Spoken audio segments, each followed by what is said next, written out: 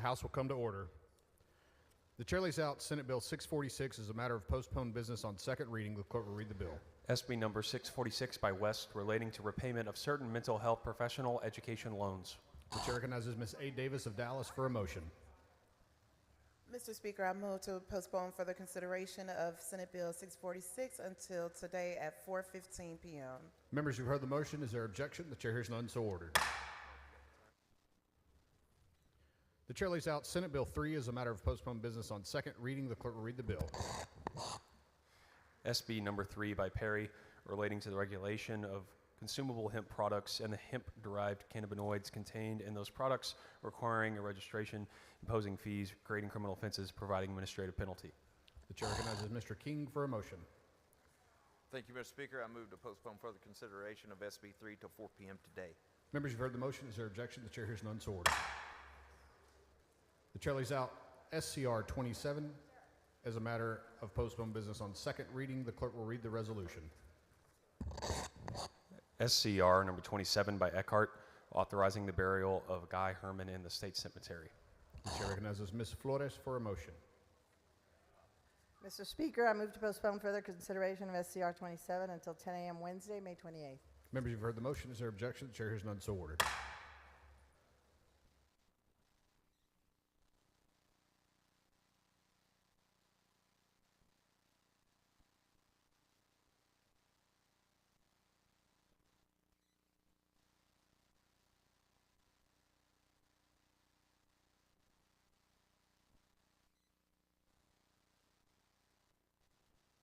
The chair lays out SB 552 as a matter of postponed business on second reading. The clerk will read the bill. SB number 552 by Huffman, relating to changing the eligibility of certain persons to receive community supervision, including deferred adjudication community supervision.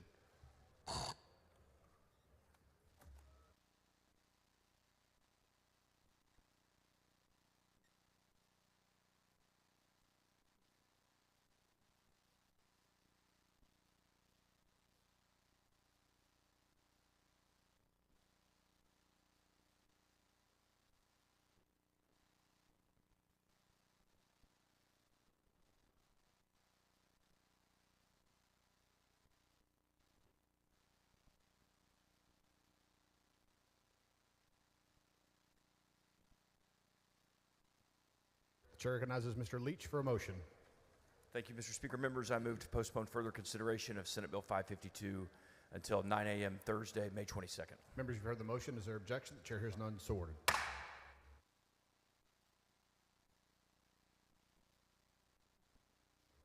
Chair lays out SB 1405 as a matter of postponed business on second reading. The clerk will read the bill.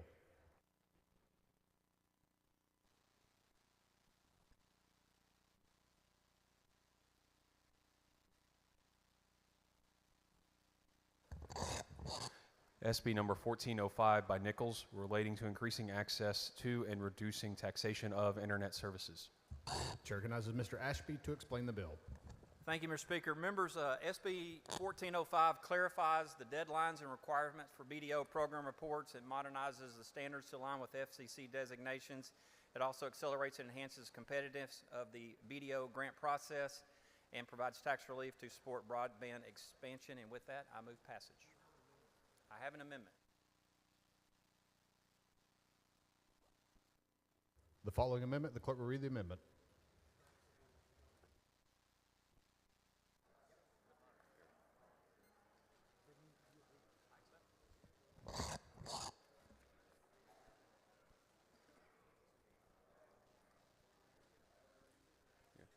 Amendment by Craddock.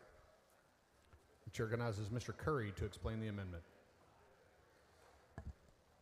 Thank you, Mr. Speaker. This is an amendment that's acceptable to the author. That's an amendment from Tom Craddock on this bill, and I move passage, move adoption.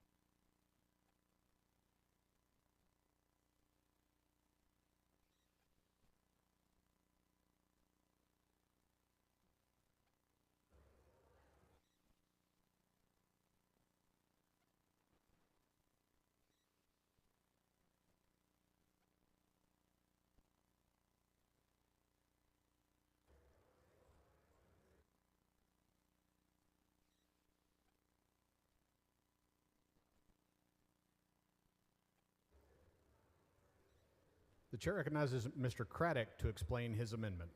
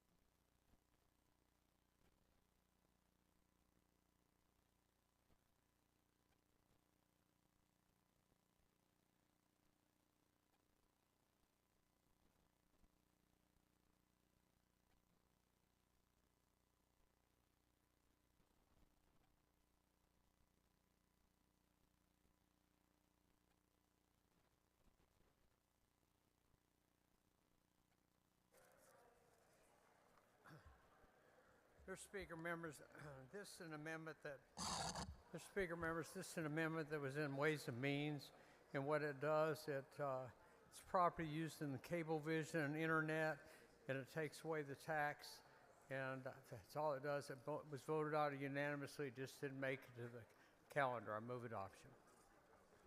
Mr. Craddock sends up an amendment. The amendment is acceptable to the author. Is there objection to the adoption of the amendment? The chair hears none. The amendment is adopted. The chair recognizes Mr. Ashby to close on the bill. I move passage. Question occurs on passage to third reading of Senate Bill 1405. This is a record vote. The clerk will ring the bell. Show Mr. Ashby voting aye. Show Ms. Zwiener voting aye. You've all voted. There being 94 ayes, 31 nays, Senate Bill 1405 is passed to third reading. Chair recognizes Mr. Gates for a motion. Mr. Speaker, I move that the House grant permission for the Committee on Land and Resource Management to meet while the House is in session today at 2 p.m. in room 1W14 Ag Museum to consider pending, referred, and committee business. Members, you've heard the motion. Is there objection? The chair hears none, so ordered.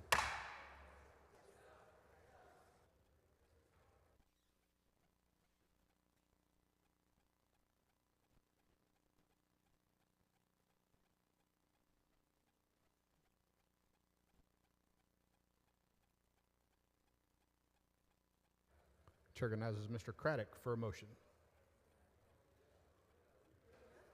Mr. Speaker, I move that the House grant permission for the Committee on Transportation to meet while the House is in session at 4 p.m. in room 1W-14 in Agricultural Museum to consider pending and referred committee and business. Members, you've heard the motion. Is there objection? The chair hears none, so ordered.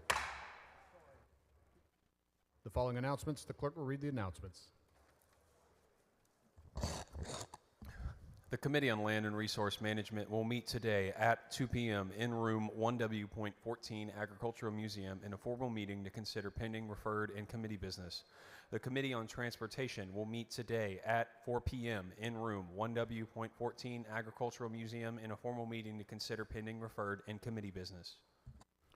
Please excuse Representatives Canales, DeRazio, Hefner, Hickland, Holt, Isaac, Louderback, McLaughlin, and Pearson to attend a meeting of the Committee on Homeland Security, Public Safety, and Veterans Affairs on a motion of Mr. Metcalf. Is there objection? The chair hears none, so ordered.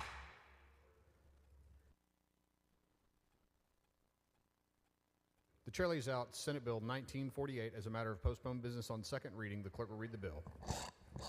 SB number 1948 by Perry, relating to the authority of a political subdivision to regulate fire prevention standards for certain agricultural facilities. The chair recognizes Mr. Ashby. Thank you, Mr. Speaker. Members, SB 1948 is really just nothing more than a common sense bill for our farmers and ranchers and those in agricultural production. It says that it would prevent any governmental entity in Texas from requiring that sprinklers be required in our barns, non-residential farm buildings, cotton gins, livestock markets, feed mills, cotton seed storage, etc. And with that, I move passage. Question occurs on passage to third reading of Senate Bill 1948. This is a record vote. The clerk will ring the bell. Show Mr. Ashby voting aye.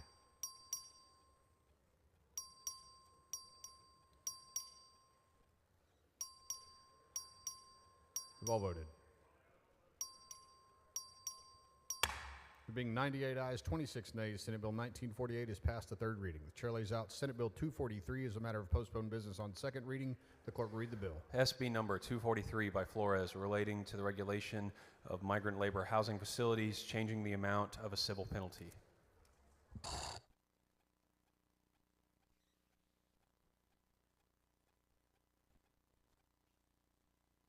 The chair recognizes Mr. Bernal to explain the bill. Thank you, Mr. Speaker. Members, if you'll bear with me, a lot of you are familiar with this bill.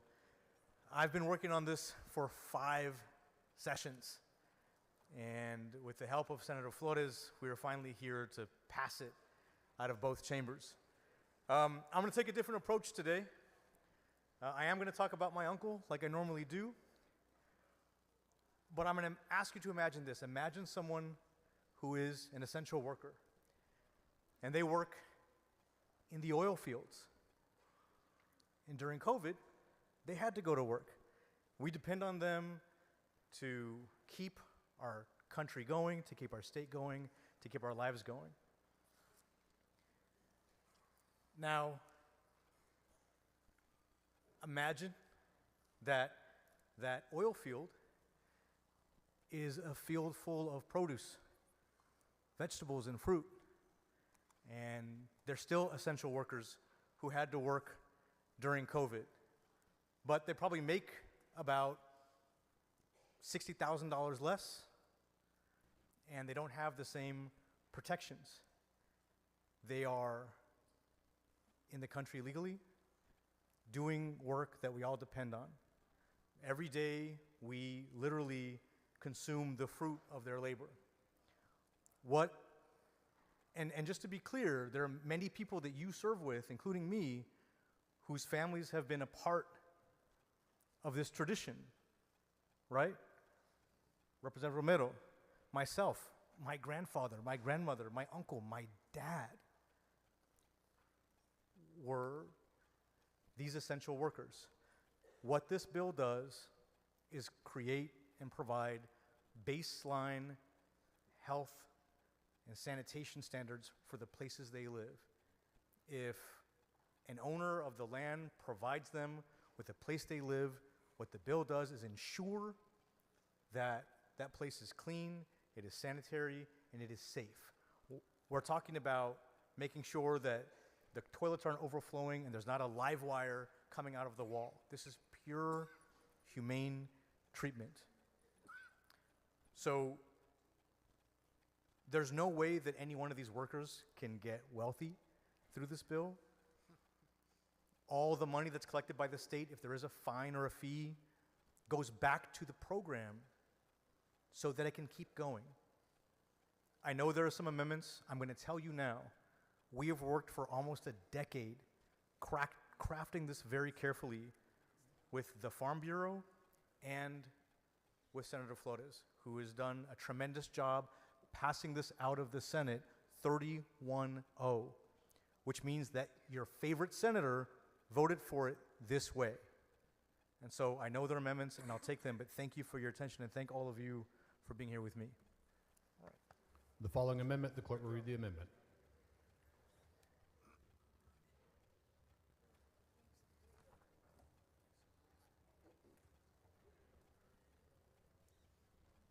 Amendment by Olcott. The chair recognizes Mr. Olcott. Thank you, Mr. Speaker. Members, as I've already expressed on the floor of this House, I don't think we need more illegal immigration or legal immigration. But having said that, I do feel for the people that are being underpaid and abused, and I appreciate everything Mr. Bernal has done with this legislation. But one thing I'm kind of puzzled by is that in statute right now, there is a $200 fine for a violation, and he has reduced that down to $50, and I'm bringing it back. My amendment simply brings it back to $150, because if these people are being underpaid and living in really bad conditions, and it's been shown, if it's shown that they are in violation of how they're supposed to be treating these people, we need to be making sure that the fine's stiff enough to prevent them from undergoing these types of conditions. So my amendment's very simple. Currently in statute, the fine is $200. He's reduced it to 50. I'm bringing it to 150. Mr. Speaker, Mr. Money, for what purpose? so, Mr. Alcott, I just want to make sure I understand. Mr. Money, for what Oh, purpose? will the gentleman yield for Will a the gentleman couple yield of for questions? questions? I will. The gentleman yields. Mr. Alcott, I just want to make sure I understand. The purpose of this amendment is actually to strengthen the bill and give it a little bit more enforcement teeth so that we can better protect the kinds of people that Senator Flores and Representative Bernal are That's trying right. to do. It simply strengthens the deterrent for people to be abusing these people. Okay. Thank you very much. Appreciate it. Thank you. I move adoption. Chair recognizes Mr. Bernal in opposition. Who thought we'd be here? We agree.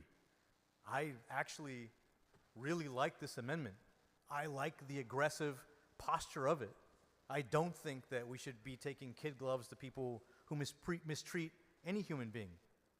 That being said, as I mentioned before, in the most respectful way, I've worked for almost a decade on this version of the bill. It is agreed upon between myself, the other stakeholders, the Farm Bureau in particular, and Senator Flores. And so in order to keep my word, I have to oppose this amendment. Mr. Alcott to close on the amendment. It's a simple vote. If you believe in this bill and you believe there should be a strong deterrent to abuse these people and to make sure they're provided adequate, humane housing, let's increase the fine, not even to what is currently 200, but at least back to 150 to send a strong message. I move adoption. The question occurs on the adoption of the amendment. Vote aye, vote nay, division vote.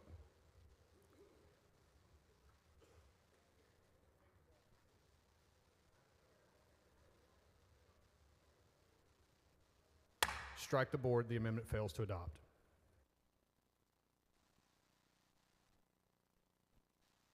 The following amendment, the clerk will read the amendment.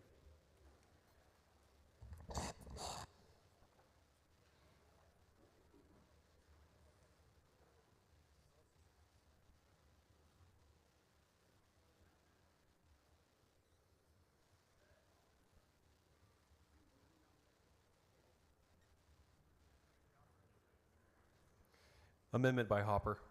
Chair recognizes Mr. Hopper to explain the amendment. Thank you, Mr. Speaker. Members, I also appreciate this bill. Thank you for Representative Bernal for bringing this forward. This is just a really simple amendment that would amend the part of the bill requiring the Attorney General to intervene only upon the request of the Texas Department of Housing and Community Affairs, would allow the AG to have discretion to enter on his own. Thank you very much, and I appreciate you if you support this amendment. Chair recognizes Mr. Bernal in opposition to the amendment. Thank you very much. Again, members, worked on this for a very long time. I think we've all learned that keeping our word amongst each other is important. Even if I like an amendment, I think keeping my word is more important after all this time. So I'm going to do a motion to table. Mr. Hopper to close on the amendment. Move adoption. Mr. Hopper sends out an amendment. Mr. Bernal moves to table the amendment. The question is on the motion to table. If you're in favor of the amendment, vote no on the motion to table. If you're opposed to the amendment, vote yes on the motion to table. A record vote has been requested. The clerk will ring the bell. Show Mr. Bernal voting aye. Show Mr. Tepper voting aye. Show Mr. Lujan voting aye. Have all voted. There being 98 ayes, 36 nays, the motion to table prevails. The following amendment, the clerk will read the amendment.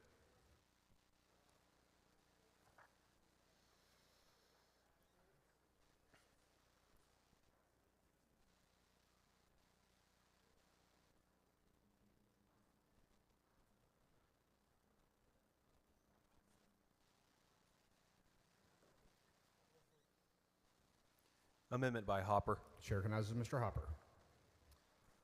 Thank you, Mr. Speaker. Members, this is a simple amendment that would make it so money collected for a violation would only go to supporting border security efforts through the local border security program or Operation Lone Star grant programs instead of the Department of Housing and Community Affairs. I appreciate it if you support this amendment. Mr. Bernal in opposition. All right. Two things. One, I have to keep my word. I have to keep it clean. Two, this amendment would kill the program. So let's not do that. Motion to table. Mr. Hopper to close on the amendment. You know, I think it's really important for us to stand up for our border and our border security. I appreciate the intention of this bill. I think that it's important to make a stand and make sure that, you know, if any monies are collected, that it goes to securing our border. It's the most important mission that we have been given to us by our voters, and I think that this would actually help ensure that. So I move adoption. Mr. Hopper sends up an amendment. Mr. Bernal moves to table. The question is on the motion to table. If you're in favor of the amendment, vote no on the motion to table. If you're opposed to the amendment, vote yes on the motion to table. A record vote has been requested. The clerk will ring the bell. Show Ms. Bowers voting aye. Show Mr. Tepper voting aye. Show Mr. Lujan voting aye. Have all voted. Being 97 ayes, 39 nays, the motion to table prevails. Chair recognizes Mr. Bernal to close on the bill. Thank you, Mr. Speaker. Members, I have to admit to you that this is the bill that I'm most emotionally attached to. I've been working on it the whole time that I'm here, and there's something just really touching to me as I think about my dad. And then I've got all these young guys from my hometown and my old neighborhood, coincidentally in the gallery. So with that, move passage. The question occurs on passage to third reading of Senate Bill 243. This is a record vote. The clerk will ring the bell. Show Ms. Bowers voting aye. Show Mr. Patterson voting aye. Show Mr. Bernal voting aye. Show Mr. Tepper voting aye. Show Mr. Lujan voting aye. Have all voted. There being 117 ayes, 24 nays, Senate Bill 243 is passed to third reading.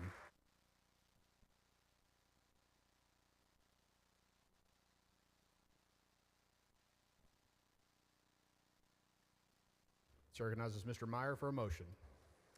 Thank you, Mr. Speaker. I move that the House grant permission for the Committee on Ways and Means to meet while the House is in session today at 4 p.m. in room 3W15 to consider pending, referred, and committee business. Members, you've heard the motion. Is there objection? The chair hears none, so ordered.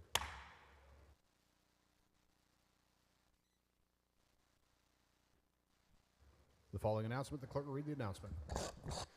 The Committee on Ways and Means will meet today at 4 p.m. in room 3W.15 in a formal meeting to consider pending, referred, and committee business. The chair lays out SJR 1 as a matter of postponed business. On third reading, the clerk will read the resolution. SJR number 1 by Huffman, proposing a constitutional amendment requiring the denial of bail for an illegal alien charged with an offense punishable as a felony. Chair recognizes Mr. Smithy for a motion. Mr. Speaker, I move to postpone further consideration of SJR 1 until 5 p.m. today. Members, you've heard the motion. Is there objection? Chair hears none, so ordered. Chair lays out on second reading Senate Bill 31. The clerk will read the bill. SB number 31 by Hughes, relating to exceptions to otherwise prohibited abortions based on a physician's reasonable medical judgment. The chair recognizes Mr. Guerin to explain the bill. Thank you, Mr. Speaker. Members, my layout's going to be a little bit longer than I normally do, so please let me get through it, and if you have questions, I'd like to wait and answer them after that. The Life of the Mother Act has brought together all major pro-life groups, the doctors and the hospitals, Republicans and Democrats, and people on both sides of the abortion issue have agreed to this bill.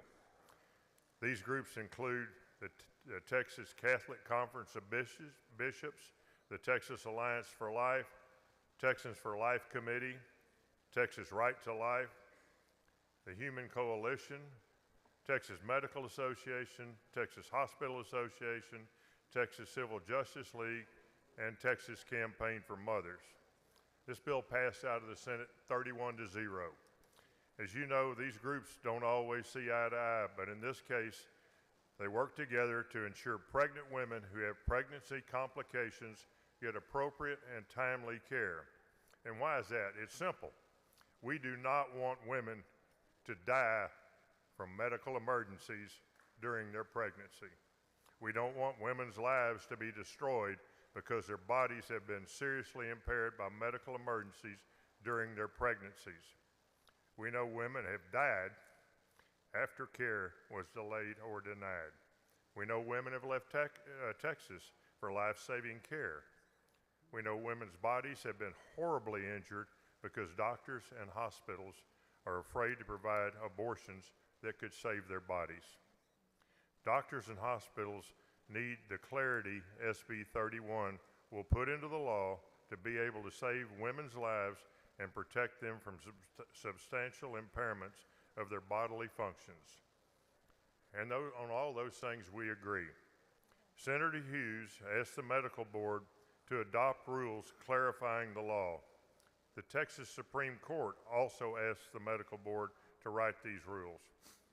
When the board finally acted, their rules were inefficient, and that leaves it up to us as the legislature. Senate Bill 31 has one goal: to change the behavior of medical professionals by providing laws that are clear, consistent, fair, and understandable. Doctors and hospitals agree SB 31 will achieve this goal. During this layout, I want to clearly state what this bill does and what it does not do. Let's start with the 5 major things it does. It provides an exception to the abortion laws when the mother has a life-threatening physical condition which could lead to death or a threat to one of her major bodily functions. It's a 2-part test which starts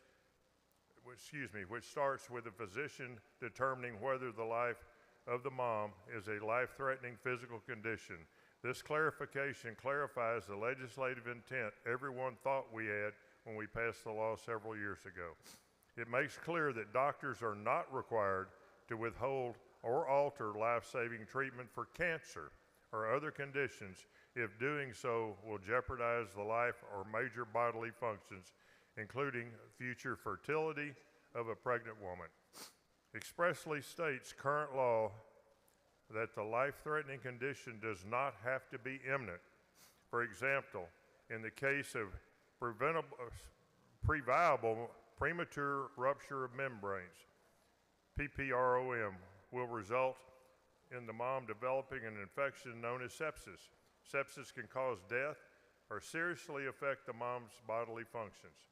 The bill expressly states that the physician does not need to wait for the infection to develop before intervening.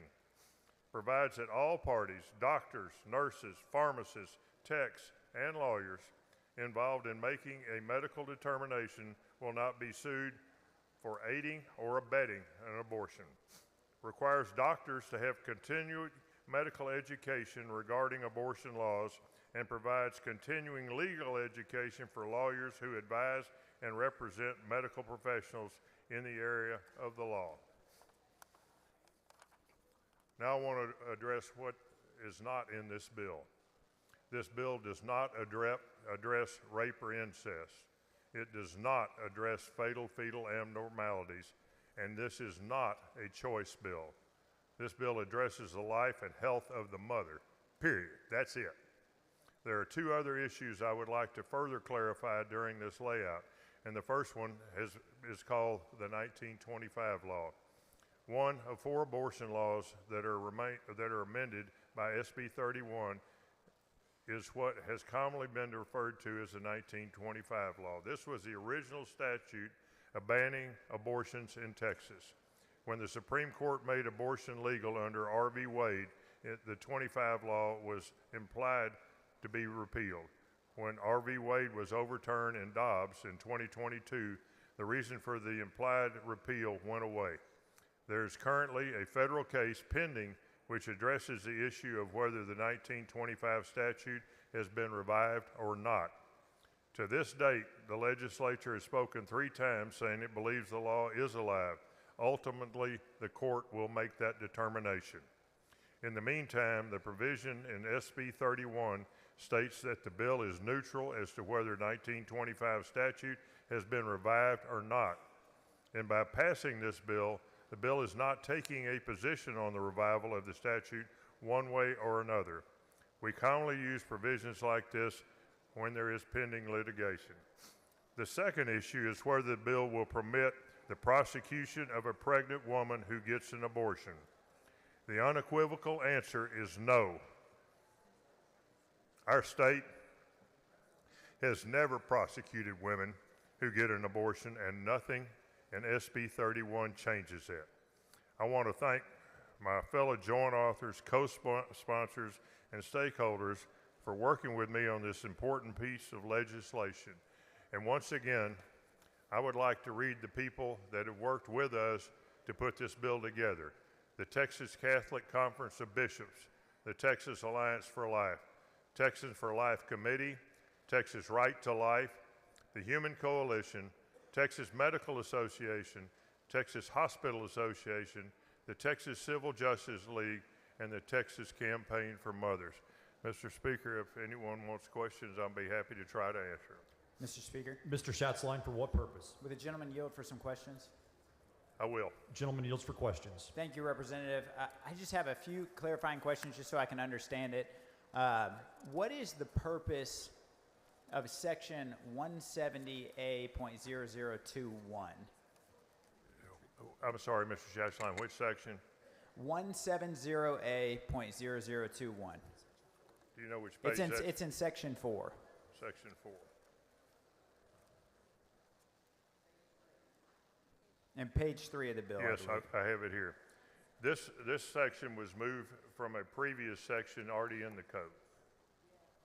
So is the section to instruct doctors to give the baby an opportunity to survive if the mother is facing a life-threatening condition? Is that the purpose of that section? The purpose of that section, if the baby is born during the procedure or if the baby is born before the procedure can be performed, it's the doctors to use their medical judgment to help the baby survive. That is correct. Okay, so does this section instruct doctors to try, let's say, an early induction or a C-section if possible, even if the mother is facing a life-threatening condition? Is that the idea? It is, but it leaves it to the reasonable medical judgment of the doctor, and which is defined in code currently. So would this section allow the doctors to perform abortions in non-life-threatening conditions? If they are possibly life-threatening or they affect the major bodily functions, the doctor has if it's reasonable medical judgment, then they can perform an abortion. When you say major bodily functions, could you help us identify maybe what that was? Because I think some of the concern is we want to support the bill, but some of the concern from us is, is there a major bodily function? Let me just ask it like this. If a mother has a high chance of survival, but future infertility is a risk, does this bill allow for the doctor to use their judgment to conduct an abortion? Fertility has already been, by the Supreme Court, has already been defined as a major bodily function. So yes, they could. Okay. So using reasonable medical judgment. So, okay, that's clarifying. Does life-threatening have to be imminent? It does not, as I said in my opening remarks. Okay, so a final question from me. What's an example of something that is life-threatening but not imminent, just so we can gain a better understanding? Cancer treatment. Okay. And so a doctor will be able, and there were several examples over the last 6 or 8 months putting this bill together where doctors would not perform cancer treatment on a pregnant woman. And this will allow them to do cancer treatment if it's necessary. Okay, thank you so much. Thank you, Mr. Schatzline.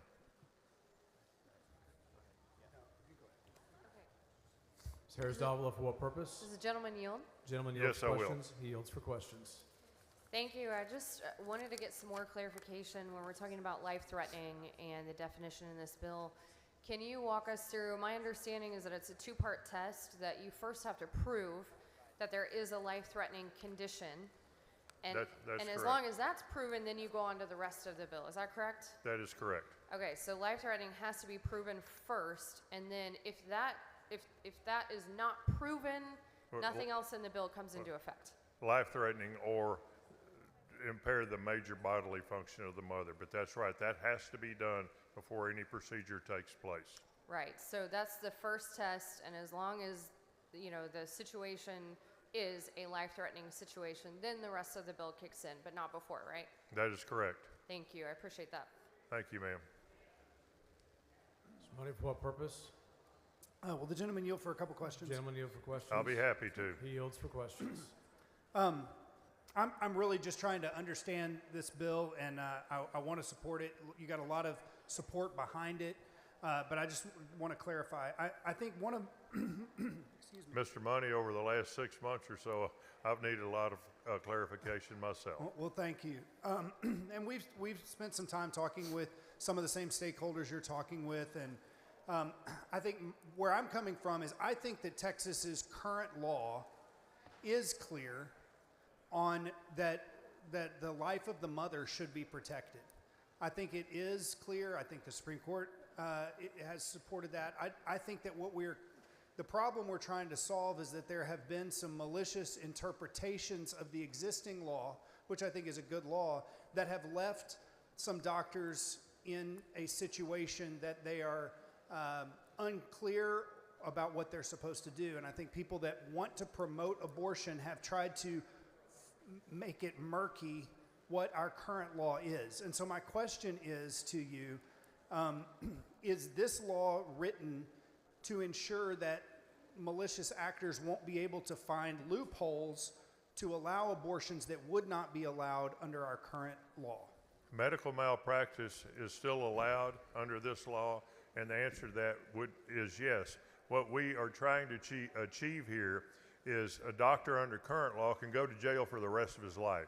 A doctor under this current law can lose his medical license, and that's why some have been very indecisive. Lawyers that represent hospitals or any other clinic where an emergency surgery may take place are concerned and are afraid to advise a physician or a hospital that it's okay to proceed with that abortion.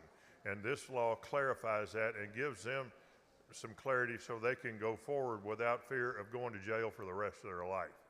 Yes, and to be clear, I don't want anybody going to jail for doing whatever needs to be done to try to save the life of a mother who is pregnant. What I also don't want to do is shift the pendulum in the other direction so that doctors are able to concoct or find a way to perform an abortion that they wouldn't be able to under our law. And so you're saying that has been addressed and taken care of? That has been addressed, and as I said, medical malpractice law is not being changed by this, and we are in no way promoting abortion on this. What we are trying to do is save the life or the bodily functions, major bodily functions of a mother. And I get a little emotional about this, but I've got friends who watch their wives nearly bleed out and become septic, and that's the driver in this bill. In fact, a staffer, good friend of mine, that nearly happened to his wife just this past year. Right, and we've seen those. We've seen those things in the news, and it's happened to people that we know. And I certainly want there to be clarity on being able to protect mothers who are at risk, but what I don't want to say is, well, they're emotionally at risk, or they're, they could possibly, in some very remote chance, have some negative impact. So we're going to go ahead and kill a perfectly viable life. In the bill, they have to use reasonable medical judgment, which has been defined and is supported by the board of the medical board. And so if that's happening, and a complaint can still be filed against a doctor for doing that, and but they would then have to show they use reasonable medical judgment in order to do that. And this not only protects the doctor, but it protects the nurses, the technicians, whomever is involved in the procedure. I've got a real good pro-life voting record in this house, and I want to maintain that. But I'm I'm going to fight to the end to make sure that we protect the doctors who are taking care of these mothers who might otherwise die. Yes, and I want to make sure that we do exactly what you just said we would do, but that we don't leave an opening for doctors whose only goal is to try to help people have abortions. You understand that? I do understand that, but I don't believe that this bill does that, and I don't believe that Senator Hughes would have been able to get it out of the Senate 31-0 if that were the case. I can assure you, knowing Senator Hughes for as long as I have, I promise you, they've addressed that. And I agree with you. And I'm not a lawyer, so. Right. Well, thank you very much. Yes, Appreciate sir. it. Thank you for your questions. Mr. Lowe, for what purpose? Will the gentleman yield for questions? Yes, I Gentleman will. yield for questions. He yields for questions. Sir, I have a question about reasonable medical judgment. As you know, the many doctors that worked at Planned Parenthood that killed tens of thousands, probably millions of babies, they were doctors. So can you explain to me what reasonable medical judgment is? Reasonable medical judgment, and if you don't mind, let me flip through Yes, my sir. pages to get to that.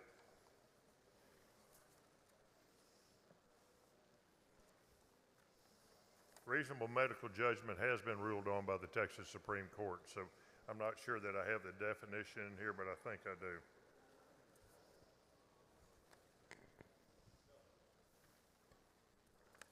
I don't have that.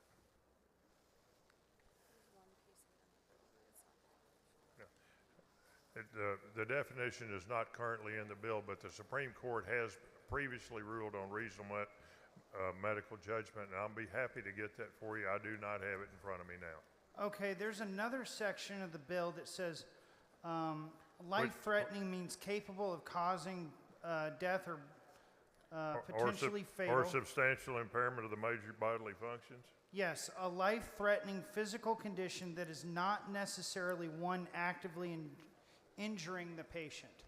So Cancer treatment is a perfect example of that. yes, I get that. But as you have seen, science has really advanced, and we have been able to accomplish amazing things. Babies at 26 weeks have been able to live. So do you believe that we should allow a doctor to kill a human being over cancer?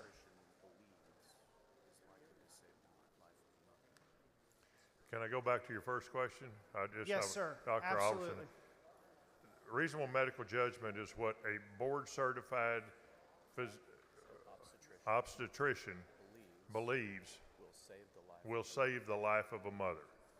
Okay.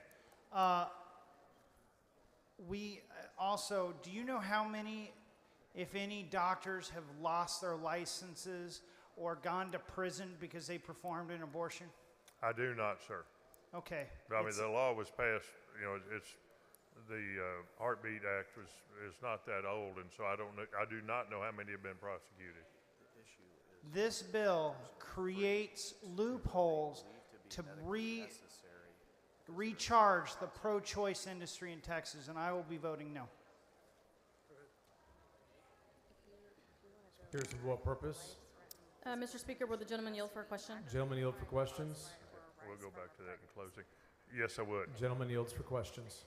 Thank you, Chairman. You had mentioned a bunch of pro-life organizations that support this bill, and the Human Coalition would be one of those organizations. Are you aware that I sat on the board of Human Coalition prior to joining this chamber? I was not aware of that, no ma'am. Yes.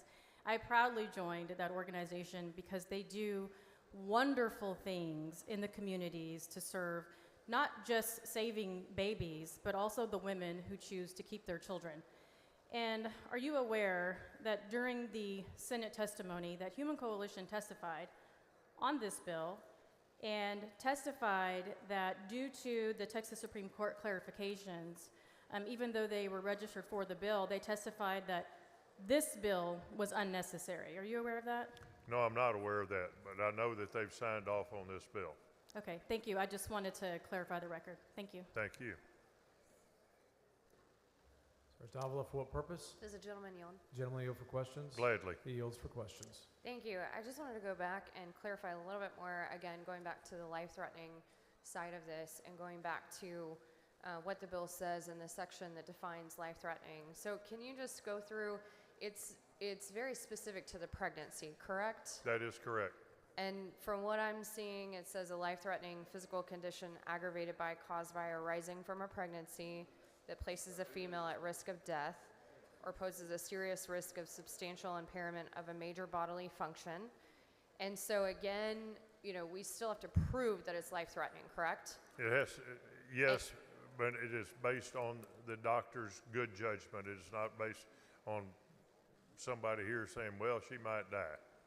Right, and can you clarify a little bit more about the major bodily function? What kind of situations are we talking about? I know you had mentioned cancer before. What other situations will we see this? Kidney failure, your kidney failure, liver failure, becoming septic, and which is a terrible infection. My father suffered from septic, and that's when he died.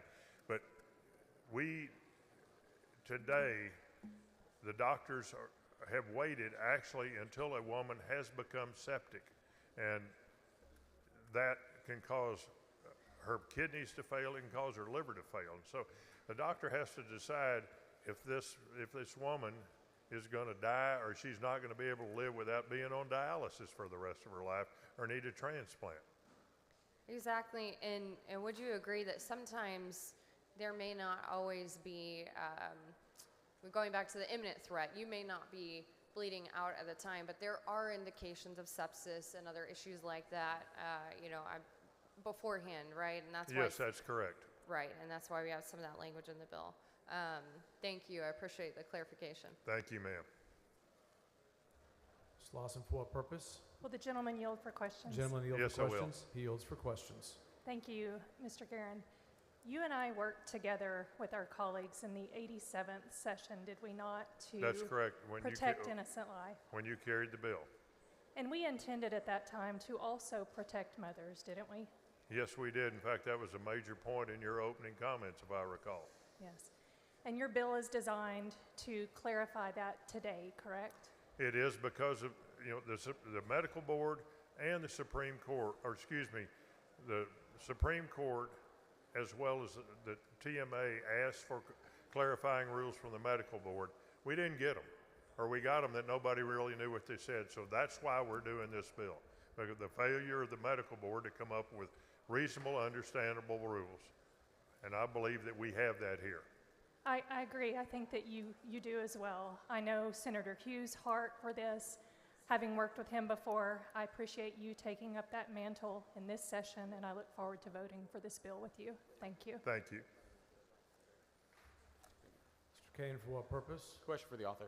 Gentleman yield for questions? Yes, I will. He yields for questions. Mr. Guerin, I'm trying to be up here. I've got a really important question, which is this. If this bill is enacted into law, will more or less babies be murdered by abortion?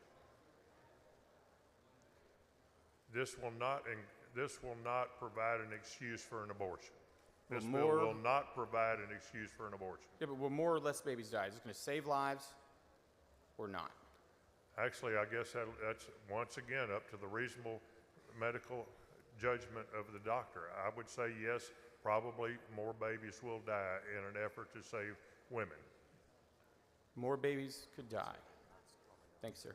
But I would say that I would say it's not true. I just know that we have women that are leaving the state now to get medical care that is necessary to save their life.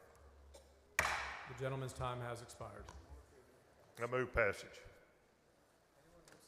Anyone wishing to speak on, for, or against the bill? Chair recognizes Mr. Lowe in opposition.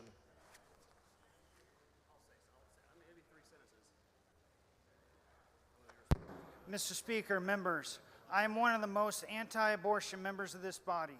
I cannot join the Democrats or anyone else in supporting Senate Bill 31. No doctor has ever been imprisoned solely for performing an abortion to save the mother's life. The Hippocratic Oath and the courts have already provided that protection. This bill does not protect life. It weakens it. Pro-life groups may want to win to keep the fundraising flowing, but this isn't the bill. This bill loosens restrictions on the killing of unborn children. I will never support that. I vote no. Mr. Harrison in opposition. Thank you. I'll be brief. Texas is a pro-life state, and I think that it is and we have very strong pro-life laws on our books right now. I think that it is the height of irresponsibility to tinker with these pro-life protections that have already saved countless lives, and that we should have the full expectation will continue saving lives in the state of Texas.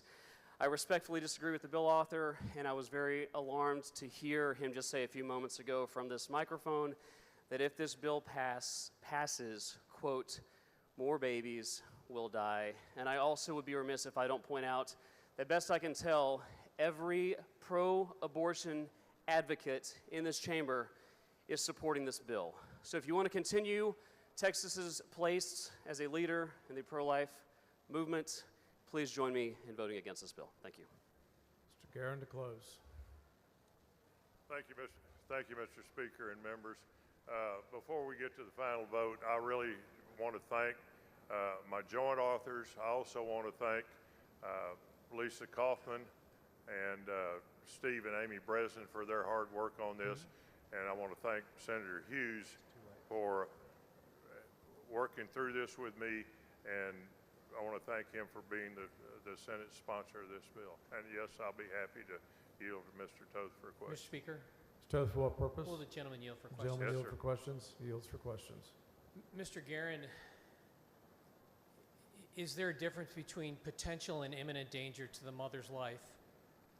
Mr. Toth, that's going to be up to the physicians that make that decision. The answer, but it's in the legislation currently, right? Yes, it is. Correct. So, in the fetal pain bill that we did in 2013, how did you vote on that? I don't remember it. I think I voted yes. I think you did, yes. In fact, I know I did. You did. I'm sorry. So, were there exceptions to the mother's life in that bill like there was in the heartbeat bill? I assume, if I recall right, yes, there were, but there was confusion about how to interpret that. The doctors are the ones that were confused. Were there any differences in the exception to a mother's life between fetal pain in 2013 and the heartbeat bill? I don't recall the 2013 bill. There were no differences. And so my question is, the courts have ruled that there only has to be a potential, correct? Not Yes. imminent, but a potential danger to the mother's life in order to stop the Or pregnancy. bodily functions. Correct. That's already been defined by the courts. So I'm trying to understand what your legislation does. Well, the Supreme Court of Texas asked the medical board to come up with good rules that were understandable by the doctors, by the hospitals. The medical board didn't do that. And so it becomes a responsibility in my mind for the legislature to come up with that, and I believe that this bill does that. Why is it that there is confusion around the heartbeat bill? Let me answer my question. I apologize. Why is it? Let me clarify my question. Go ahead. Please. If there's no confusion around fetal pain in 2013, why all of a sudden is there confusion around the heartbeat bill in 2025 when the exceptions are all the same, and this is an issue not of imminent? It's not about imminent death, not about imminent harm. It's about potential, which is the same as it was in 2013. Why all of a sudden is there all this confusion? Mr. Toth, there's been confusion since that bill, and the confusion even became greater under the heartbeat bill when you put a prison sentence on a doctor for 99 years or losing his or her license. Then they were concerned that if they didn't take it to just the last minute, and women have died because of that. Have any hospitals been sued as a result of it? I'm sorry? Have any hospitals or doctors been sued as a result of the loss of life of any women? Not that I'm aware of, but I Then know why women. is But that? let me finish, Why please, is it Mr. that- Toth. why is there not been a Mr. Toth, lawsuit? will you let me finish? Members, please do not talk over each other so everybody can hear your debate. The answer to your last question that you so rudely interrupted me on is there has been confusion. Doctors waited until the last minute to perform abortions, and women have died because of that. And that's what the confusion about. The confusion has existed since 2013. We are trying to fix that so doctors are not afraid to save a woman's life. Can I ask a question? You sure can. Why have there been no lawsuits over that? When I'm not aware if there have been lawsuits or not. Okay, thank you. Thank you. Mr. Dr. Alverson, for what purpose? Would the gentleman yield for questions? Does the I would gentleman yield for gladly yield. questions? He yields for questions. Chairman, I appreciate you bringing this bill. You probably aren't aware of this, but I get this question all the time as a physician lawmaker from doctors that I work with, and the scenarios that I hear, are truly heartbreaking scenarios, and I'm sure you've probably heard them too. Are you aware that in a lot of circumstances, a mother who is pregnant with a infant that is pre-viable. In other words, if that baby was delivered at that moment in time, 100% certainty that baby will not survive, begins to exhibit signs and symptoms of a medical condition that will be life-threatening.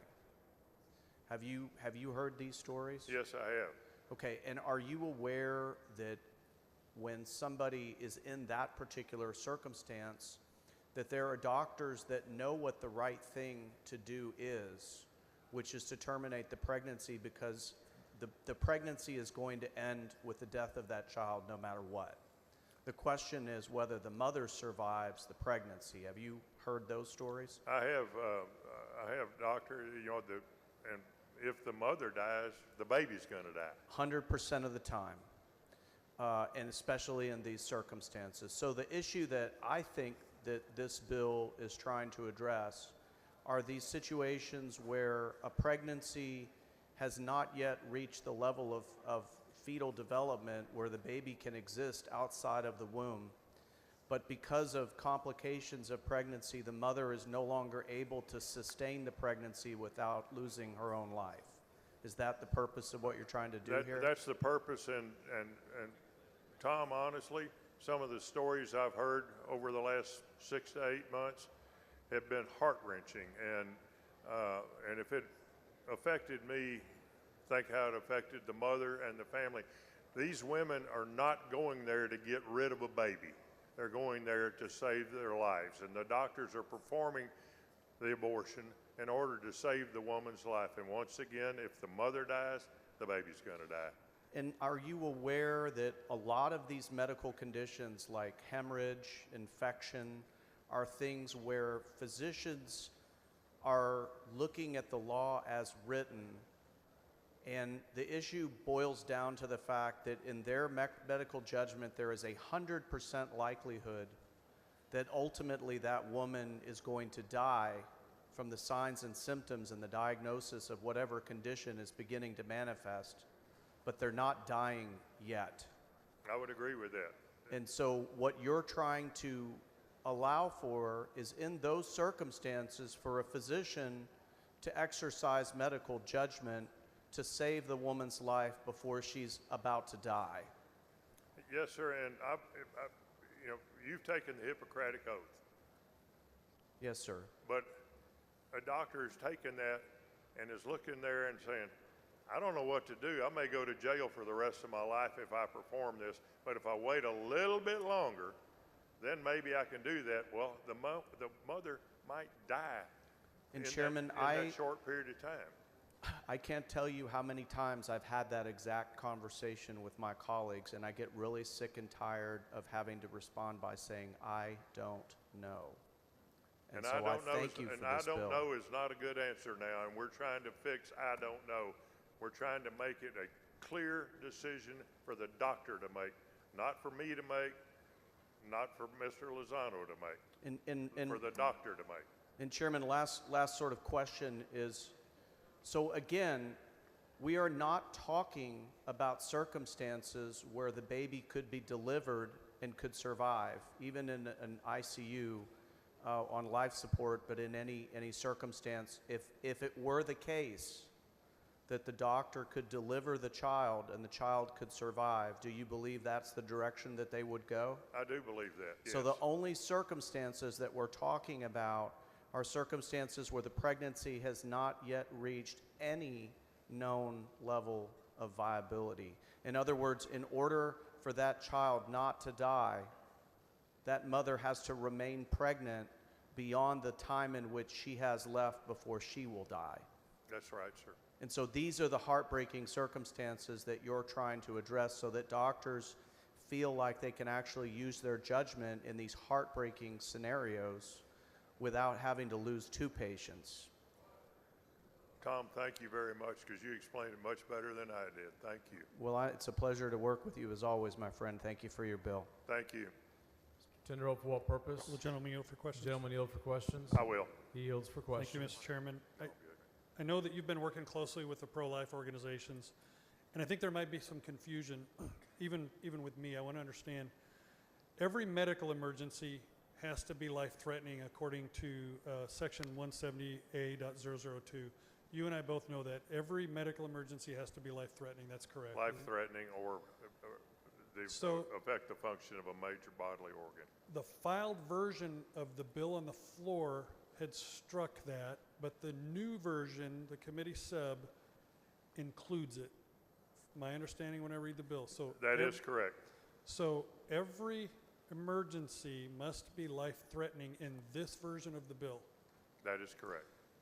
So I just want to clear something up. Earlier, someone had asked a question and said, is life-threatening and is a medical emergency considered fertility? I think the answer is no. I want to make sure that there was no... Fertility is a major bodily function, as the Supreme Court has ruled that fertility is a major bodily function. But would it meet the standard of being a medical emergency that is life-threatening? And if you don't know, we can find out, or do you... Well, and life-threatening, the doctors and the hospitals agree that keeping the life-threatening law and conforming, it makes it conforming to other statutes, current statutes that are on the books today. What I'm trying to do here with this question is I want the body to know we want to get to a yes on this bill because I don't think there's one person on the floor today that wants any woman to ever die during the course of being pregnant or during the course of childbirth. I sure hope you're right about that. I think so, and I think there are a lot of people concerned that this could potentially lead to additional abortions that some of us would say are unnecessary and others would say that they're acceptable. I'm just trying to hash out before we push the button and vote. Will this potentially create more abortions, or will it protect women from dying during life-threatening medical emergencies and defining that? Because I think if we can get to the right spot where everyone understands what we're talking about and we're talking on the same sheet of music, I think we can get a lot more people to vote yes on it. And that's my concern right now, because there's the filed version, and I hear a lot of people talking about that version. But there is, sir, is there not a committee sub that was submitted that does have those changes made to it that was worked through pro-life? Life-threatening was put back into the bill. And that was worked through organizations, pro-life organizations? Every one of them.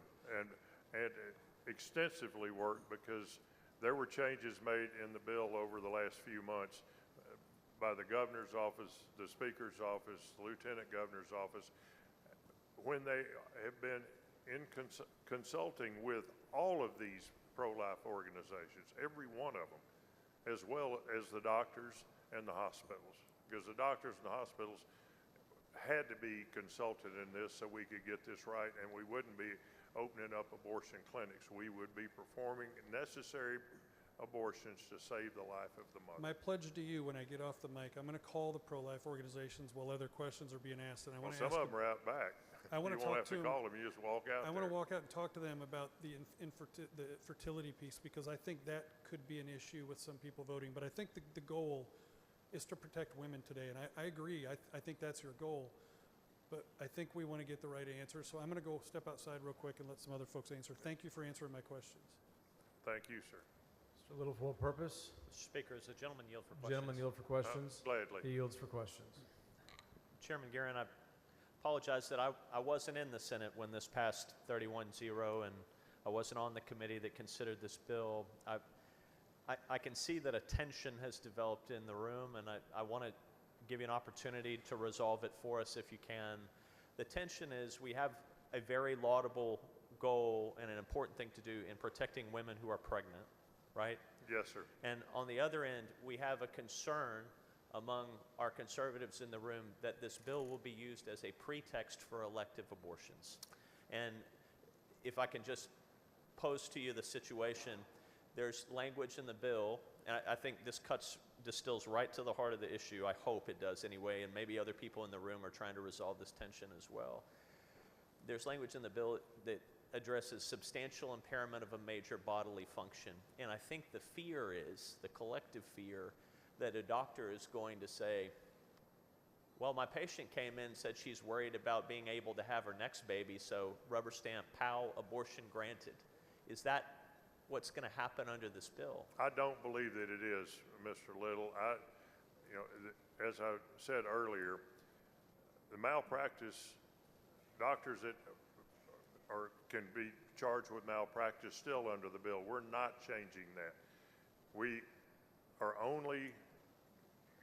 obviously going to have to use the best medical judgment of the doctors, which I'm not. But we have to leave it up to those people to make that final decision, and that's what this bill does. And I don't believe that we would have the support of the groups that we do if they thought that this was going to cause a bunch of abortion clinics to open up. Do you see and understand the concern that people have over that? I do, and I shared that concern. I had that concern. I no longer have it in the groups and the doctors that I've talked to.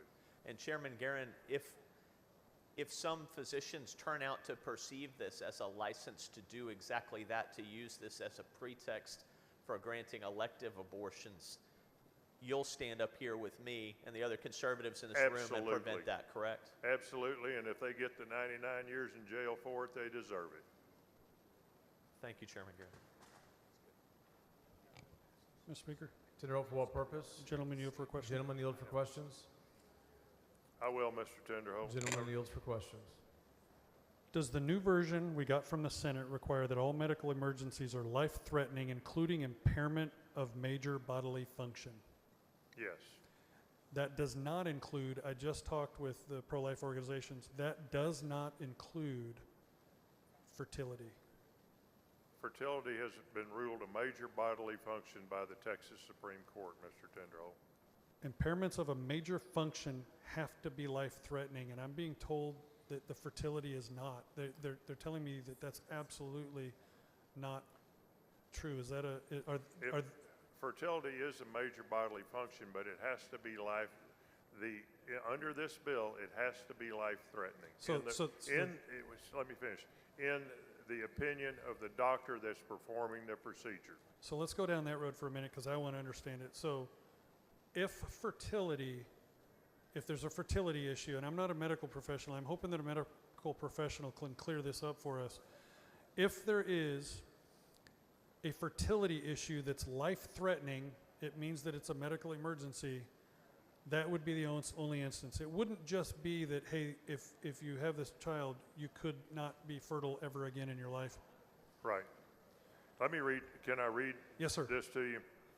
Notwithstanding any other law, a physician who treats a condition described in subsection 170A002B2 shall do so in a manner that, in the exercise of reasonable medical judgment, provides the best opportunity for survival of the unborn child. Okay. So if the doctor can save the child, the doctor's got to save the child. If a doctor cannot save the child in order to save the life of the mother, then the child will not survive. And I think the goal here is exactly what we talked about. I think everyone in the room wants to protect women, but we also want to protect unborn children. And I'm being told that the fertility, I want to be clear to all the members that have questions, that fertility issues that are not life-threatening, that are not going to be a medical emergency, are not reasons for an abortion unless it's going to be life-threatening to the mother or the child at that time. That's correct, Mr. Tenderholt. But the fertility systems are not just about having babies. It affects your other organs and hormone systems. For cancer, autoimmune system, pituitary glands, and hormones. And it's a long list. And so once again, it's going to be up to the best reasonable medical judgment of the doctor. Okay, thank In you. a life-threatening situation. The doctor is going to have to make that decision, not us. Thank you for answering my questions and working with the pro-life groups. I think this is going to be an interesting vote, so thank Look, you. we've worked with pro-life groups that have done their best to get me defeated in an election, and I've been happy to do it. And so I move passage, and once again, I thank all of you members for taking the time to listen to me today. You know I'm not normally on the mic this long.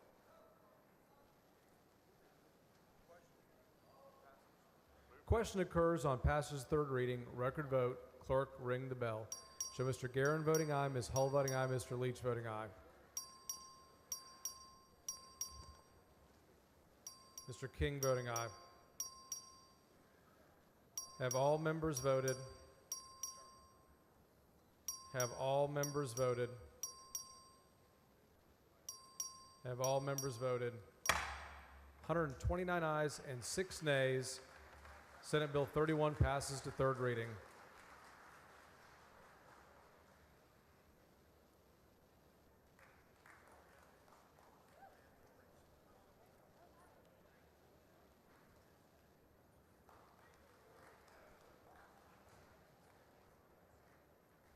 Chair recognizes Mr. King for a motion.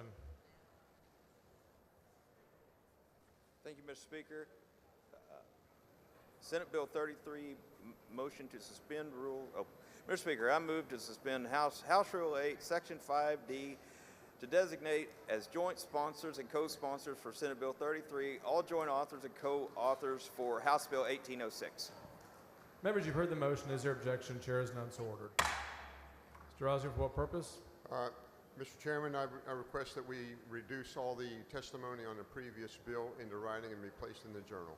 Members, you've heard the motion. Is there any objection? Chair is none so ordered. Mr. Kane, for what purpose? Real quick. I move that the words of the chair, Mr. Rasut, during the vote on record vote 2641, specifically his saying ding, ding, ding, ding, be reduced to writing and placed in the journal. Members, you've heard the motion. Is there objection? Chair is none so ordered.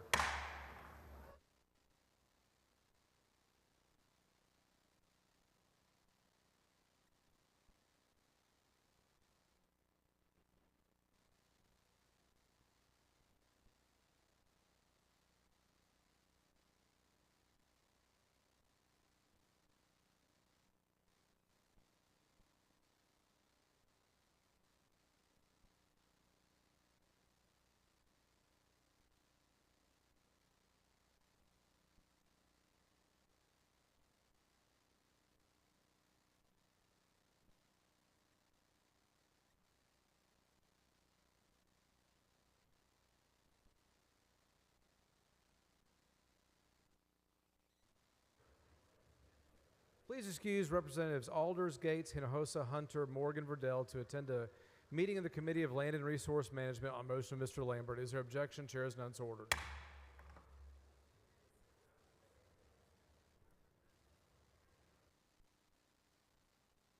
Chair lays out on third reading Senate Bill 33. Clerk will read the bill. SB number 33 by Campbell, relating to certain prohibited transactions and logistical support between a governmental entity and an abortion assistance entity or abortion provider for the procurement of an abortion or related services. Ms. Noble. Thank you, Mr. Speaker. Senate Bill 33 is a taxpayer protection bill. Members, 3 sessions ago during the 86th legislature, we passed and signed into law the prohibition of local and state tax dollars from being used to fund abortion providers and their affiliates. The intent of the bill was very clear, as evidenced by the 7.5 hours of debate we had on the House floor. Taxpayers should not have their tax dollars fund an activity that is illegal in Texas. Unfortunately, at least one city in Texas found what they consider to be a loophole in our law, and they've allocated taxpayer dollars to nonprofits specifically to pay for Texas women to travel out of state for the purpose of an abortion. Tax dollars should not facilitate travel to another state for an act that is not allowed here. Senate Bill 33 is a cleanup bill to close a perceived loophole and to make our legislative intent very clear. I move passage. Ms. Howard, for what purpose? Would the lady yield, please? Gentlelady yield for questions? Yes, I will. She yields for questions. Thank you, Representative Noble. The prohibition in this bill applies even if cities are only providing support to organizations that assist Texans to travel out of state. Is that correct? The way that the cities passed their grant, they consider it to be grants, the way I understand it, was that it was specifically for the purpose of having women go out of state in order to obtain abortions. They're providing support to the organizations. Is that correct? But that is the purpose of the grant. It applies if cities are providing support to an organization that helps rape victims leave the state to get an abortion in a state where it's legal. Is that correct? To do something that is not allowed in Texas, to use taxpayer dollars to go do it in another state. Where it is legal. Again, you're using Texas tax dollars to do something that is not allowed in our state, and you're spending Texas tax dollars to do that in another state. That is unacceptable. So helping rape victims would not be okay. It applies if cities are providing support to an organization that helps women with fatal fetal diagnoses leave the state to get an abortion in a state where it's legal. I think we cleared up a lot of those questions in the bill that we just passed. But for your bill? My bill does not conflict with the bill that we just passed. In fact, it goes really well with it, I think. So in other words, cities could not provide support to an organization that helps women with fatal fetal diagnoses leave the state to get an abortion in a state where it's legal. I do not believe that we should be doing that. Okay. No. Does it apply if cities are providing support to an organization that helps incest survivors leave the state? I don't know that this is part of this bill, but I will tell you that one of my best friends in college was the result of incest, and his life is such a valuable and wonderful part of my life and has been for many decades, and his life is no less valuable because of his start. Oh, absolutely. I'm not implying that at all. Well, you sound like that he was a mistake that should have been taken care of, and I absolutely disagree with that. I'm sorry. I will clarify to you because that's not my intent. What my belief is that it's up to a person in their individual circumstances to make that decision. Again, it is not the job of our state tax dollars to provide for that. Does the prohibition in your bill apply to logistical support, not just to money? Does it apply to child care, travel, transportation, lodging, food, counseling, and any other service? It does. In fact, it does everything that is included in that tourism level of providing for someone an abortion in another state. And what does any other service mean besides those that I just listed? Those are the ones that are specifically listed in the bill. What's any other service? That's on the bill. That's in the bill too. Well, I guess that we're just trying to make sure that we cover any another perceived loophole that someone might come up with. Does the prohibition apply to food pantries? You may not know this. I actually ran a food pantry for 17 years as a volunteer, and that is something that's very near and dear to my heart. Providing for someone for their needs for today and tomorrow has nothing to do with this bill. But I think we just said that if it prohibits logistical support such as food. Well, that is food specifically for the traveled out of state for the purpose of an abortion. And if a food pantry did not know they were providing food to a person who was traveling out of state to get an abortion, would it I think that that's really grasping for some interesting legal arguments, but that is, I never asked someone when they came to my food pantry what they were needing that for. And yet, in this bill, is there not a private cause of action that anybody could determine that was the case and could still sue the private cause of pantry? action is against a city that is specifically doing these things for the purpose of an abortion. The city that might be supporting the food pantry.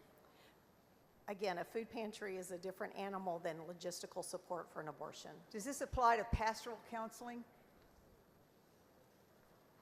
I do not understand where you're going with that. If support is being provided to religious organizations from a city, and the counseling... For the purpose of going out of state? I don't understand how a pastoral counselor would tell someone to go out of state for an abortion. There are multiple viewpoints among clergy, just as there are among the body we have here. And there are clergy who would support their. Again, their- I don't believe that a clergy talking to someone within their body of believers would be part of a logistical support for someone traveling Well- out of the state for an abortion. That's what we're trying to clear up here, so thank you for that. Again, that grant money was set up very differently than the way you're describing this for the So cities you- that we're talking about. So you wouldn't be able to assert a defense for religious freedom, right, if you were a religious organization that received support from the city and you offered counseling and assistance to one of one of the people that attend your religious organization? Are you talking about them getting in the car and driving them to another state and using gas money? I'm a little confused about where a clergy might be involved in that. I think clergy could be involved in all kinds of things, all kinds of Well, assistance for their. if they indeed are getting in a car with them and driving them to another state and using taxpayer funds, again, back to the taxpayer funds for that purpose, then that would be included. Which entities does this bill actually affect? I know. I'm sorry, I didn't hear your Which question. entities does this bill actually affect? Like, Are you does wanting- it refer to affiliates?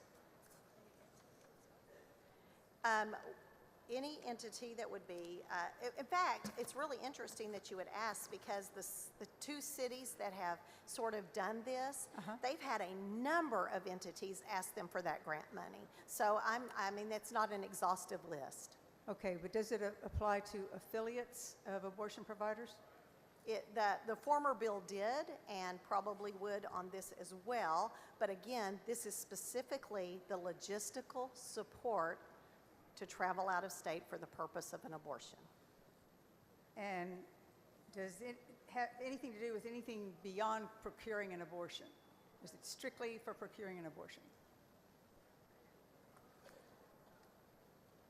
I'm not advised because I'm not sure what you mean by that question.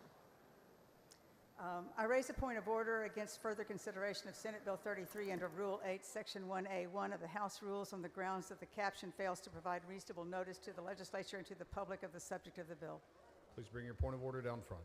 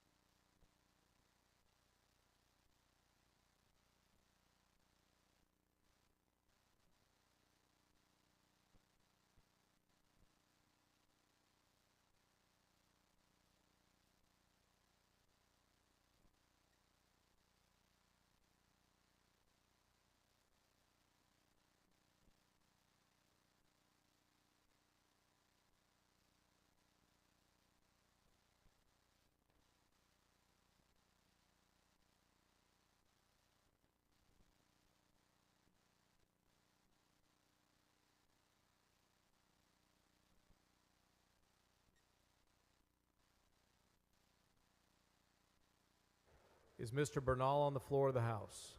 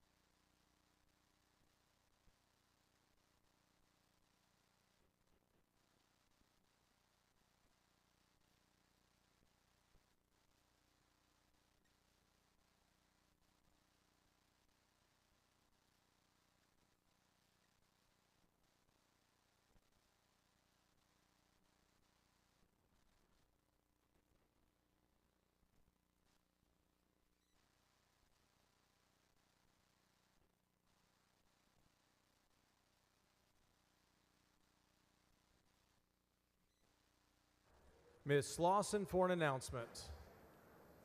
Thank you, Mr. Speaker. Members, upon recess in a bit, the House Republican Caucus, Stand at ease. when we stand at ease in a bit, the House Republican Caucus will have a brief meeting in the Speaker's press room. Thank you, Mr. Speaker.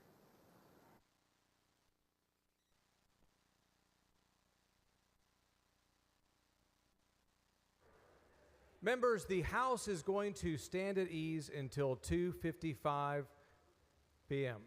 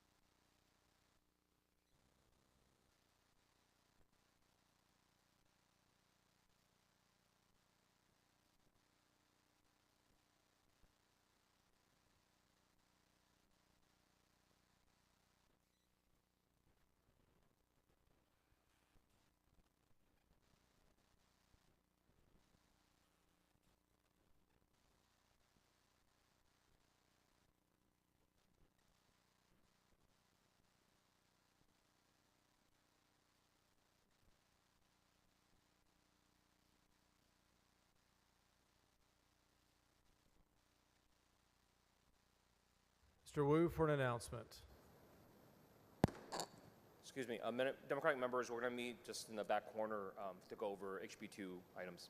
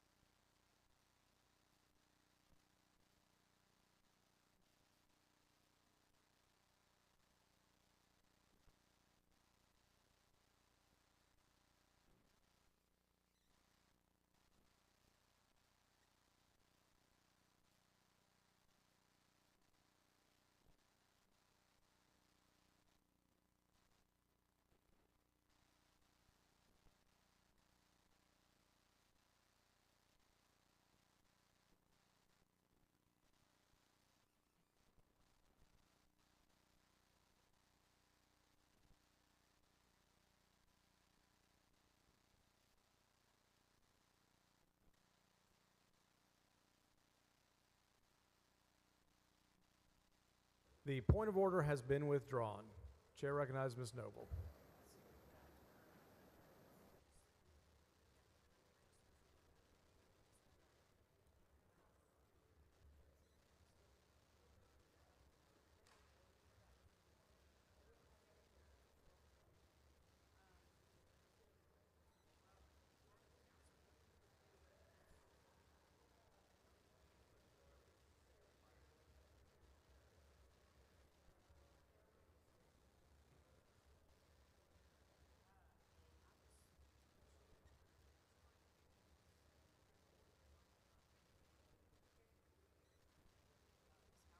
Ms. Howard for a motion. Mr. Speaker, I move that the House grant permission for the Committee on Higher Education to meet while the House is in session today at 3:30 p.m. in room 1W14, Agricultural Museum, to consider pending referred and committee business. Members, you've heard the motion. Is there objection? Chair hears none, so ordered. Following announcement, clerk will read the announcement. The Committee on Higher Education will meet today at 3:30 p.m. in room 1W.14, Agricultural Museum, in a formal meeting to consider pending referred and committee business. The Committee on Intergovernmental Affairs will meet today upon final adjournment in room 1W.14, Agricultural Museum, in a formal meeting to consider pending referred and committee business. Following amendment, clerk will read the amendment.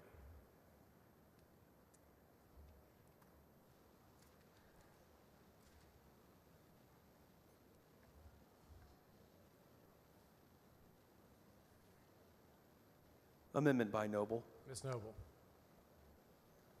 Thank you, Mr. Speaker. I am pleased to bring this amendment. This will clarify who may bring the action for when this law is violated, and so I move adoption. Ms. Noble says amendment. Civilly authored. Is there objection? Chair is none, so adopted.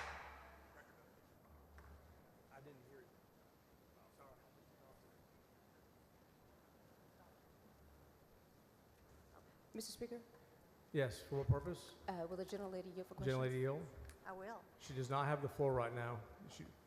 Oh. We're trying to figure out what to do with the amendment, so give it just a second, Ms. Collier. Sure.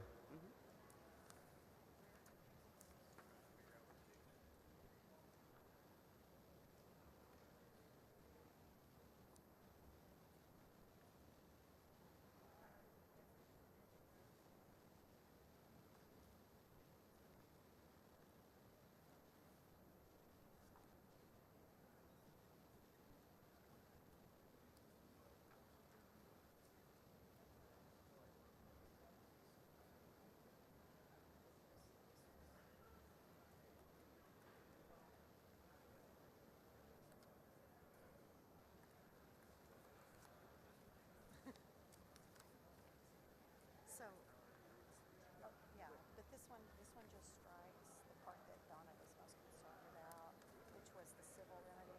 We struck this part and just let it be the question. Yeah, because I think my amendment, it said that the woman wouldn't be, and I think yours takes care of that, right? Yeah, It that's says- what, Okay. okay, great, thank you.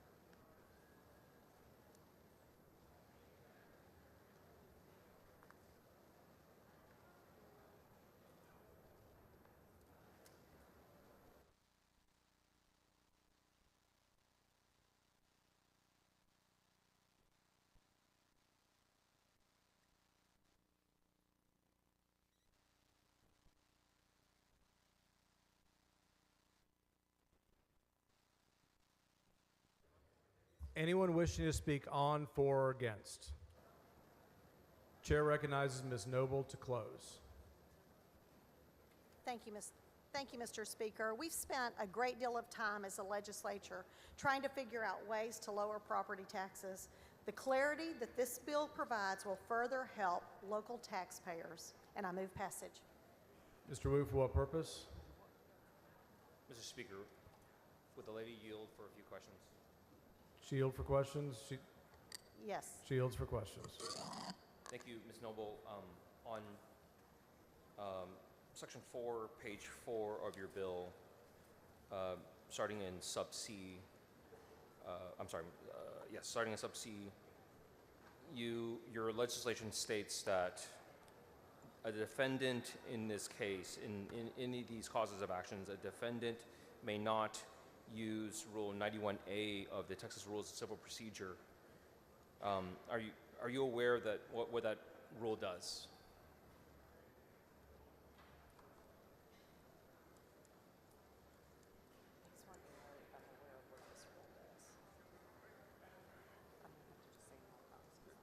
I'm not advised.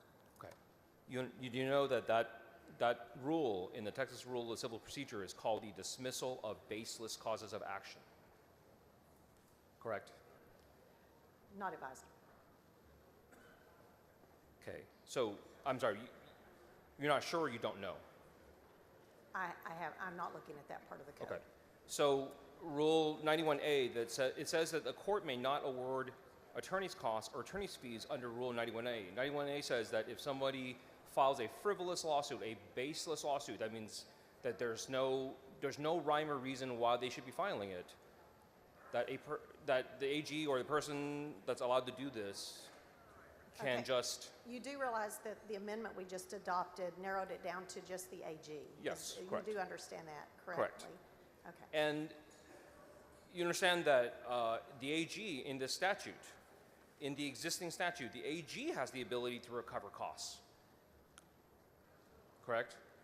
I am not advised in that statute. I'm not reading that statute as you are. No, not Texas Rules of Civil Procedure. Literally, the statute that you are amending right now, Section 2273.004 of the Government Code. Yes. Our goal, of course, is not to have any action. Our goal is to have cities not doing this, and therefore there is no need for a cause of action. Yes, of course. And in the existing law of that statute that we have already put in place many sessions ago, the existing law provides the Attorney General with the ability to recover court costs. You're aware of that? Correct. Okay. But on the flip side, you're now purposely denying the city the ability to recover court costs for a frivolous suit, even for a frivolous suit. I would be very sad if we thought that our Attorney General was bringing a frivolous suit. That is certainly not the will of this legislature. And I will say this, that again, that the goal is to keep cities from using taxpayer funds to transport women out of state for something that is not allowed in Texas. And I understand that we wish and hope many things, but part of the point of rules is that we establish guidelines that say if something happens, that there is a remedy for it, there is a protection for it, but you're specifically taking that protection out. Correct? I am keeping my bill as it came from the senator, yes. And in sub C2, you specifically strike out chapters 27 and 110 of the Civil Practices and Remedies Code. Are you aware of what those chapters do? I do not have those in front of me. Okay. Do you know that chapter 27 of the Texas Civil Practices and Remedies Code is the Texas anti-SLAPP statute? Again, I do not have that part of the code in front of me. Okay. Well, let me help you out just a tiny bit.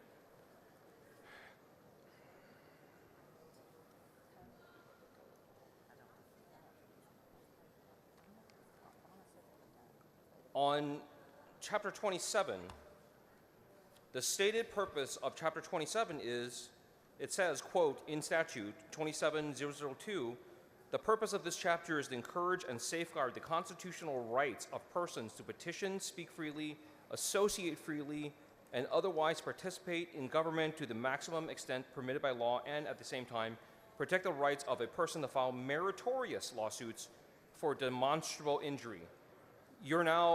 This law, if passed, would prohibit the cities from this purpose. Again, my goal is to have cities comply with the law. Absolutely, they must comply with this law. That is our goal. That is the goal of our legislature every time we pass a law. And yes, that is the goal of this law. But you're not arguing with me that it doesn't restrict cities from the application of this chapter, right?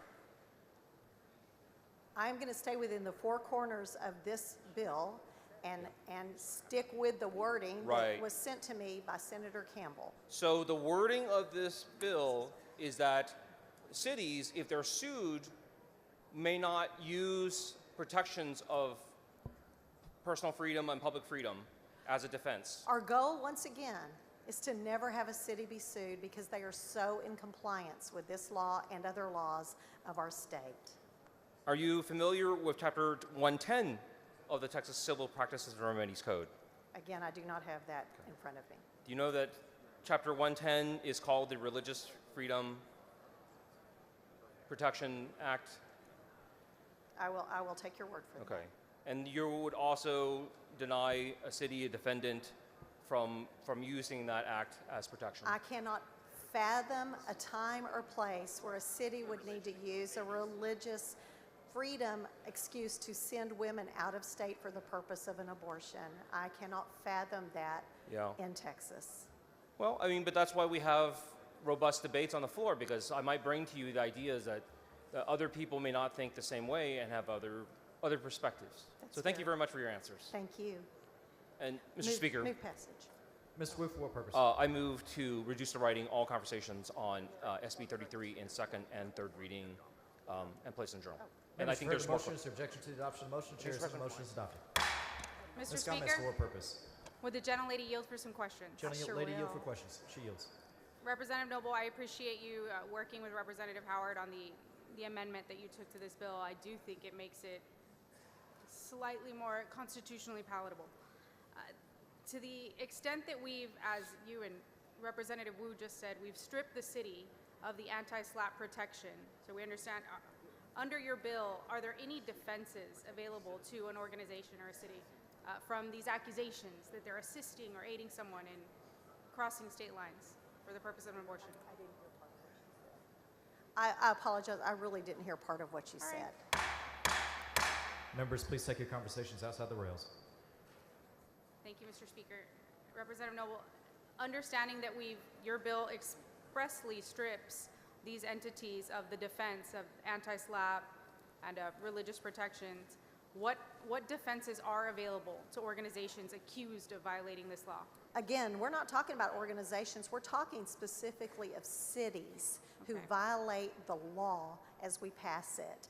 And our goal always in this room is to have our laws followed when we pass them, and not for a city to just find another loophole or another perceived loophole. So that's why this one is so clear, and that's why we felt like that we needed to make the penalties so clear, is because we don't want them just finding yet another perceived loophole. And I do agree with you. The penalties are clear, but are there any defenses enumerated in your bill for cities?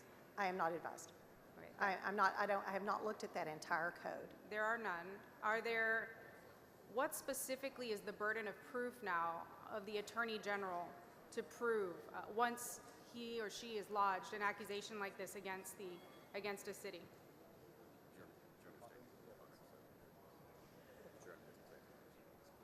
To my understanding, it's the preponderance of the evidence. A preponderance of the evidence of again, what intent? You understand that your bill... You know, I'm not an attorney, nor do I play one on TV, and I'm also not a judge.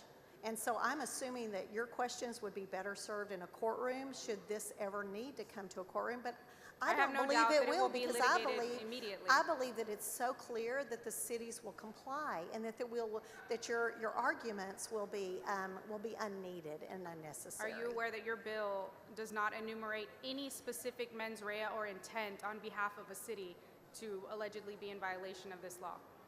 That would be between them and the court and the Attorney General. So again, what is in your opinion, based on the way you've written this, or you've agreed to carry the language in this bill, what specifically does the Attorney General have to prove to show that a city has violated this bill? Would you like someone else to answer for you? Or? No, I'm not an attorney, so I'm just making sure I'm not messing up on this. I believe that any normal American can read this bill and know clearly the intent of it and be able to avoid violation of it very, very easily. And of course, that is our goal.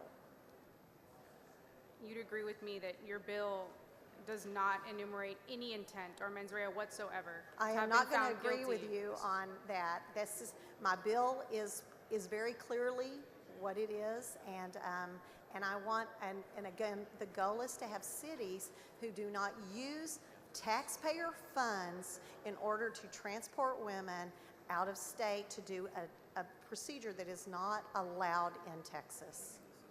So your goal is specifically... By the way, this is civil. You do realize that. This is a civil remedy, I not thought criminal.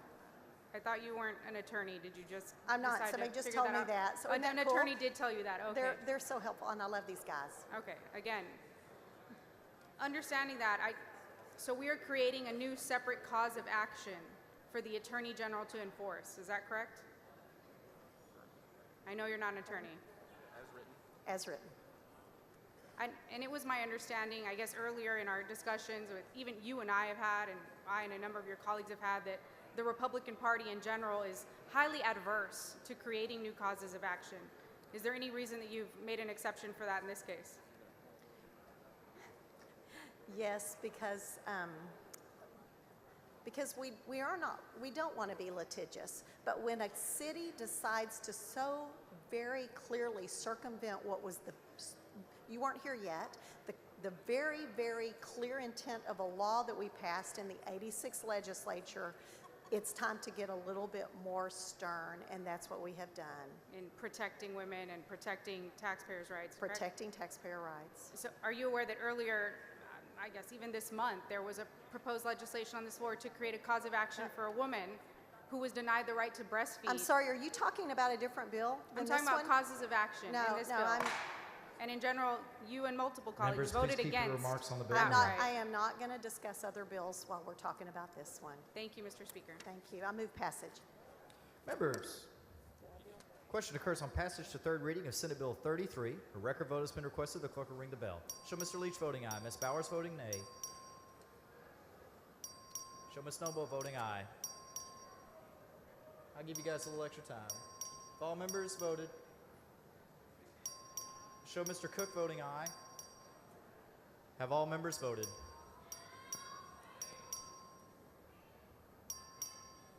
Ding, ding, ding, ding. We good?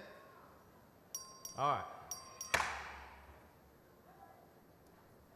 There being 89 ayes, 57 nays, Senate Bill 33 has passed the third reading.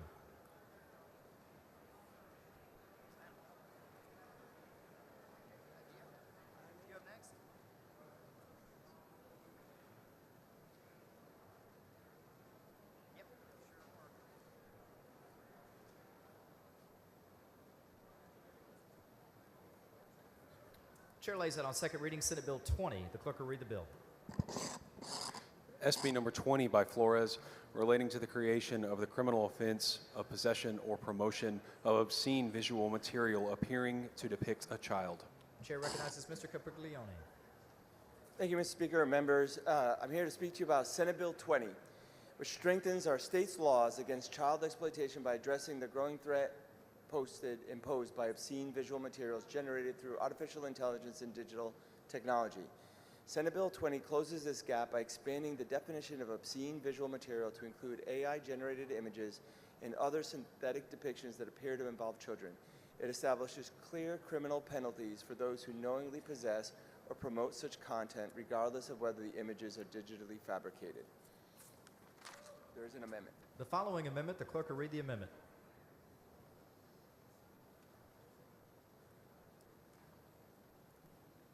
Amendment by Capriglione. Chair recognizes Mr. Capriglione for his non-GO amendment.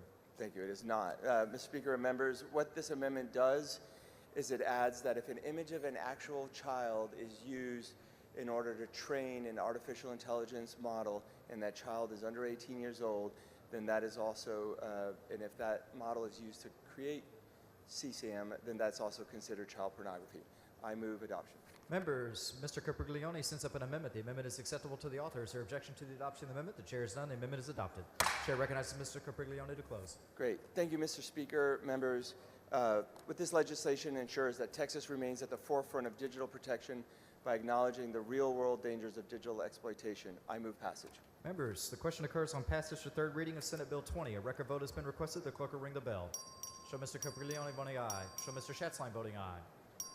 Show Mr. Dutton voting aye. Have all members voted? Have all members voted?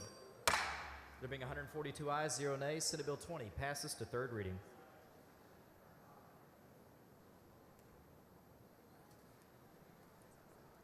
Chair lays out on second reading Senate Bill 217. The clerk will read the bill. SB number 217 by West, relating to establishing the historic Texas Freedmen's Cemetery Designation Program, authorizing a fee. Chair recognizes Mr. Dutton. Thank you, Mr. Speaker. This is a program that's modeled after the historic Texas Cemetery Designation Programs, and it simply allows the creation of the historic Texas Freedmen's Cemetery Designation Program. I move passage. Members, the question occurs on passage to third reading of Senate Bill 217. A record vote has been requested. The clerk will ring the bell. Show Mr. Dutton voting aye. Show Ms. Button voting aye. That might have been confusing. Dutton, Button. Have all members voted? Have all members voted? There being 142 ayes, 0 nays, Senate Bill 217 passes to third reading. Chair lays out on second reading Senate Bill 264. The clerk will read the bill. SB number 264 by Perry, relating to discontinuing group self-insurance coverage and dissolving the Texas Self-Insurance Group Guarantee Fund and Trust Fund under the Texas Workers' Compensation Act. Chair recognizes Ms. Button. Thank you, Mr. Speaker. Members, this is a very simple cleanup bill by Senator Perry. SB 264 eliminates the non-functioning fund and allows the active one to continue to operate with oversight from the Texas Department of Insurance. Move passage. Members, the question occurs on passage to third reading of Senate Bill 264. A record vote has been requested. The clerk will ring the bell. Show Ms. Button voting aye. Show Mr. Verdell voting aye. Have all members voted? Have all members voted? There being 143 ayes, 0 nays, Senate Bill 264 passes to third reading. Chair lays out on second reading Senate Bill 269. The clerk will read the bill. SB number 269 by Perry, relating to required reports of certain vaccine-related or drug-related adverse events.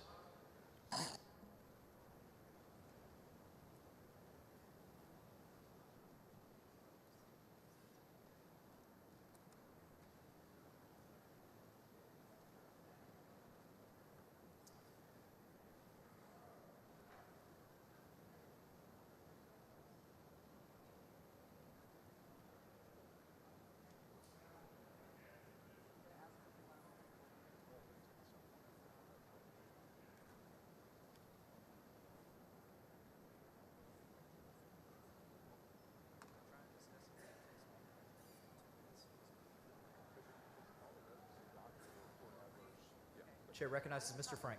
That's fine. Thank you, Mr. Speaker. Members, despite having the word vaccine in the caption, this is actually a pretty non-controversial bill. It came out of the Senate 31-0, House Public Health 11-1.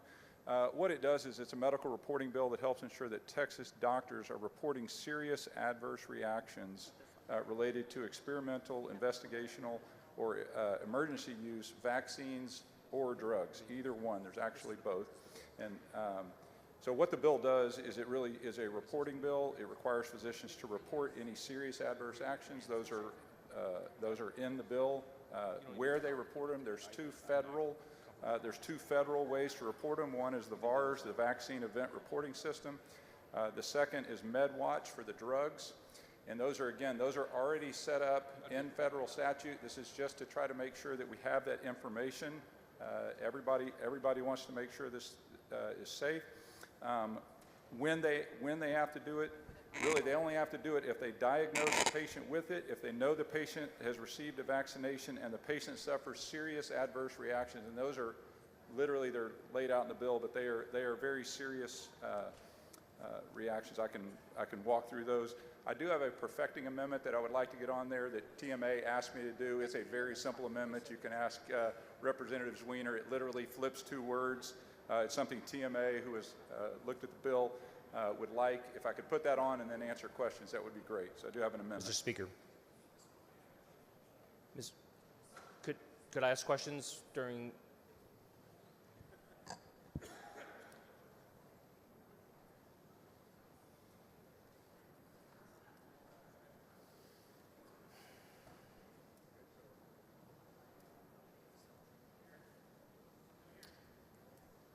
Mr. Wu, for what purpose? Would the gentleman yield for questions? The gentleman yield for questions. Yeah, I'd be happy to. The gentleman yields. Thank you, Chair Frank. Can I just ask you some legislative intent questions? Absolutely. Could you help walk me through the process of this? So I understand that your bill right now is very limited in scope. Yes. That it's only talking about things resulting in death, life-threatening conditions, things that have resulted in permanent disabilities. Yeah, inpatient hospitalization. Severe stuff, right? Yeah, severe Not stuff. like they got a rash. Not I had a tremendous headache. Right. Really the most open one, if you will, or the least one, is results in medically important condition that, based on a physician's reasonable medical judgment, may require medical or surgical intervention to prevent one of those more serious things, death or. Is it your clear intent to have a very limited scope for when this applies? It is to follow the bill. Yes, to follow the bill. The bill itself is very limited, and it's in. The bill is limited to what it's limited by. It is limited to severe cases. Just severe cases. I think we're just trying to get to the same. It is both drugs and vaccines, though. To that degree, it is. Right. It is 2 different things. It is experimental drugs and approved vaccines. Yes. And in these limited situations, and the drug and/or vaccine has to be experimental, correct? Correct. Right. It has to be something that the FDA has designated as an emergency use or experimental use. Correct. And that is black letter in your bill. Correct. Okay. And if a physician encounters a situation where that someone was given an experimental drug, and let's say, God forbid, they pass away, does the physician have to know or state that they believe that the patient died from the application of the experimental medicine, or merely that the person took experimental medicine and then subsequently at some point passed away? Yeah, I believe the latter. The latter. I don't think they don't. There's no way for them to know cause and effect. Correct. There is only, and again, these 2 federal registries, if you will, I may not be calling them the right thing. The 2 places that you're supposed to do currently are voluntary. What we are doing in statute is saying this is a responsibility of the doctors, and the state is not going to be overseeing this. The medical board is. That is the only. There's no cause of action or anything. The medical board is going to be the one responsible for. And the point I want to get to is that you're not asking doctors to make judgment calls about whether the drug and/or vaccine is responsible for the injuries or the death, but merely that it coincided. Right. We are wanting data. Thank you, Mr. Speaker. Mr. Wu, for what purpose? I move to reduce the writing and put it into the journal all conversations on SB 269 on 2nd and 3rd reading. Members, you've heard the motion. Is there objection to the adoption of the motion? The chair is none. The motion is adopted.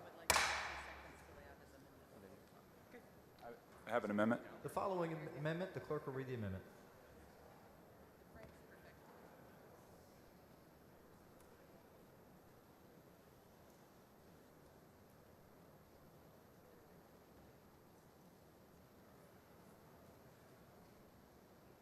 Amendment by Frank.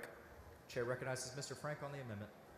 Yeah, this truly is a perfecting amendment. I don't know but it was requested by TMA. It literally switches to the order of 2 words. It's obviously acceptable to the author. Mr. Frank sends up an amendment. The amendment is acceptable to the author. Is there objection to the adoption of the amendment? Chair hears none. The amendment is adopted. The following amendment, the clerk will read the amendment.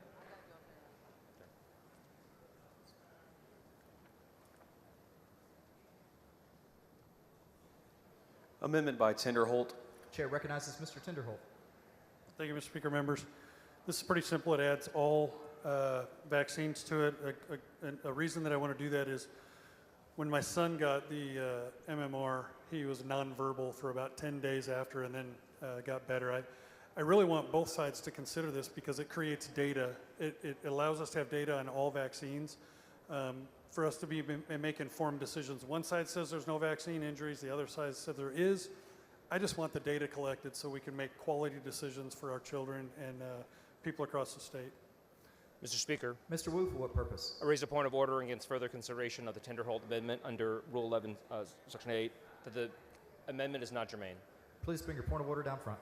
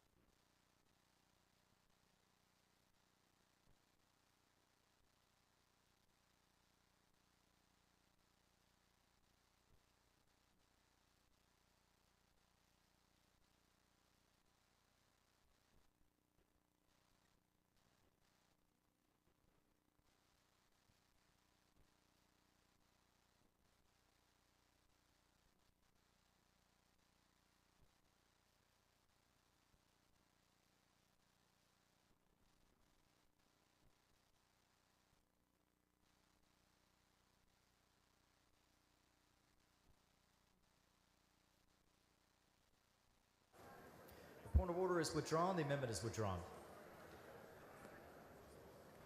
Anyone wishing to speak on, for, or against Senate Bill 269? Chair hears none. Mr. Frank is recognized to close. Yeah, if we want to follow the science, we actually need to have the data. This allows us to get more data about these. I move passage. Members, question occurs on passage to third reading of Senate Bill 269. A record vote has been requested. The clerk will ring the bell.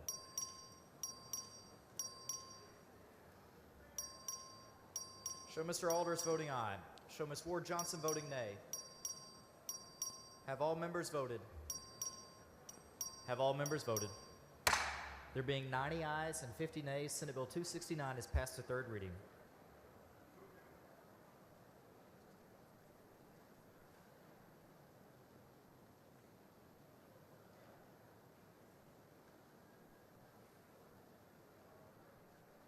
Chair lays out on second reading Senate Bill 650. The clerk will read the bill. SB number 650 by West, relating to requiring the use of electronically readable information to verify a purchaser's age in the retail sale of alcoholic beverages. Chair recognizes Ms. Bowers. Thank you, Mr. Speaker. Senate Bill 650, the Deshaun Jagwan Act, was created after 18-year-old Deshaun purchased alcohol on prom night in 2022, became intoxicated, and died in a car crash.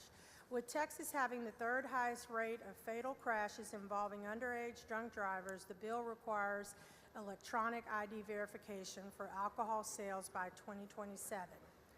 Senate Bill 650 is a needed change because electronic verification systems can more prevent underage alcohol purchases and potentially saving lives by reducing alcohol-related accidents involving minors. I do have a perfecting amendment that is acceptable to the author. The following amendment, the clerk will read the amendment. Amendment by Bowers. Chair recognizes Ms. Bowers on the amendment. Thank you, Mr. Speaker. Members, this amendment, again, is a perfecting amendment. It just changes between beverage and for by inserting a permitted or licensed premises. Senate Bill 650 is a needed protection so that our youth can be safeguarded from unauthorized alcohol sales. And with that, I move passage. Members, Ms. Bowers sends up an amendment. The amendment is acceptable to the author. Is there objection to the adoption of the amendment? The chair has none. The amendment is adopted. Chair recognizes Ms. Bowers to close. Thank you. I close and move passage. Members, the question occurs on passage to third reading of Senate Bill 650. A record vote has been requested. The clerk will ring the bell. Show Ms. Bowers voting aye. Have all members voted? Have all members voted? There being 99 ayes, 39 nays, Senate Bill 650 is passed to third reading. Chair announces the signing of the following in the presence of the House.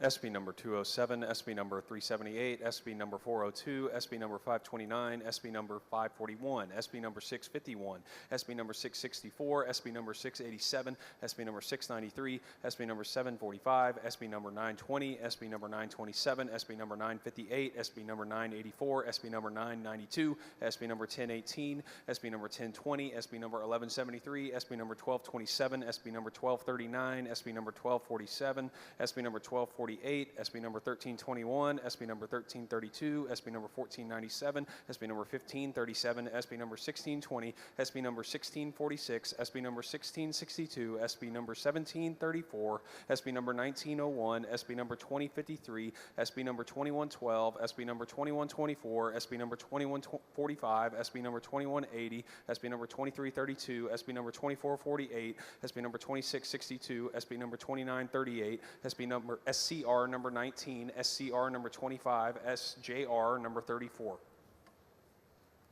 Good job. Chair lays out on second reading Senate Bill 681. The clerk will read the bill. SB number 681 by Hughes, relating to the renewal of an engineering license or registration. Chair recognizes Mr. Paul. Thank you, Mr. Speaker. Members, this is a simple bill that makes sure that PE licenses and surveyors in the state of Texas can apply and get their license every 2 years instead of 1. Move passage. Members, the question occurs on passage to third reading of Senate Bill 681. A record vote has been requested. The clerk will ring the bell. Show Mr. Paul voting aye. Have all members voted? Have all members voted? There being 140 ayes, 0 nays, Senate Bill 681 is passed to third reading. Chair lays out on second reading Senate Bill 528. The clerk will read the bill. SB number 528 by Schwertner, relating to inpatient competency restoration services. Chair recognizes Ms. Harris-Davila. Thank you, Mr. Speaker. Members, Senate Bill 528 requires inpatient competency restoration providers to establish memorandum of understanding with relevant local service providers. It also establishes a notification requirement for these ICR providers and HHSC to the local government entity provider with jurisdiction over that facility, and then it implements an annual reporting obligation for HHSC and these facilities to disclose spending, population served, and program outcomes. Just as a clarification, inpatient competency restoration is a court-ordered treatment process designed to help individuals who have been deemed incompetent to stand trial to regain the mental capacity necessary to participate in legal proceedings. It typically occurs in a psychiatric hospital or secure treatment facility. I have one of these facilities in my district that is doing excellent work, and we want to make sure that we have the data that can confirm that they're doing this excellent work, so that when there's a decision to be made of whether to send someone to a state hospital facility or to one of these, we know that this care works and we are having success in this program. And with that, I move passage. Members, the question occurs on passage to third reading of Senate Bill 528. A record vote has been requested. The clerk will ring the bell. Show Ms. Orr voting aye. Show Mr. Manuel voting aye. Have all members voted? Have all members voted? There being 142 ayes, 0 nays, Senate Bill 528 passes at third reading. Chair lays out on second reading Senate Bill 502. The clerk will read the bill. SB number 502 by Perry, relating to peace officers commissioned by the Health and Human Services Commission's Office of Inspector General. Chair recognizes Ms. Orr. Thank you, Mr. Speaker. Members, the HHSC Office of the Inspector General employs 37 commissioned peace officers who conduct criminal investigations involving abuse, neglect, and exploitation at our 11 state hospitals and our 13 state-supported living centers across the state. OIG peace officers investigate SNAP fraud at retailers and collaborate with other law enforcement agencies across the state to arrest and prosecute those who seek to defraud state health and human service programs. Senate Bill 502 will ensure that OIG peace officers are paid according to the Schedule C salary schedule, which is designed for law enforcement positions. I move passage. Members, the question occurs on passage to third reading of Senate Bill 502. A record vote has been requested. The clerk will ring the bell. So Ms. Orr voting aye. Have all members voted? Have all members voted? There being 140 ayes, 3 nays, Senate Bill 502 is passed to third reading. Chair lays out on second reading Senate Bill 740. The clerk will read the bill. SB number 740 by Perry, relating to certain proceedings by the Public Utility Commission of Texas regarding water or sewer services. Chair recognizes Mr. Spiller. Thank you, Mr. Speaker. Members, SB 740 provides a more flexible and structured framework on how the PUC regulates rates for water and sewer utilities across Texas, promotes timely cost recovery, reduces regulatory lag, supports investment in critical infrastructure. Mr. Speaker, I do have a perfecting amendment. The following amendment, the clerk will read the amendment. Amendment by Spiller. Chair recognizes Mr. Spiller on the amendment. Thank you, Mr. Speaker. Members, this amendment just simply fixes a small clerical error, and I would move adoption. Members, Mr. Spiller sends up an amendment. The amendment is acceptable to the author. Is there objection to the adoption of the amendment? The chair is none. The amendment is adopted. The following amendment, the clerk will read the amendment.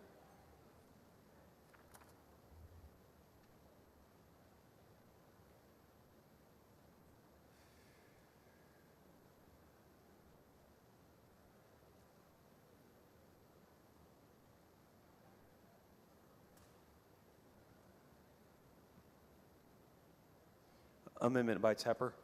Chair recognizes Mr. Tepper on his amendment. Thank you, Mr. Speaker. This amendment allows the city of Lubbock to negotiate water rights with the other cities without the interference of the PUC. I need to encourage Lubbock to go ahead and keep negotiating with those cities without that type of interference. Move adoption. Members, Mr. Tepper sends up an amendment. The amendment is acceptable to the author. Is there objection to the adoption of the amendment? The chair has none. The amendment is adopted. Chair recognizes Mr. Spiller to close. I move passage. Members, the question occurs on passage to third reading of Senate Bill 740. A record vote has been requested. The clerk will ring the bell. Have all members voted? Have all members voted?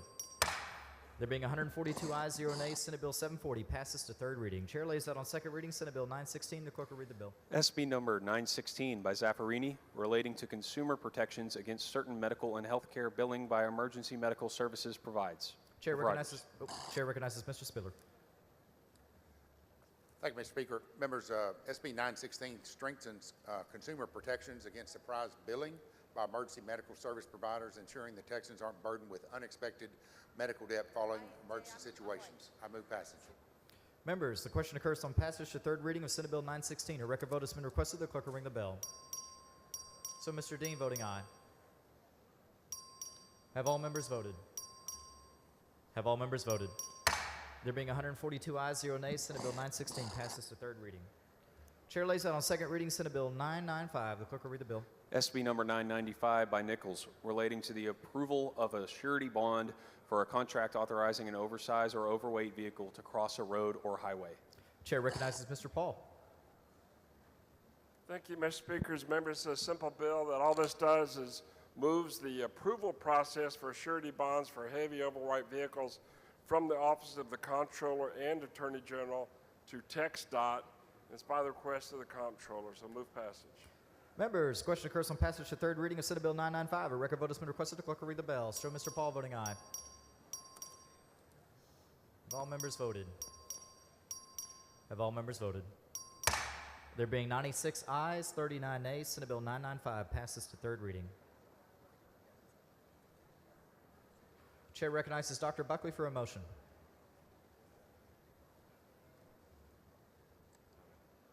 Thank you, Mr. Speaker. I move to suspend House Rule 8, Section 5D to designate as joint sponsors and co-sponsors for Senate Bill 10 all joint authors and co-authors for House Bill 2696.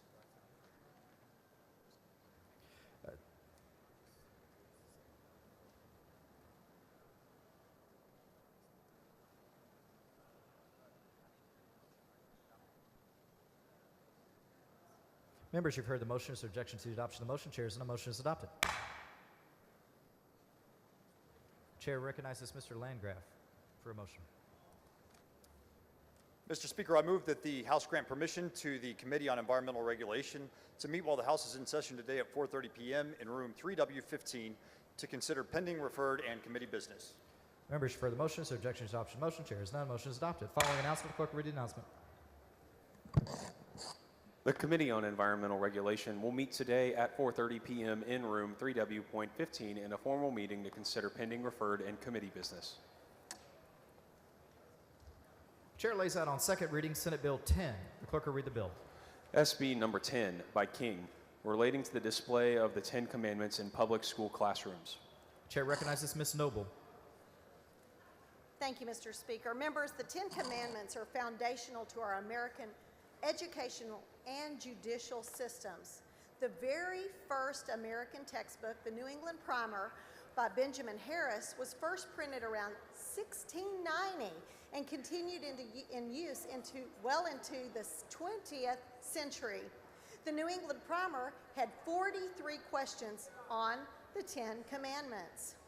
Next, students progressed to the McGuffey Readers, published between 1836 and 1960, and they sold 122 million copies. They contained the 10 Commandments. Noah Webster's History of the United States contains a long section at the end about the 10 Commandments. The best-selling book of all time, the Bible, was the most often used textbook for generations of Americans. But not only are the 10 Commandments foundational to our educational system, they are foundational to our American judicial system, being cited favorably in over 500 court cases. In fact, all 10 Commandments appear somewhere in the statutory code, and they are engraved on the very doors of the United States Supreme Court, where the justices face in their own courtroom.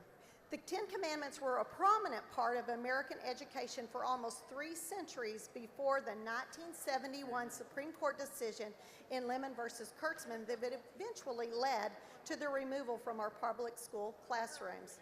That decision has now been overturned, and rightly so. The court now looks to America's history and tradition for whether the government may recognize our religious heritage.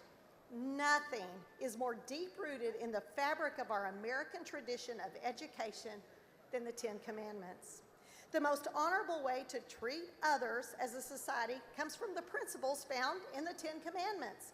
In these days of classroom mayhem, it is time to return to these truths, to the fabric of our education system.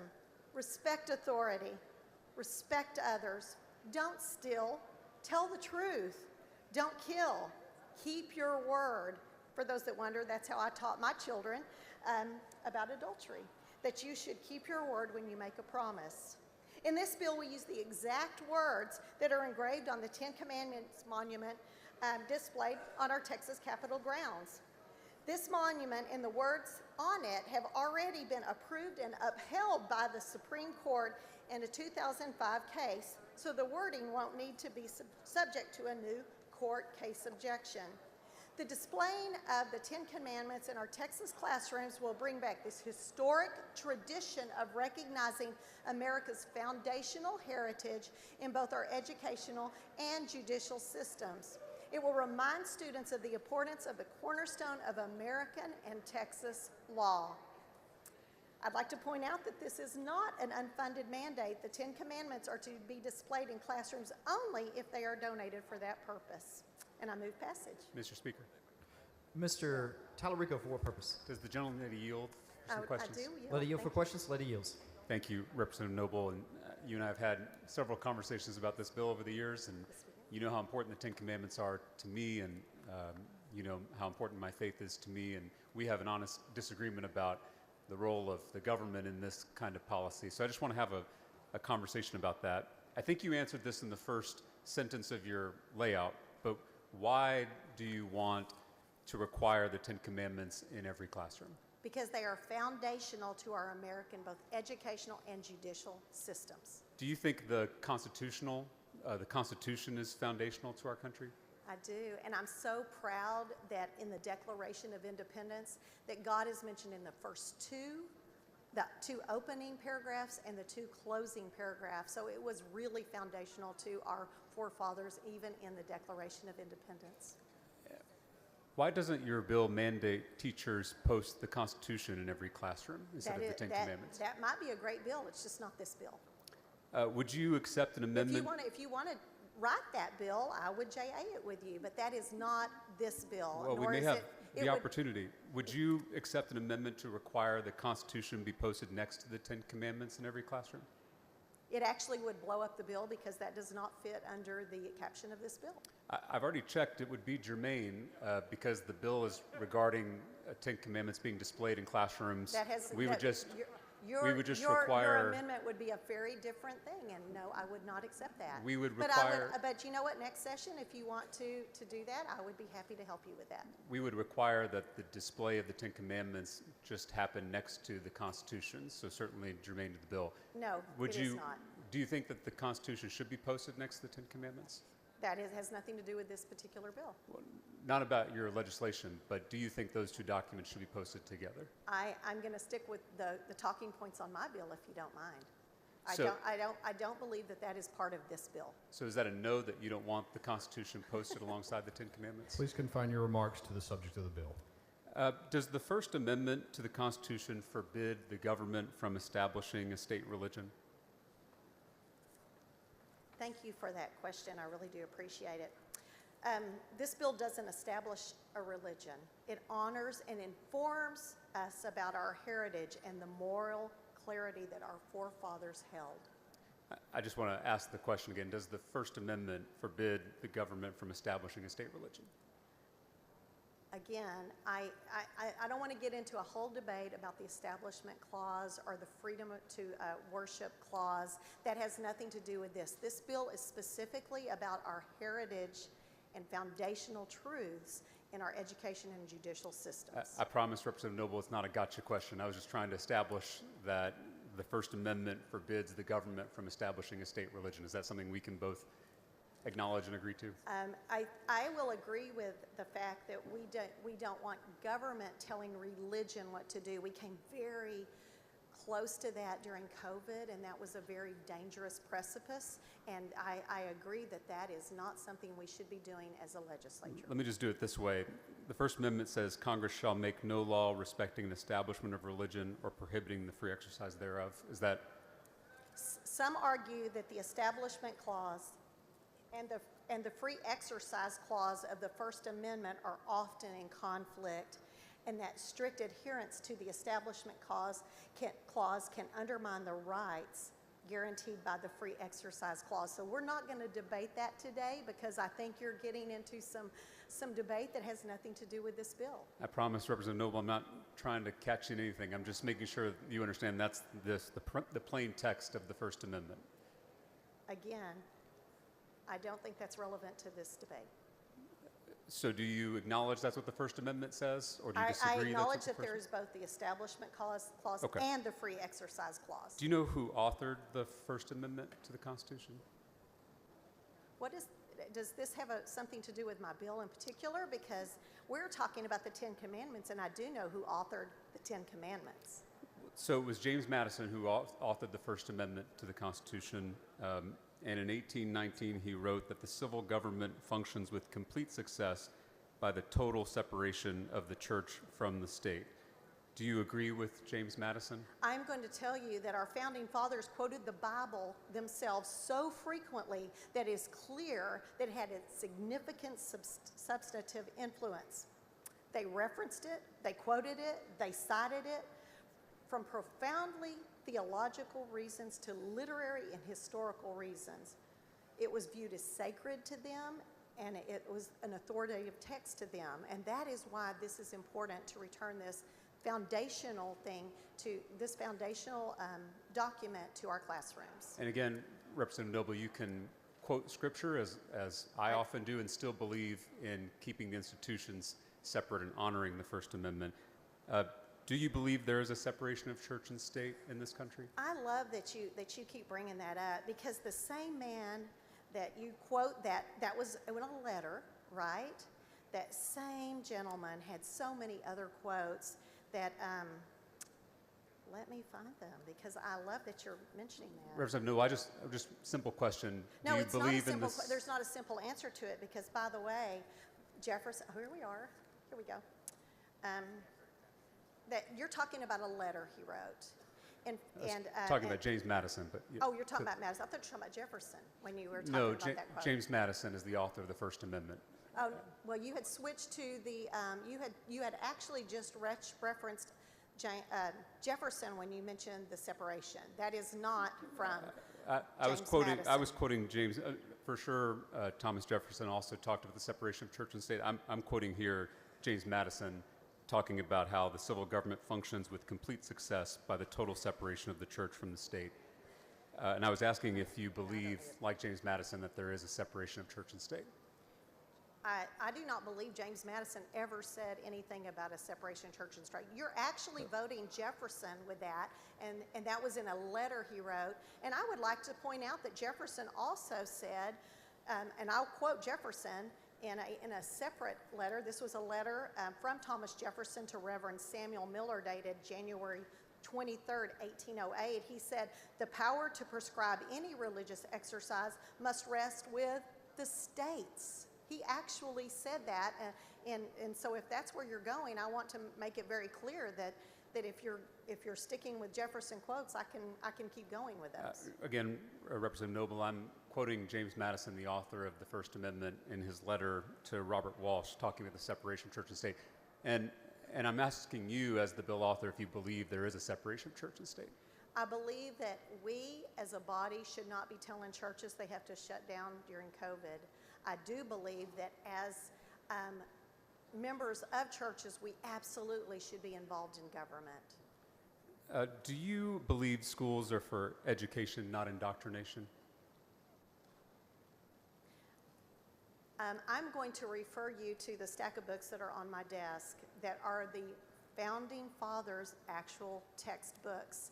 And if you want to go look through those and decipher which are education and which is indoctrination, I contend that those books that are full of the Ten Commandments, are full of scripture references, were not indoctrination. Indeed, they were the educational foundation of our Founding Fathers and many, many Americans that have gone before us. Representative Noble, it's a pretty simple question. Do you believe that schools are for education, not indoctrination? I just answered that question. What was the answer?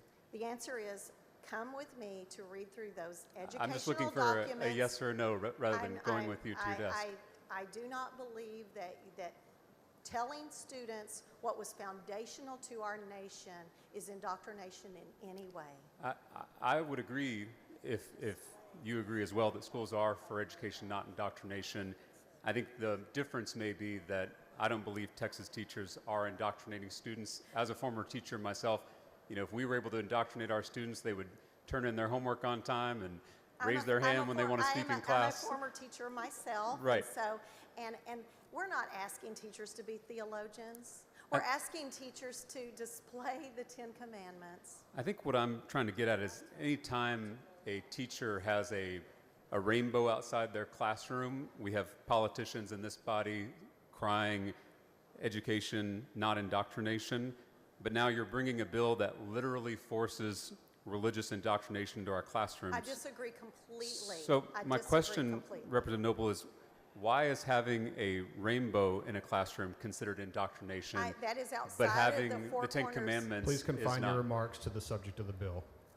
The subject of the bill is the Ten Commandments. I'm asking, why is the Ten Commandments being posted in the classroom not considered indoctrination, but a rainbow in the classroom is. So if you were referring to a rainbow as in the story of Noah's Ark, is that what you're referring to? I'm saying that there are teachers who have a rainbow in their classroom and it's been called indoctrination. I'm wondering why that same standard is not applying to literal religious indoctrination. That is not the contention of this bill. This bill is about our foundational education and judicial system being founded in this document and other documents, but this bill is about the 10 Representative Noble, Commandments do you in particular. believe in parental rights?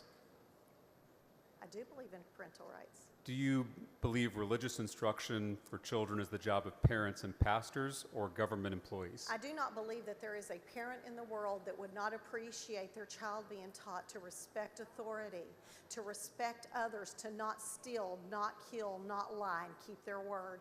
I guarantee you that our teachers are just crying out for this kind of instruction in their classrooms.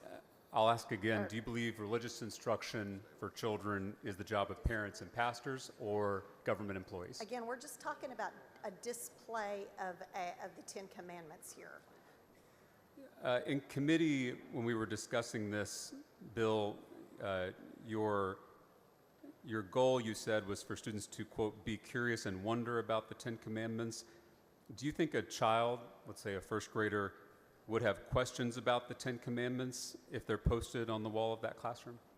They might, and I would hope that the teacher took that as an opportunity to teach a child to be respectful of authority, to respect others, to keep their word, to not steal and not... You know what I love about the 10 Commandments is that they're other-focused. In a world that is so self-centered and self-focused, they talk about how you treat others kindly and right.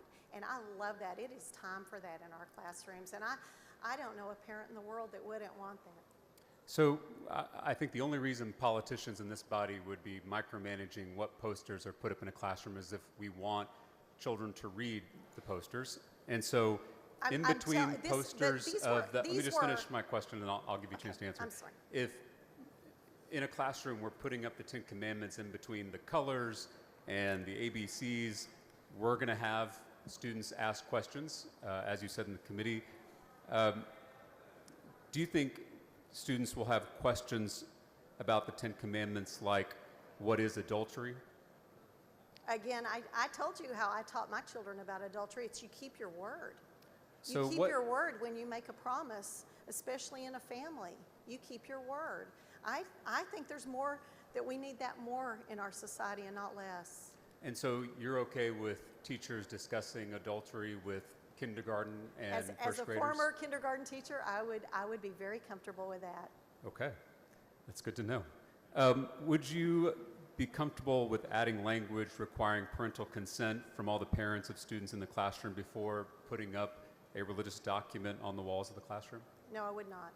So you're against parents having a say in their students' religious instruction? I'm against that proposed amendment, yes. I think that we need to return to the foundational truths that our forefathers, that until 1971 was on the walls of most classrooms and definitely in most textbooks if you want to come by my desk and look through those textbooks. That we are going back to what was there and was stripped erroneously and has now been corrected in the court. So we have this opportunity to return something that was erroneously stripped. Texas Public Schools serve a lot of Christian students, but are you aware that schools also serve students from many other faith traditions? Yes, I love that about Texas. Muslims, Hindus, Jews, Buddhists, Sikhs, atheists, all kinds of students, correct? That is true. None of those, however, are relevant to this bill because this is talking about the foundational education system and judicial system. Well, you know, I think that is where we started and where we're ending with this bill. I think all students are relevant in No, Texas I'm public talking about schools. our forefathers. How do you think it makes a Hindu student feel to have a poster in every classroom that says, "Thou shalt not worship any god before me"? Again, if they have come to the United States and they are living here, they're born here, they're citizens, then they would probably enjoy celebrating what made our forefathers so different from every other nation in the world. You know, I consider Hindu students Jewish students, Muslim students, atheist students, all students, to be my neighbor. And you and I are both, as Christians, called to love our neighbors. Absolutely. And in my opinion, forcing our religion down their throats is not love. Mr. Speaker, Mr. Tallarico, for what purpose? I raise a point of order against further consideration of Senate Bill 10 under Rule 4, Section 18B, on the grounds that the bill's witness list is inaccurate. Please bring your point of order down front.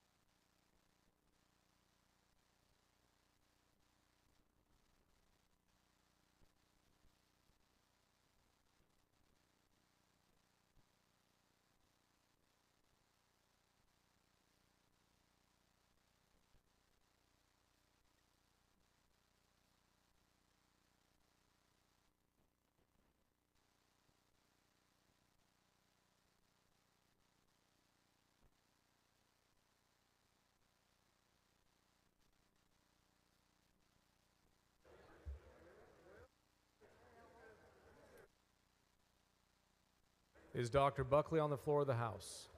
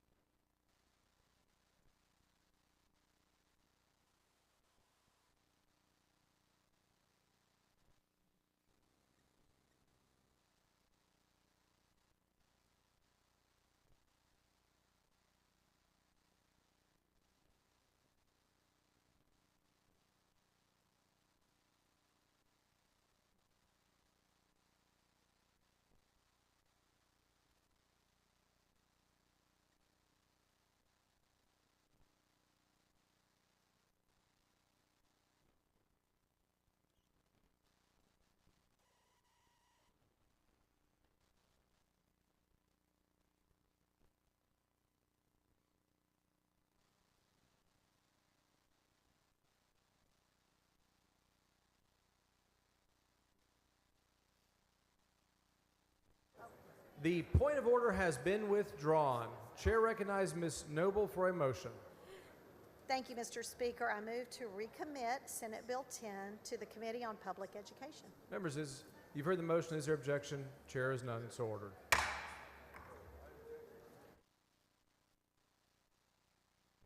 Chair lays out SB 3 as a matter of postponed business on second reading. The clerk will read the bill. SB number 3 by Perry, relating to the regulation and of consumable hemp products and the hemp-derived cannabinoids contained in those products, requiring a registration, imposing fees, creating criminal offenses, providing administrative penalty. Mr. Guerin for a motion. Thank you, Mr. Speaker. Members, I move to postpone further consideration of SB 3 until 6 p.m. today. Members, you've heard the motion. Is there objection? Chair is none, so ordered.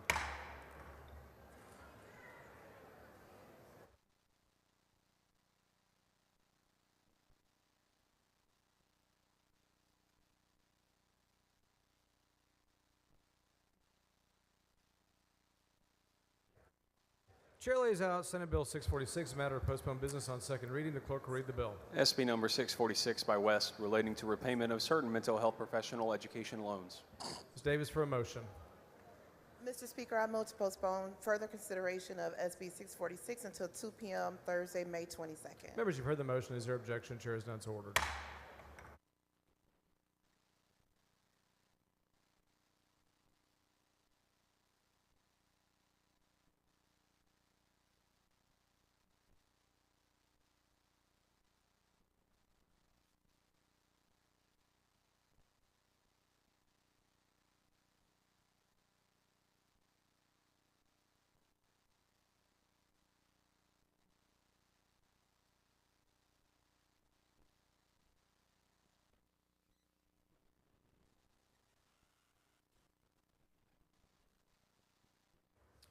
Chair lays out on second reading Senate Bill 2581. The clerk will read the bill. Well, it would help if you had the speaker on. There you go. SB number 2581 by Hancock, relating to the repeal of a provision governing the operation of a jail commissaries in certain counties. Chair recognizes Mr. Guerin. Thank you, Mr. Speaker and members. This Senate Bill 2581 repeals the section of the Government Code which created a population bracket to certain counties currently in Dallas and Tarrant, requiring the sheriffs to not run the commissary, and this will allow them to run the jail commissaries. I move passage. Members, the question occurs on passage to third reading of Senate Bill 2581. A record vote has been requested. The clerk will ring the bell. Show Mr. Alders voting aye. Have all members voted? Have all members voted? There being 128 ayes, 13 nays, Senate Bill 2581 is passed to third reading. Chair lays out on second reading Senate Bill 2570. The clerk will read the bill. SB number 2570 by Flores, relating to a defense to prosecution for certain offenses involving the use of a less lethal projectile by a peace officer. Chair recognizes Mr. Guillen. Thank you, Mr. Speaker. Members. Mr. Speaker. Mr. Moody, for what purpose? Mr. Speaker, I raise a point of order against further consideration of the committee substitute Senate Bill 2570 under Rule 4, Section 32C1 on the grounds that the background and purpose statement in the bill analysis is substantially or materially misleading. Please bring your point of order down front.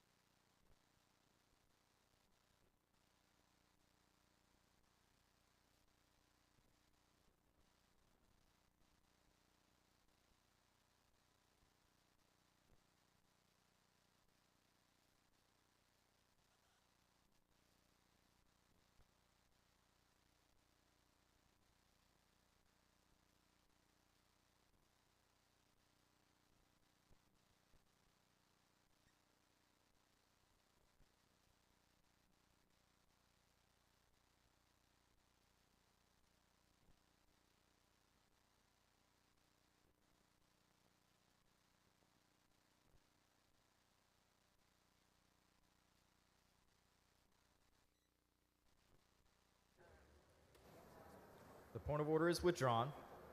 Chair recognizes Mr. Guillen to lay out Senate Bill 2570.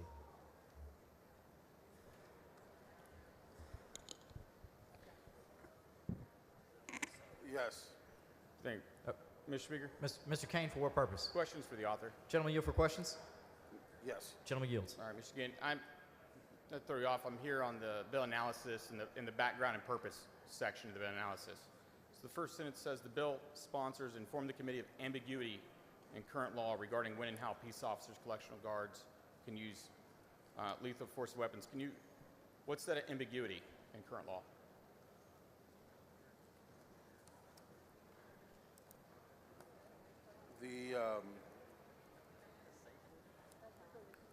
So the ambiguity is that.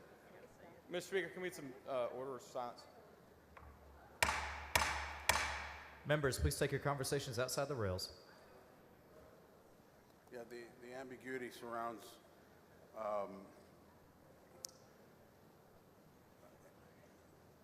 whether or not officers and guards, how much they're able to, how should I answer?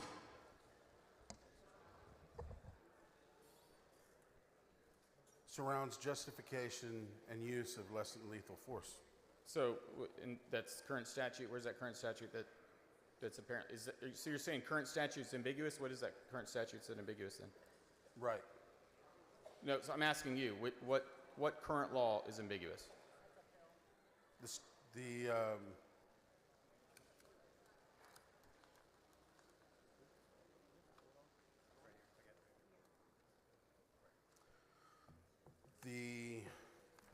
Because the reason I'm asking is we're not amending current law, really. We're adding a new section, so I was just a little confused on what we were clarifying.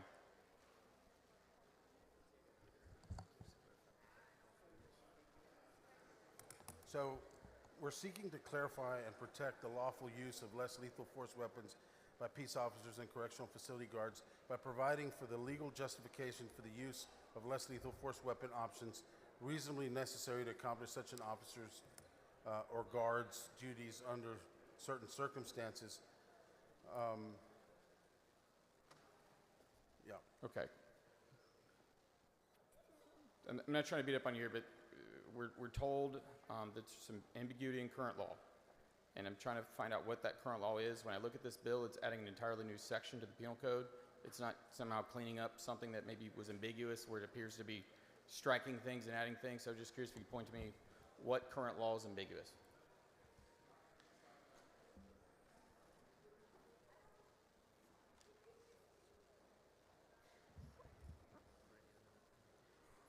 Give me a minute, please.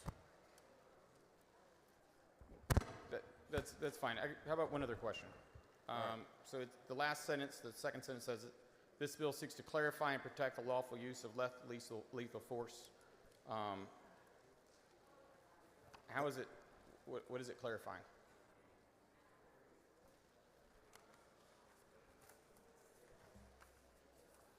We're defining less lethal force weapon, and we're making it so that a peace officer or guard who uses such a device is justified in doing so to carry out their official duties and as long as they were in substantial compliance with their training. Okay. Thank you, Mr. Gann. Mr. Speaker, Mr. Verdell, for what purpose? will the member yield for a couple Gentleman questions? yield for questions. Yes. Gentleman yields. Roger that. Chairman Gann, if I understand correctly, there was an interim hearing held last year in which the goal of the hearing was to find ways that would increase the use of less lethal force weapons by peace officers. Is that correct? Yes. Yes, that's correct. We had hearings during the interim. Numerous witnesses representing law enforcement associations, management, and line officers testified. And those line officers, they expressed concerns about being prosecuted if they use these less lethal options, and even in cases where the use of deadly weapons would be authorized. Is that correct? Right. We had several officers that testified to that. They've been trained in them. They would like to use them without fear of being prosecuted for using them. So our officers essentially asked for this bill. All right, I appreciate that. I've got two more questions for you. When the Homeland Security Committee held one of the first meetings of this session, are you aware that the committee asked what the legislature could do to help with the recruitment and retention of law enforcement officers in the state? I was not there for that, but I understand. I was informed that that had happened, yes. Thank you. And with what that was brought out in that hearing, do you think it's fair assessment that legislation like this right here is a way in which the legislature can help with recruitment and retainment of law enforcement? Absolutely. If you give a person the tools to do the job, train them on how to do that job, and then subject them to prosecution for doing what they were trained to do, I don't see how anyone would want to be a law enforcement officer. Yeah, copy that. Appreciate your comments on that. I know you worked with law enforcement and various stakeholders in bringing this important legislation for the body. I look forward to voting yes on this bill as you presented it. Thank you, Chairman. Thank you.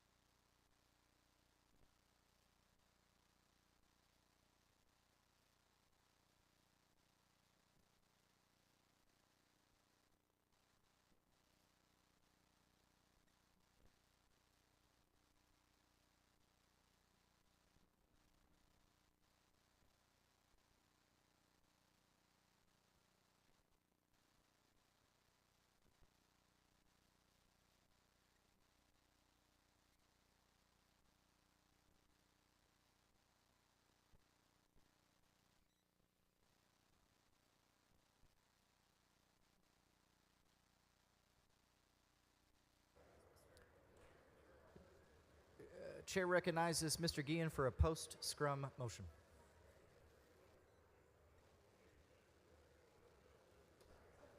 Thank you, Mr. Speaker. I move to postpone further consideration of SB 2570 until 5:30 p.m. Members have heard the motion. Is there objection to the adoption of the motion? Chair, and the motion is adopted.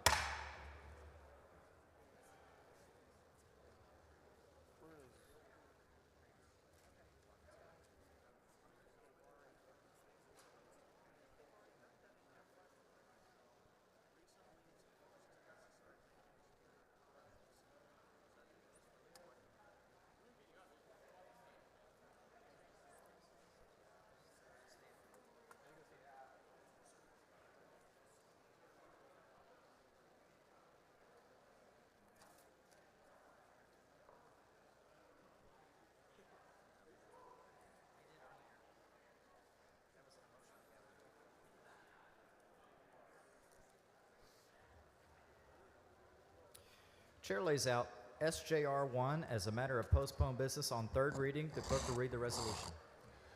SJR number 1 by Huffman, proposing a constitutional amendment requiring the denial of bail for an illegal alien charged with an offense punishable as a felony. Chair recognizes Mr. Smithy for a motion. Mr. Speaker, move to postpone further consideration of SJR 1 until noon on Thursday, May 20. Members have heard the motion. Is there objection to the adoption of the motion? Chair is done. The motion is adopted.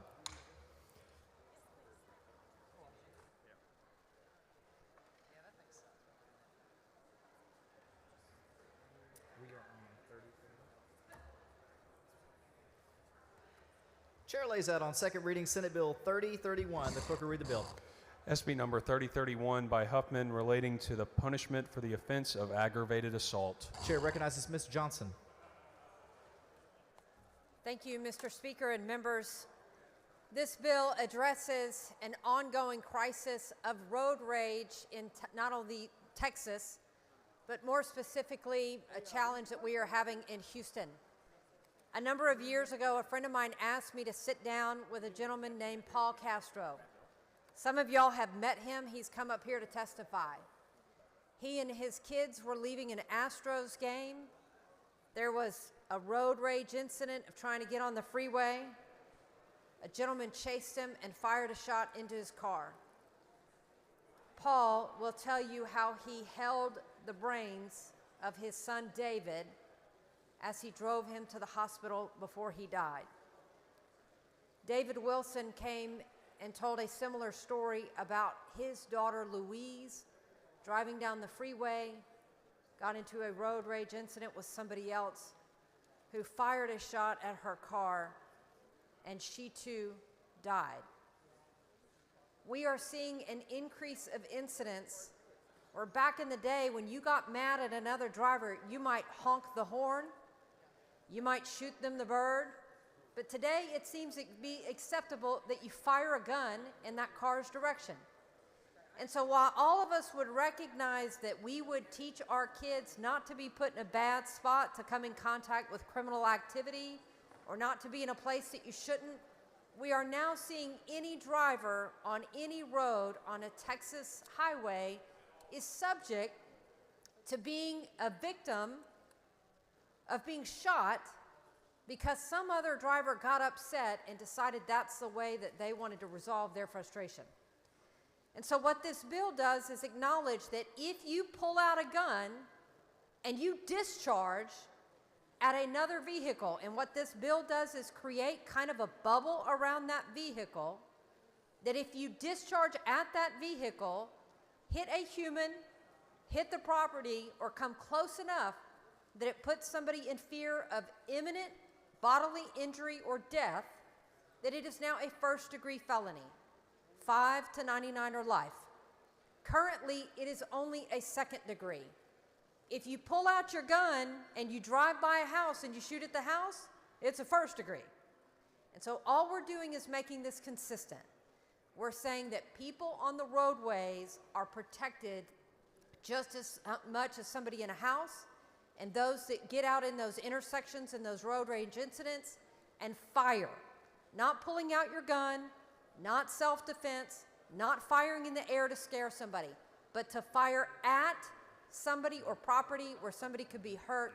We are asking to increase that to a first-degree felony on behalf of David Castro and Louise Wilson. Protect all Texans on the roadway. Mr. Speaker, Mr. Hopper, for what purpose? would the lady yield for a couple questions? Absolutely. Lady yield for questions? She does. I will. Hey, Representative, thank you. I'm not a lawyer, so maybe you could walk me through a couple things. So currently the statute says that if you threaten someone with imminent bodily injury while brandishing a firearm, that's a second-degree felony? Correct. If you Okay. pull out a gun and you threaten, but you never discharge, that's a second degree. Okay. And this bill is amending the aggravated assault statute to allow for an offense that was a second-degree felony to be elevated to the first degree. If two conditions are met, Okay. first off, you discharge. Not pull out a gun, you fire. And you not only fire, you fire at a bubble around an area in which a human could be hit. Okay. And is the only offense category that's higher than a first-degree felony is a capital offense, is that right? You could have an enhancement for 15 years, or you could have another floor of 25, like continuous sexual abuse of a child. And so, yeah, all we're doing is bumping from a second degree to a first degree. But you're right. There are other what we call floors of 15, 25, and in here we're keeping it at 5. I think that's very consistent. And Okay. Thank you. And you're welcome. The last question I have is, so if we pass this bill, would it be possible for someone to get a first-degree felony without ever actually causing physical harm to another human being solely because it involved the firearm and they discharged it? Discharge at, and so basically we don't give you credit for being a bad shot. If you try to kill somebody, we're going to treat it in the same way that you did kill them. Okay. Thank you very much. Thank you, Andy. I appreciate it. Mr. Speaker, Mr. Wally, for what purpose? would Representative Johnson yield for a few questions? Would the lady yield for questions? Of course. Lady yields. Representative Johnson, part of the impetus for this bill, you mentioned Paul Castro's son. They were David leaving Castro, leaving the Astros, the Astros game. Yep. They got in a road rage incident, and the occupant of the other vehicle shoots into Paul's vehicle, Yes. where his son was struck and killed. Is that Yes. correct? Yes. And because of that, that was a higher grade offense because the individual died. What we're seeing, though, is we're seeing a lot of this conduct where people are firing at other vehicles, and we want to hold that as accountable as though somebody has potentially died, to try to send a strong message: stop doing this. And unfortunately, Paul and his family, we send our prayers Yep. and our thoughts to him. He's been a longtime advocate now for criminal justice reform and trying to be better at public safety.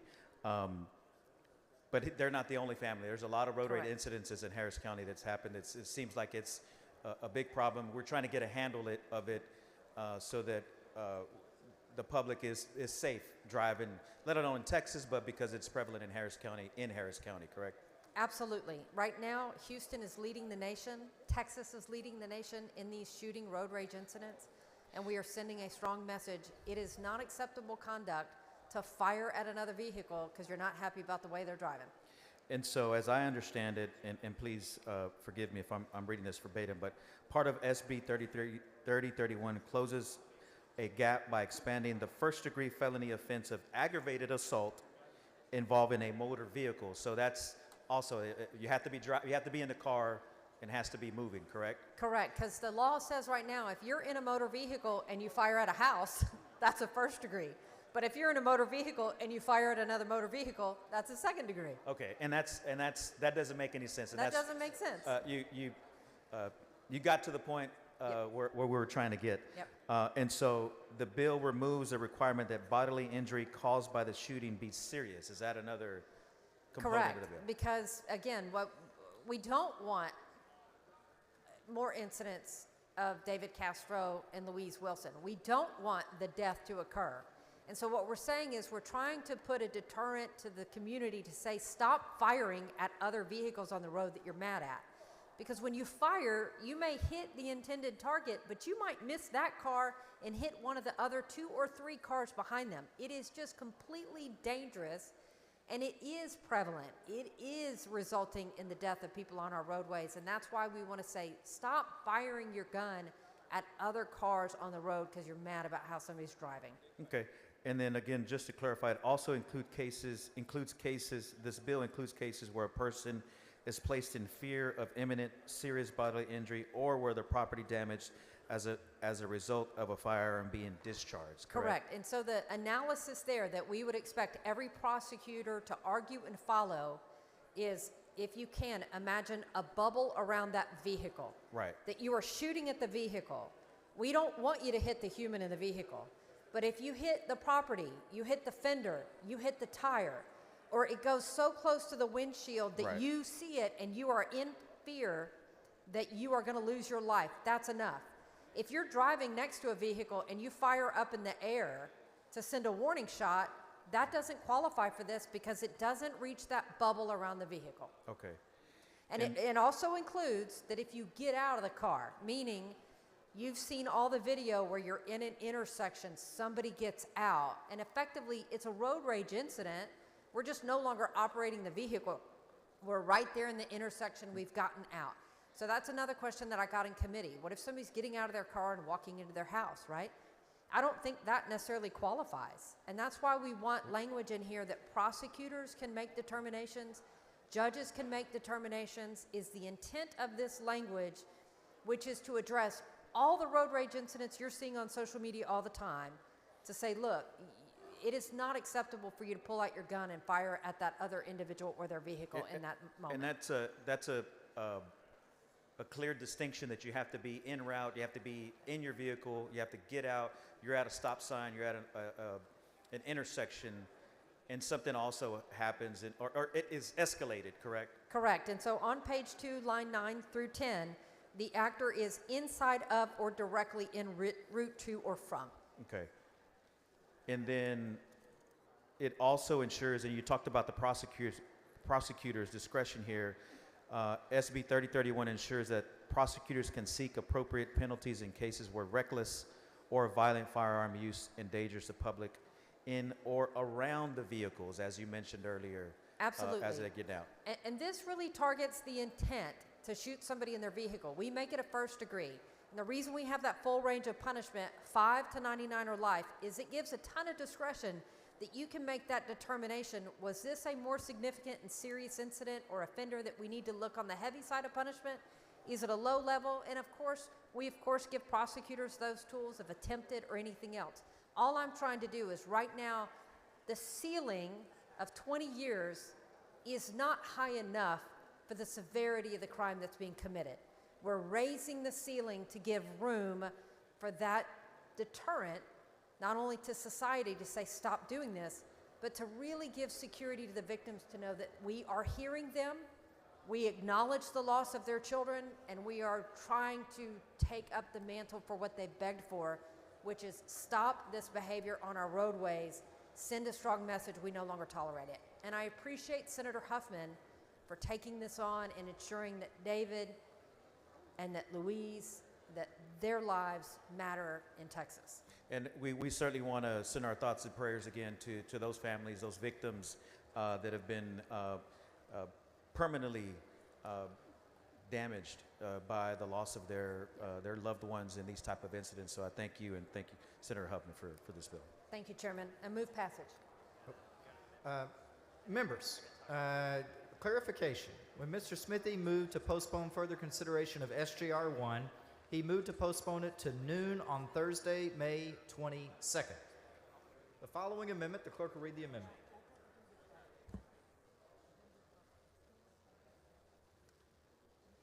Amendment by Verdell.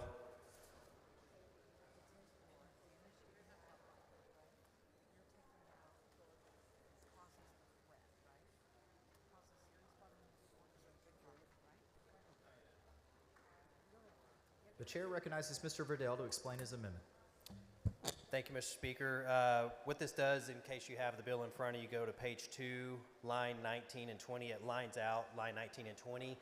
And basically what that is the way the language is written, it says, in discharging the firearm, it places any person in fear of imminent serious bodily injury. I don't agree with that, and I'm hoping that we can get this out of the language so that way the bill is just focused on if bodily injury to a person or damage to any property. I'd ask for your support and hope for adoption. So you're taking away the threat, right?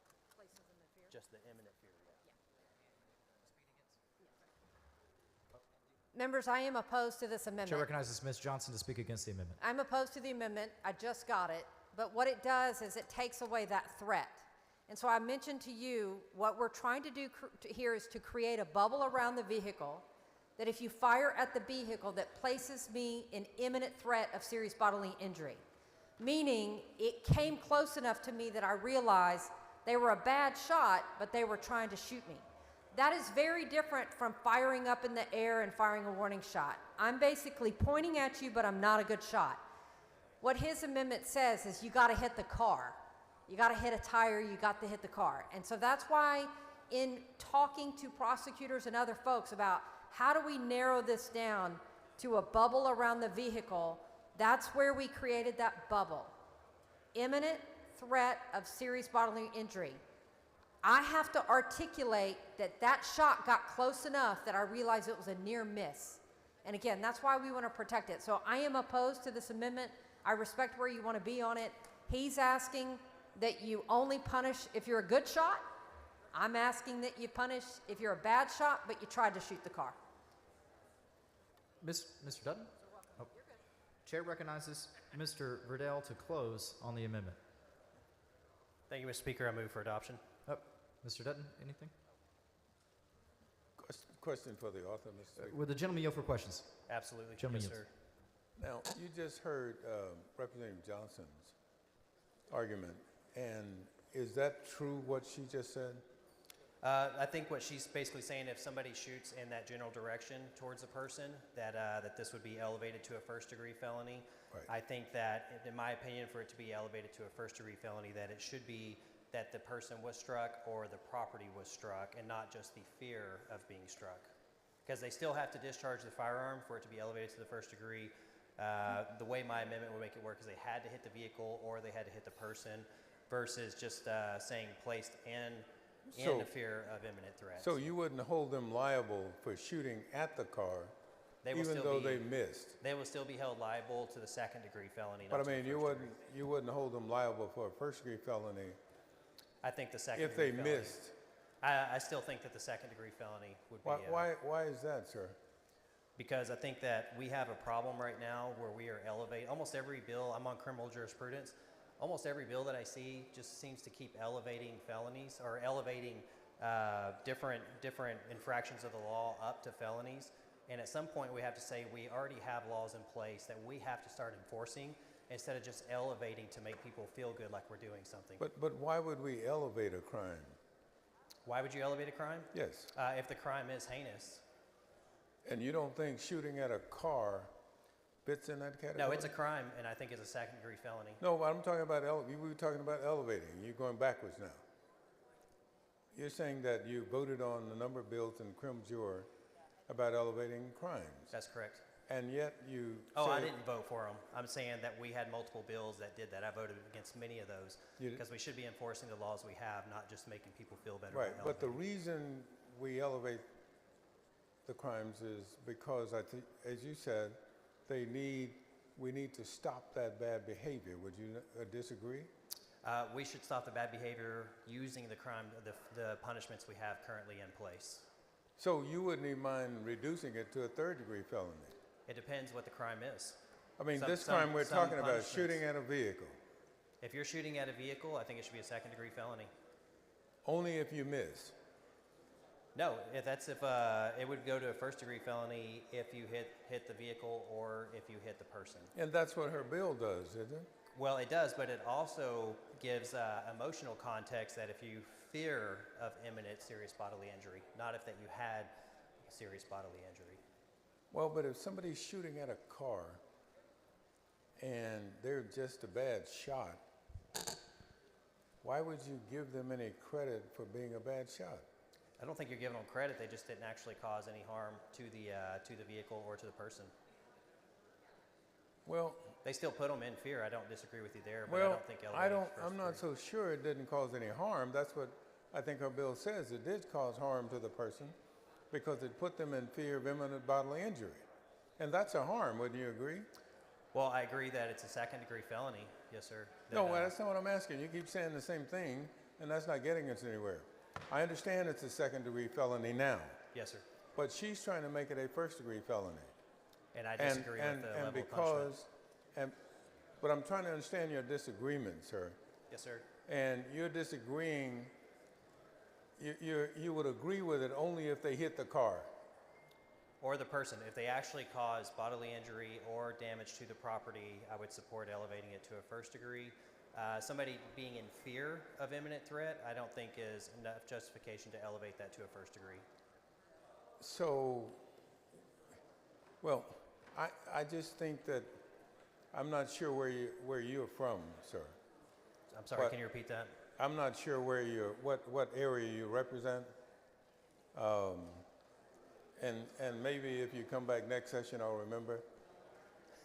But right now, I don't remember. But in Houston, for example, in Harris County, this has become a major problem. In fact, I intended to file this bill and just simply forgot about it that would do exactly the same thing.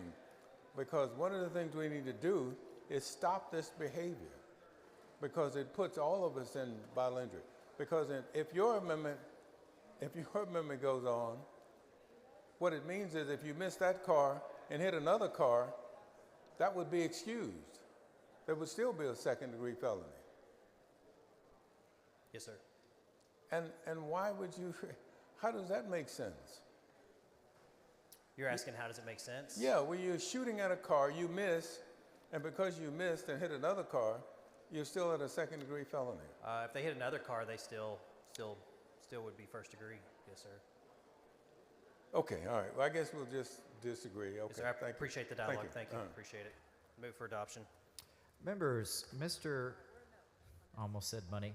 Mr. Verdell sends up an amendment. The amendment is not acceptable to the author. A record vote has been requested. The clerk will ring the bell. Show Ms. Johnson voting nay.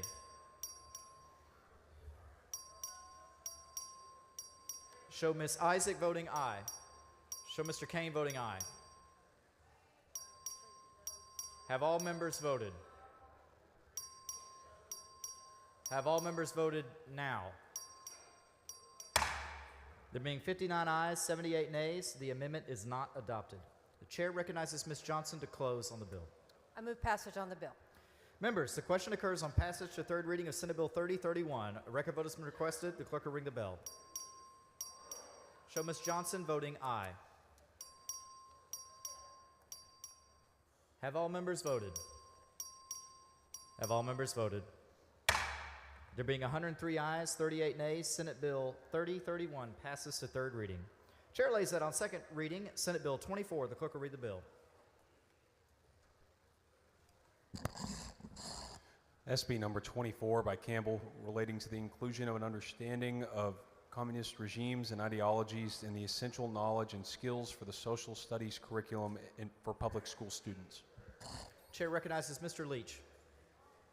Thank you, Mr. Speaker. Members, polling data has shown that even though a majority of Americans still hold negative views about communism, our younger generations have increasingly been more receptive to collectivist ideologies. This bill in front of you now, Senate Bill 24. Hang on, I'm laying out a bill. Hold on just a sec. Senate Bill 24 seeks to address this generational disparity by directing the State Board of Education to include developmentally appropriate, comprehensive education on the history, tactics, and consequences of communism into the TEKS for 4th to 12th grade social studies.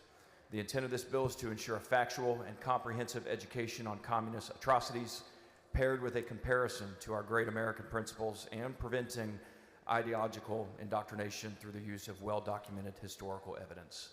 Move passage. Mr. Wu, for what purpose? Will the gentleman yield for questions? Gentleman yield for questions. Yes. Gentleman yields. Thank you, Chair Leach. Just a couple of questions. On page 1, on sub 1, you note to include the history and tactics used by communist movements inside the United States. In the United States. Did I read that correctly? You talking about the bill? Yes, the bill. Where are you looking at? Page 1, line 15. The history of and tactics used by communist movements in the United States. I read that correctly, right? Yes, Okay. the language is what the language is. I'm curious about that because I know you're a very well educated person. You're aware of the McCarthy movement between 1950 and 1954, correct? Correct. And during that period, there were many allegations made against public officials, celebrities, professors, people who I guess Senator McCarthy disagreed with, and he named them as communists without any proof. You're familiar with that history, correct? Of course, yes. And many of those people had their entire careers destroyed. There were both criminal and civil consequences for them. Many people got prosecuted, were put on trial for things that they had nothing to do with. People were dragged in front of the U.S. Senate to answer for things that they had nothing to do with.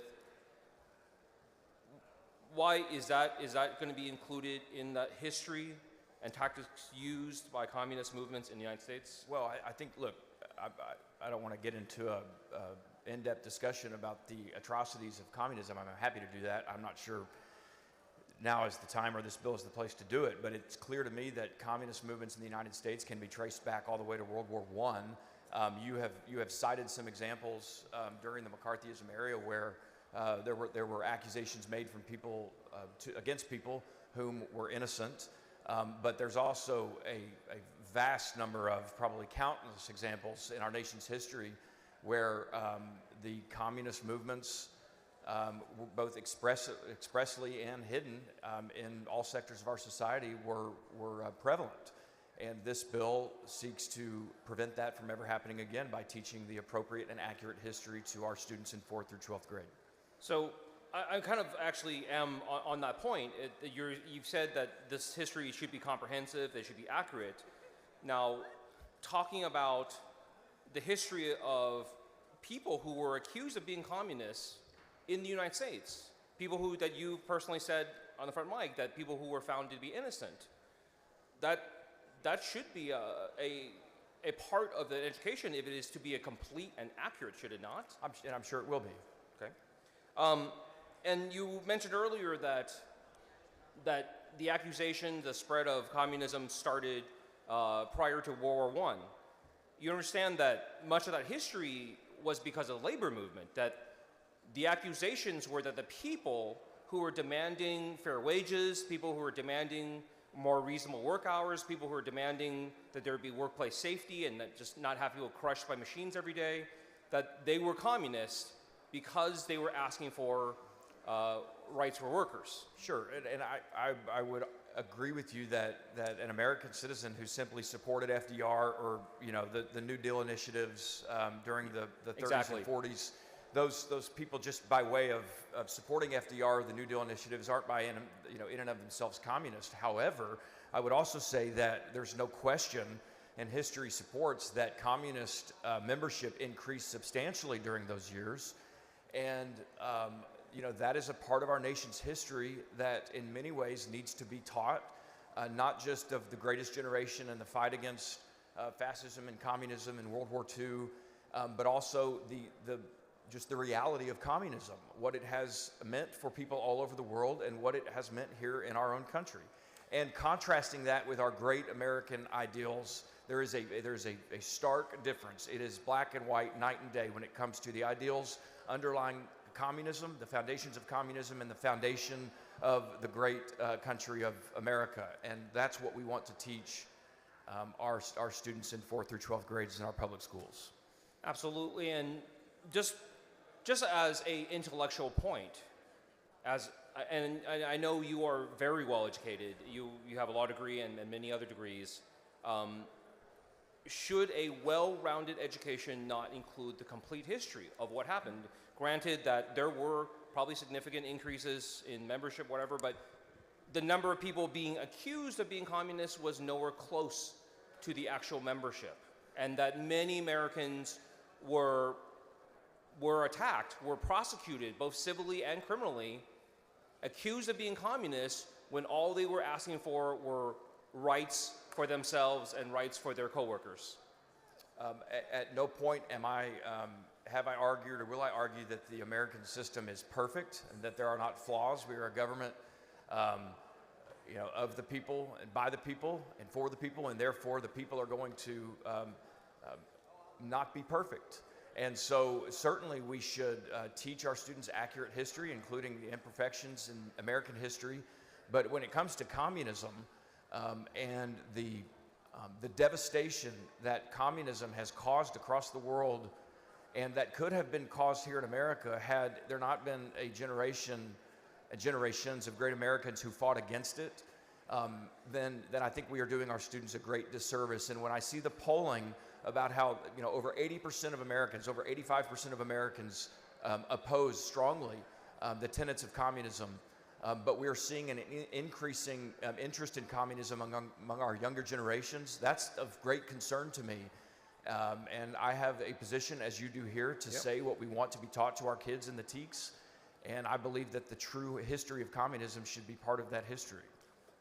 Absolutely. And I personally would have crafted this bill, if this was my bill, I would personally have crafted it to talk about American democracy and why democracy and in a liberal society that grants every person freedoms is more important, that it's a better system instead of just one. Because you would agree with me that there are other systems of government that are also problematic and dangerous, like authoritarianism, theocracies, dictatorships. Those are also systems of government that our country has both fought against and are ideologically opposed to. Would you not agree?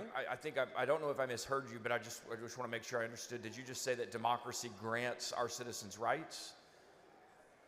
Yes, a democracy that grants everyone equal rights is superior. The American form of government, our democracy, does not grant me rights, and it does not grant you rights. You have God-given rights, and I do as well. And our system of government is designed and is meant to protect those rights, to safeguard those rights. I think we're talking about the same thing. Well, I don't think we're talking about the same thing, because communism disagrees with what I just said, is that you don't have God-given rights. The government gives you rights. The government gives you property. The government gives you everything you have, and you have no fundamental rights that are therefore to be protected. Absolutely. God-given rights to be protected by the government. And so you are making my point for me. This is why we need an accurate history lesson between the ideals that undergird communism and the ideals that undergird our American system of government. And I don't disagree with you. I don't disagree with you. What I'm asking is, the things that you've talked about, the philosophy of where people get their rights, the same would be true in a dictatorship, the same would be true in an authoritarian regime, the same would be true in a theocracy. Should we not discuss those systems of government, since those are antithetical to our American democracy as well? If you want to bring a bill that talks about other systems of government and how they compare to our great American system here of freedom and capitalism and free markets, then I'd be happy to entertain that bill. That is not what this bill is intended. Absolutely. That is outside the scope of this bill. In your bill, does your bill direct schools to talk about the difference between a government and the people that come from those countries? The bill is very, very clear, Representative Wu. If you have a specific question about a section of the bill, I'm happy to go through it. There's nothing in your bill that talks about that, correct? That talks about, say it again?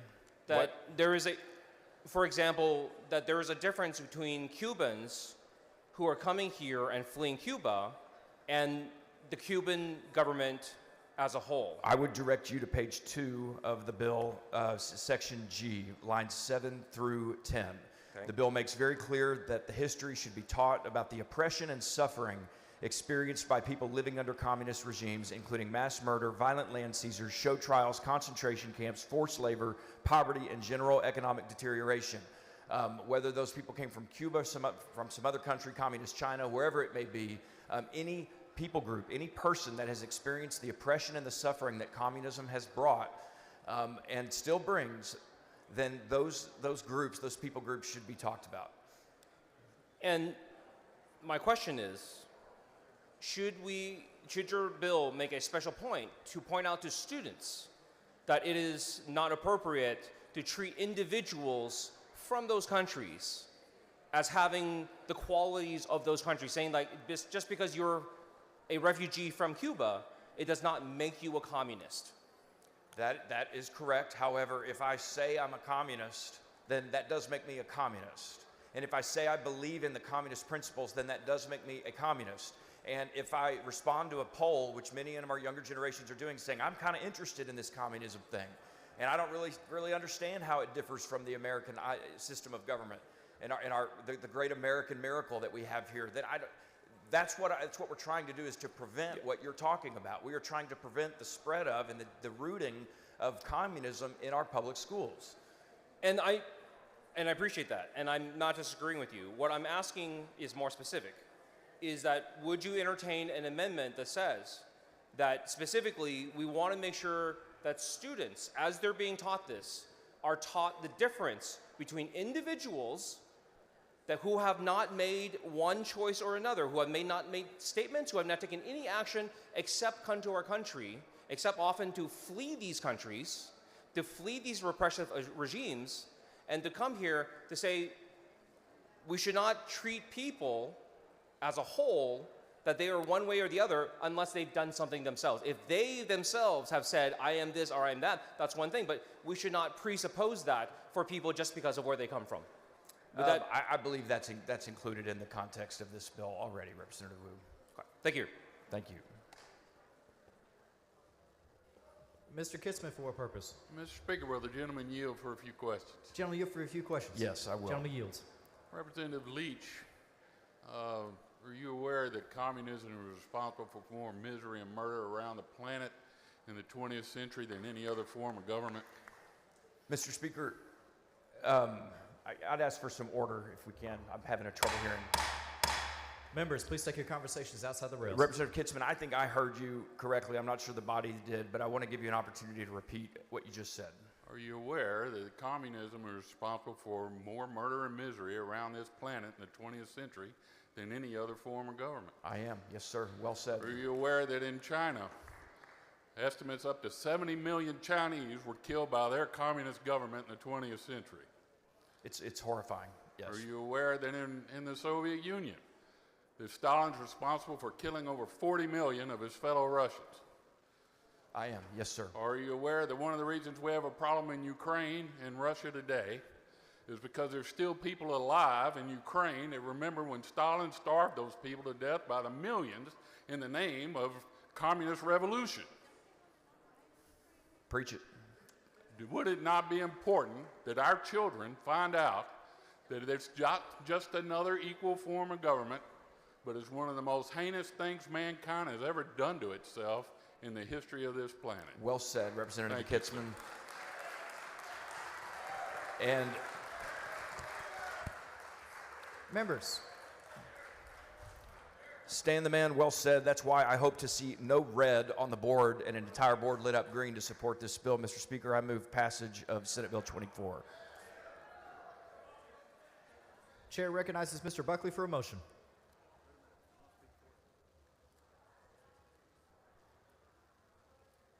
Mr. Speaker, I move that the House grant permission for the Committee on Public Education to meet while the House is in session today at 6:30 p.m. in room 1W14 Agricultural Museum to consider pending, referred, and committee business. Members, you've heard the motion. Is there objection to the adoption of the motion? The chair is none. The motion is adopted. The following announcement, the clerk will read the announcement. The Committee on Public Education will meet today at 6:30 p.m. in room 1W.14 Agricultural Museum in a formal meeting to consider pending, referred, and committee business.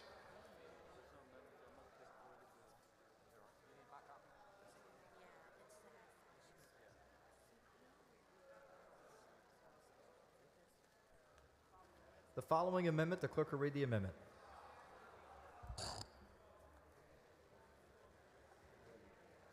Amendment by Goodwin. Chair recognizes Ms. Goodwin on her amendment. Thank you, Mr. Speaker. The cruelty of regimes, massacres, and genocides are atrocious, and our students ought to know that we must strive to never repeat them. However, the political ideological spectrum spans from communism to fascism. If we ask our students to understand the ideological and political motivations behind the genocides carried out by communists, we must also ensure they understand the atrocities committed by fascist regimes, those that operated under the banners of extreme nationalism, racial supremacy, and totalitarian control. Ignoring one side of the spectrum while scrutinizing the other creates an incomplete and potentially misleading historical education. Our responsibility is to equip students with the full truth so they may recognize the dangers of all forms of authoritarianism, no matter where they fall on the ideological spectrum, and uphold the values of human dignity, democracy, and freedom for future generations. I move adoption. Members, Ms. Goodwin, Chair recognizes Mr. Leach to speak against the amendment. Sure. I'm going to move to table, and the reason is because I want to send this bill to the governor's desk as quick as possible. You want to bring a bill opposing fascism and teaching our kids about the history and horrors of fascism, I would gladly sign on to that, but I don't want this bill to become a Christmas tree. This bill is about communism alone, and so I'm asking you to stick with me and table this amendment. Chair recognizes Ms. Goodwin to close.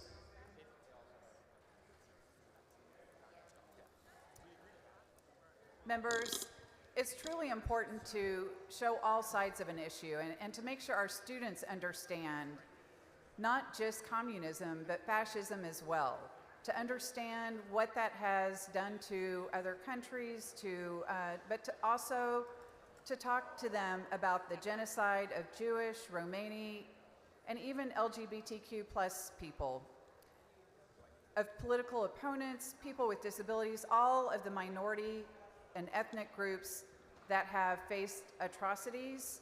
We should make sure our students understand all of these things. Mr. Speaker, Ms. Rodriguez-Ramos, for what purpose? will the gentlelady yield for some Will the lady questions? yield for questions? Yes. Lady yields. Thank you, Representative Goodwin. We just spoke about, you're talking about fascism and the millions of Jews and Polish. We're talking about 11 million people, right, who died. You're referencing specifically World War II and fascism and how it also impacted, or did it impact Americans as well? Yes.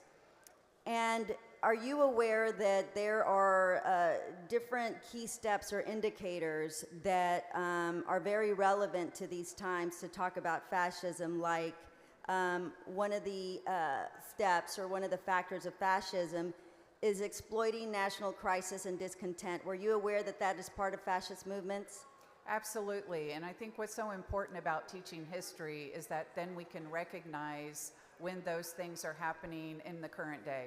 Yes, and is it your understanding that it's important to educate children, because another factor about fascism, because one of the other indicators is cultivating an us versus them mentality. Were you aware that that is also part of the fascist movement? Absolutely. People were divided, just like we see sometimes here in the United States, where we make others seem different and fearful, and students, when they learn about the history, they're more likely to recognize indicators here at home. Very good. And are you aware that another of the indicators, something that is important to us as a democracy, is discrediting democratic institutions, criticizing the democratic process, calling them inefficient or corrupt? Were you aware that that's also one of the other indicators? Yes, absolutely. And you know, today we have a lot of criticism of our higher education, and it's really unfortunate, but it is repeating a pattern. Yes, and were you aware, do you agree that one of the other indicators is suppressing dissent and freedom of speech? Is that something important for our children to understand as an indicator of fascism? Absolutely. You know, sowing distrust among the media, that was something that happened in fascist regimes, and sometimes we see that here. Were you aware that a part of the other thing to build a fascism government is, and what fascist regimes establish strong, centralized control, consolidating the power, that consolidating the power of the government in the hands of a few people. Do you agree that that's something that's another indicator important for our children to know about fascism? Yes, absolutely. Were you aware that fascists use propaganda and manipulation and to control those governments? And that's something that was also an indicator that happened during the Nazi regime. Yes. And lastly, were you aware that fascist governments use violence and repression, something that is really close to home here in America? Yes, you make so many good points, and these are really critical things for our students to understand. Thank you very much. I think it's a great amendment. Thank you, Representative. Thank you. Mr. Speaker? Mr. Bryant, for what purpose? Will the general person yield? Lady, you for questions. Yes. Lady yields. Ms. Goodwin, communism made its debut in 1917 in Russia, is that correct? I believe so. And we saw the devastation ultimately that was caused by that for about the next 75 years, isn't that correct? Yes. But Russia today, the very same country that was once communist, is now fascist, is it not? Yes. And Putin is a fascist, correct? Excuse me? Putin, Oh, Putin. Yes. is a fascist authoritarian leader Yes. in the same country where communism began, right? Right. So the complete picture is communism and fascism. That's right. And every other type of authoritarian regime that may pop up in between. Isn't that correct? That's correct, and that's why I believe the bill as it stands really is incomplete. It's giving our students an incomplete picture, and that's why I filed this amendment. Thank you. Move adoption. Ms. Goodwin sends up an amendment. Mr. Leach moves to table. The question is on the motion to table. If you are in favor of the amendment, vote no on the motion to table. If you're opposed to the amendment, vote yes on the motion to table. A record vote has been requested. The clerk will ring the bell. Show Mr. Leach voting aye, Ms. Goodwin voting no. Show Mr. Harless voting aye, Mr. King voting aye, Mr. Hayes voting aye. Have all members voted? Have all members voted? There being 88 ayes, 50 nays, the motion to table prevails. The following amendment, the clerk will read the amendment.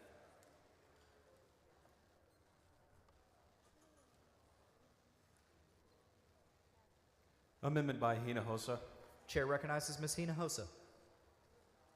Thank you, Mr. Speaker and members. This is similar to Representative Goodwin's amendment, but this is more narrow and only includes fascism. It is my understanding last time we sent this bill out of this committee, we did include fascism for a balanced approach to teaching our students, and so this is very narrow. It just adds fascism to this bill, so that is also put into our TEKS. Fascism is far right, authoritarianism characterized by suppression of dissent.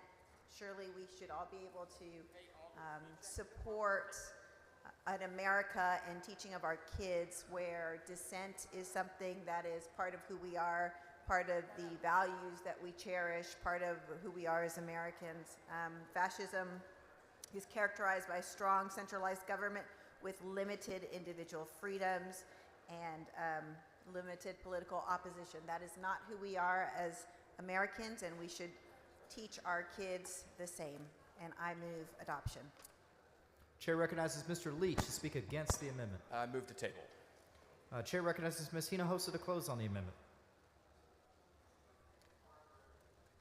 Thank you, Mr. Speaker. Again, we're talking about the education of our children. That should be a balanced approach, free from really partisanship, but the telling of the truth. We know the horrors that fascism has caused around the world. We know that that is not who we are as Americans, and that is part of how we should bring up and teach our children in our public schools. Members, Ms. Hinojosa sends up an amendment. Mr. Leach moves to table. The question is on the motion to table. If you're in favor of the amendment, vote no on the motion to table. If you're opposed to the amendment, vote yes on the motion to table. Record vote has been requested. The clerk will ring the bell. Show Mr. Leach voting aye.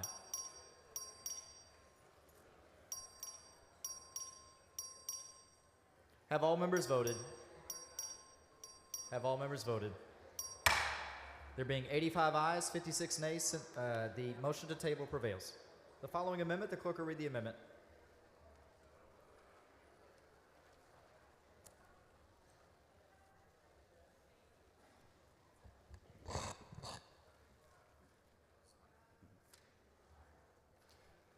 Amendment by Wu. Chair recognizes Mr. Wu.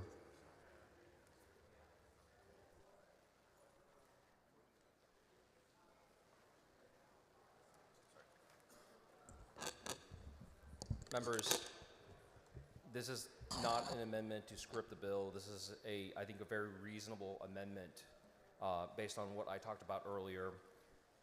My family had its lands confiscated. We lost our farm, we lost our home, and that was what was done to my grandparents and great-grandparents. For my parents' generation was thrown into the fields. During the Cultural Revolution, during the Great Leap Forward, my dad was thrown into the fields when he was 13, 14 years old by himself and basically told to either farm or die. And he managed to survive, but about 55 million other people did not. And for me, when I hear people call me a communist spy, or when members of this body do say those things, I get a little offended, because our family has been the victims of communism for a very long time. And we fled to this country as fast as we possibly could. And for us, when we come here to again be accused of the same things and to not recognize that many of us fought against these things back in the homeland is insulting. For all my friends who were in Tiananmen Square, for those who made it out, for those who did not make it out. This is for them. This is for all the Cubans who struggled to be free, who risked life and limb to go across that 70-mile stretch of ocean. People who fought with everything they had, people who went to prison for decades and decades, many of whom never saw the light of day again, because they opposed these governments. To not give them any credit, to not give them any respect for doing something that is far harder than opposing communism in a democracy. They oppose communism in a communist country. This amendment is to recognize the things they have done, to recognize that all people are not the same, to recognize that people all around the world seek liberty and justice. And I just ask for this amendment to respect what they have done, respect the sacrifices that they have made, and respect the history that is there. That these countries did not move along without a peep. The people made noise, the people fought, and the people suffered. We should recognize that, and we should respect that. Mr. Speaker. Mr. Rosenthal, for what purpose? Does the gentleman yield for questions? Gentleman yield for questions. Yes. Gentleman yields. Thank you, sir. Tell me, do you feel the need to bring this amendment because of the concern that enacting legislation like this will foster negativity, even racism, especially towards our kids in schools and people on the street? Absolutely. And the whole point of why I'm concerned about this bill is the same point that I've made before, that we're now teaching our children to view other people based on stereotypes, based on a broad general understanding of what their country was. To say, like, if all of these people are from these countries, then they all must share the same trait. For Chinese people who fled the communist country there, for Cubans who fled that country, for people who have fled other places. That is simply not true. They do not support those governments. They never supported those governments. They opposed those governments to the point that they fled. They had to flee their own homes and come here. Right, so... And the point is that that I am afraid that as we go forward in this, that we will lose that distinction that there are people from those countries who fought valiantly, many of whom in the millions were slaughtered. And we should recognize that. There were lots and lots of people who opposed them and fought bravely. And it is unfair to label an entire population as one way when they were clearly not, when there were clearly lots and lots of people who fought against it and opposed it.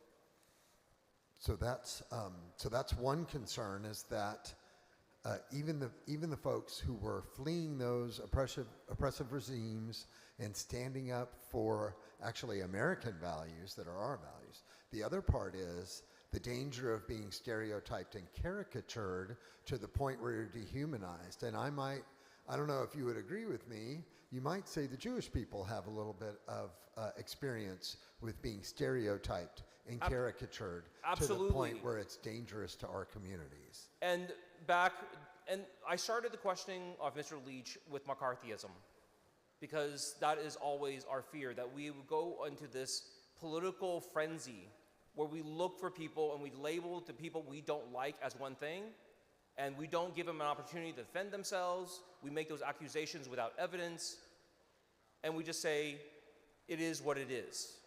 And we start this around again. And during the 1950s, during the height of McCarthyism, lots of Jewish people were simply rounded up and labeled as communists because they were Jewish, because they opposed the people who were doing this, because they were liberal, because they were whatever they were. It's an easy target against people who are in the minority. Exactly. And so this debate reminds me of the McCarthy era.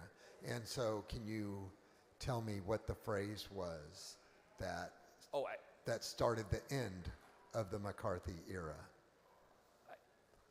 If it was another time, I could answer you, but it's been a long day. The phrase was, have you no decency? And so the question is, when will we find our decency? Absolutely. And members, again, this amendment is not designed to skunk the bill. It's not designed to mess with it. It simply says, as we're teaching all this, could we take a breath and just explain to our children that yes, there were lots of brave people who opposed these regimes and fought against them, and many of them are here today in our country, but many of those same people never left and will never leave, and many of those people were tortured and murdered along the way. Thank you, sir. And that literally includes your family, right? Including my family. Very good. Thank you for bringing the amendment. The Speaker, will the gentleman yield? Mr. Vo, for what purpose does the gentleman yield? I will. Gentleman yields. Representative Wu, you know that I came from Vietnam, South Vietnam, right? Yes. And at one time, South Vietnam was taken over by the North Vietnamese communists. Correct. Okay. The South Vietnamese fought bravely and fought bravely against the communists, and they should be recognized for that. They should be remembered for that. Right, and the South Vietnamese never believed in communism or Communist Party or Correct. anything like that. So correct. If this amendment would go on to the bill, then... That if this amendment goes on the bill, we will make sure that the South Vietnamese who fought alongside American troops and died alongside American troops are remembered for their actions, are remembered for their opposition, that they disagreed and did not approve of the communists who were coming and invading the South and fought almost to the last man. All right. Yeah. Thank you. Mr. Olcott, for what purpose? Yes. Does the gentleman yield for a couple of questions? Gentleman yield for questions. I will. Gentleman yields. Representative Wu, is there anything in Representative Leach's bill that actually states that all Chinese are communists or that all Vietnamese are communists? No, Mr. Olcott, and that is the fear. Because this bill does not say those things, because the bill does not make those distinctions, that I am fearful that they will not teach those distinctions, right? The schools operate on the black letter of the law. They look at this bill and they said, what is the bare minimum we are required to teach? And they will teach those things. And what I want the bare minimum to include is at least one tiny part of this curriculum, one minuscule part of this study should include the people who fought against it, should include the people who gave their lives fighting against this.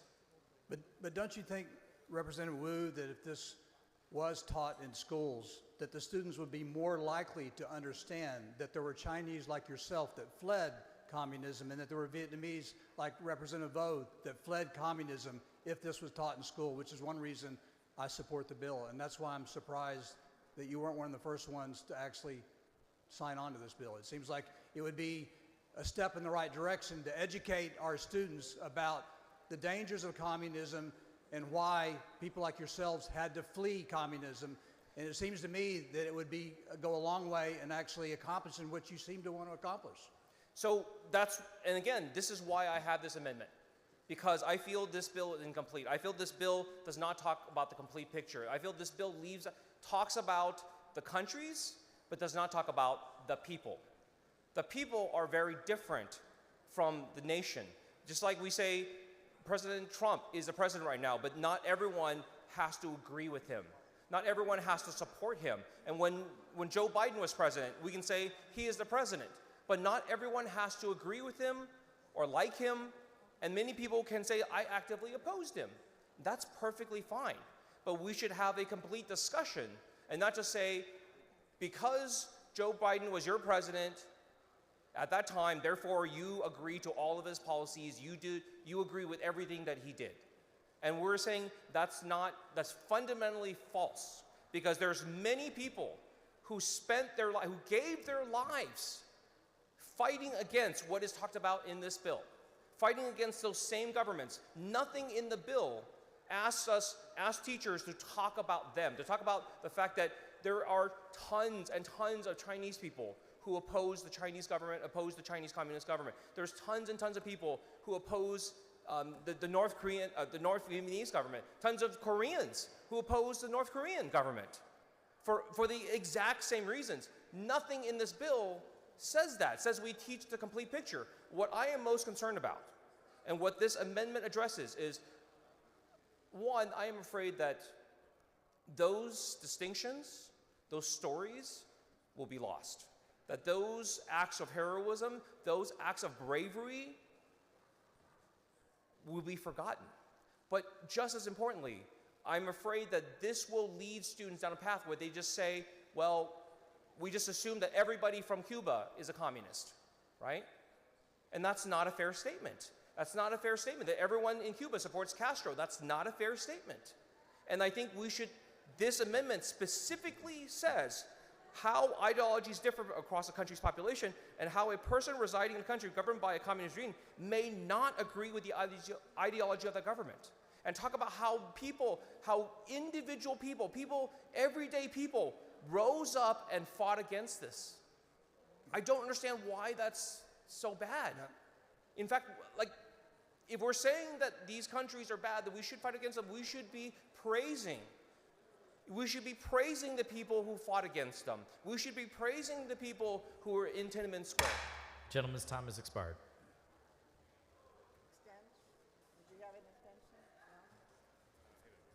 Chair recognizes Mr. Leach in opposition to the amendment. Okay. Members, in short, to respond to my colleague, Representative Wu, all of this is included in the bill. I honestly don't think Representative Wu has read the bill closely. The SBOE is given time. This does not go into effect until the 26-27 school year. They have time to develop this curriculum. It's not us developing the curriculum. It's the SBOE doing it. And if you'll look at it, it requires a comparative analysis of collectivist ideologies contrasted with United States founding principles. And then it gives specific attention to input, this is in the bill, seeking input from victims of communism and from nationally recognized organizations dedicating to commemorating victims of communism. It says the SBOE should incorporate material from existing education programs that provided instruction on the topic of communist regimes and ideologies. I don't disagree with the spirit and the intent of Representative Wu's amendment. I simply do not think it's necessary, and members would ask you to stick with me on a motion to table. Ms. Button, for what purpose? For some inquiries. Will the gentleman yield for questions? Yes. Gentleman yields. Chairman Leach, you and I had some serious conversation because you are my neighboring rep. Do you know that my parents escaped communists to Taiwan during the hardship, and then I was born and raised in Taiwan? I do, and now you're a member of the Texas House of Representatives, and Yes. a damn good one. Yes, and I'm proud I was born and raised in Taiwan and come to this great country. But I often remind everyone the danger of communism. Isn't that true? Yes, you do. And every time I get a chance, I talk people, the freedom is now free, just like our beloved President Reagan said, freedom is now free. That's why people need to understand what is going on in the real world. Isn't that true? Well said, yes. Yeah. And I'm reading this. In your bill, exactly, you pointed out that you have the sick input from victims of communism and the nationally recognized organizations dedicated to, it's right there. So do you know that I was deeply moved? My tear almost dropped out when Representative Chairman Wu and also Chairman Vo, they talk about their experience. Yes, I do. And I was deeply, deeply moved, and I want each of our members realize how painful they say those things because they personally can share with you. And Chairman, do you know my heart is really broken because it is so important. We need to let the people understand, especially during the school age students, they might be some kind of naive, so don't understand the whole situation, but we need to educate them when they are still at the early stage. Is that true? That is correct. That is correct. And Madam Chair, you've been around here long enough to know that on a bill like this, which is solely focused on educating our K through 12, 4 through 12 students on the horrors of communism, you've been around here long enough to know that if I, as the author of the bill, stand here and start to accept or allow or support a bunch of amendments, then a bill like this becomes a Christmas tree.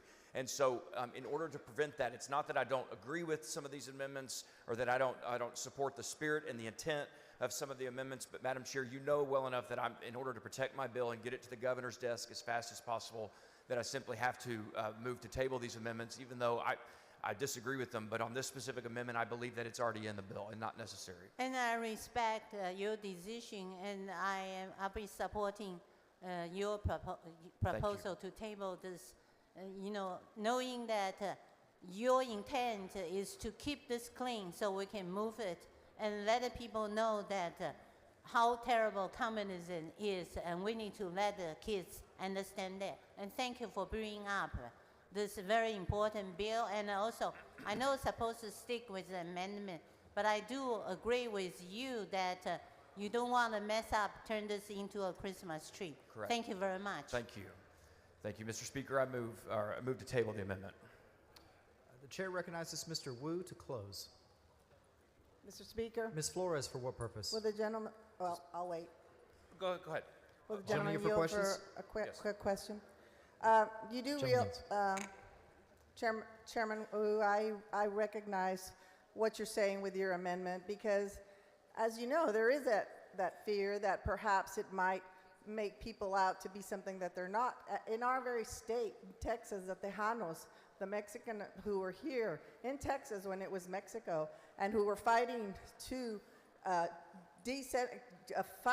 for independence against the Mexican government, they themselves, Mexicans and Tejanos, were discriminated against and were scapegoated after the revolution. And it took a really long time to make sure that people were not treating Mexicans or Tejanos as second-class citizens or as bad people. So I see what you're saying with your amendment. I mean, I don't know if you realize that about our own history, and that's proof that that does happen. Thank you, absolutely, thank you so much. And this is, going in the same vein, and I just want to say, I absolutely have read the bill, and this provision is not in the bill. The provision in the bill says you have to go talk to those people. Doesn't say you have to teach about them.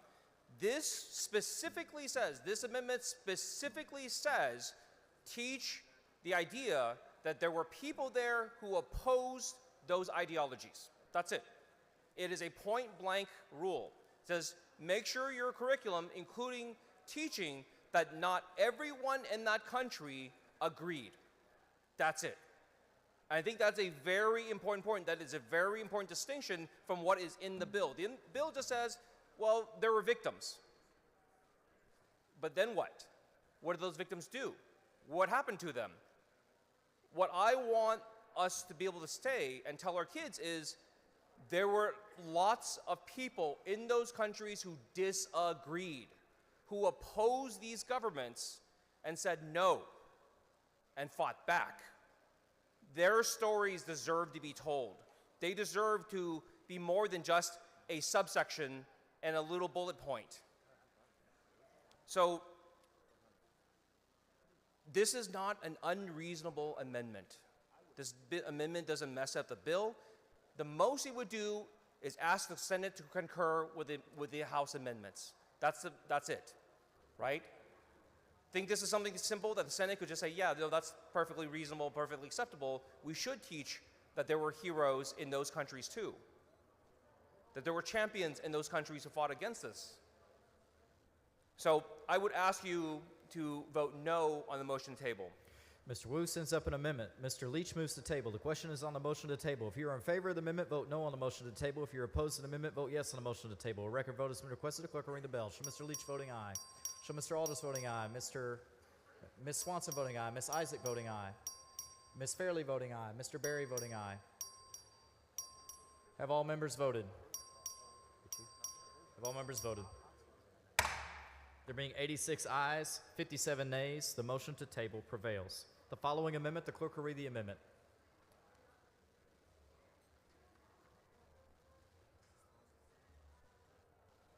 Amendment by Rosenthal. Chair recognizes Mr. Rosenthal on the amendment.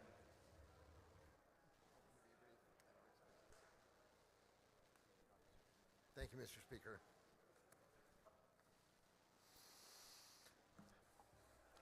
Members, this is an amendment to add mention of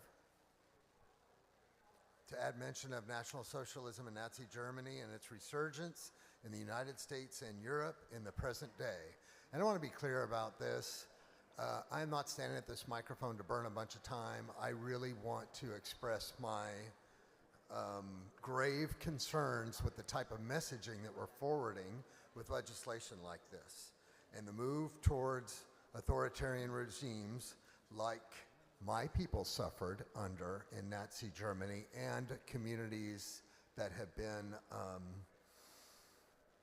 that have survived attempts at eradication throughout history. And so when we're looking at this legislation, at this bill, we're seeing signs of rising authoritarianism, like the politicization of independent institutions, spreading of disinformation, executive power grabs. Does any of this sound familiar to any of you all? Because from my perspective, from the cultural teachings that I grew up with, what we're looking at today mirrors some deeply, deeply disturbing and dangerous periods of history that a lot of us should have learned about in school, that some of us are old enough to remember.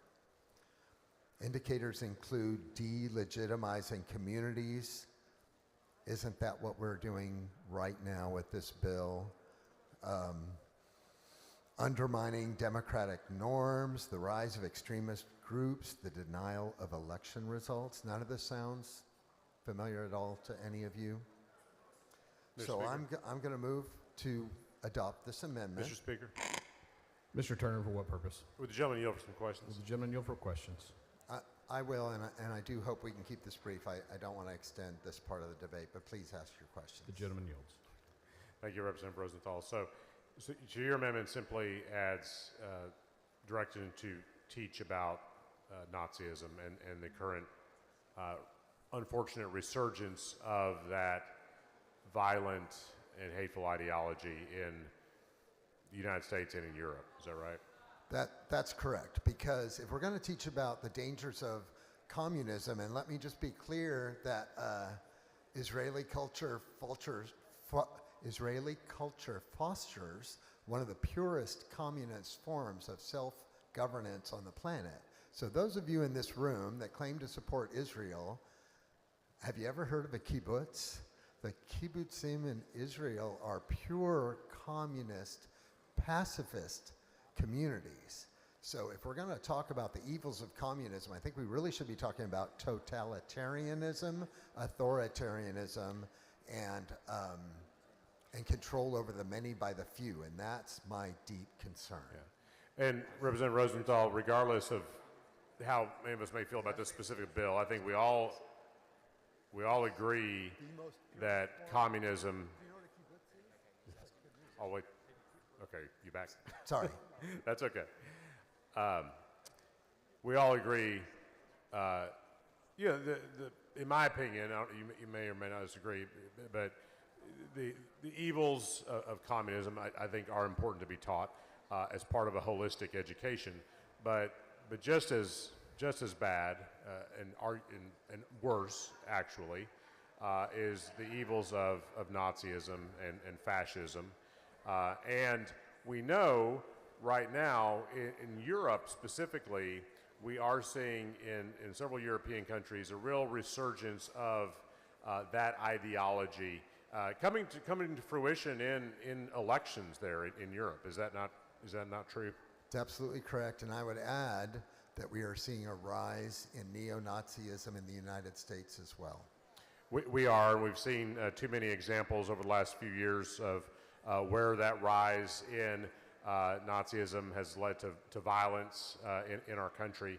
And I agree, I think, with you that it is important that young people be taught the evils and the dangers and the historic carnage that Nazism has wrought on the world over the last 100 years.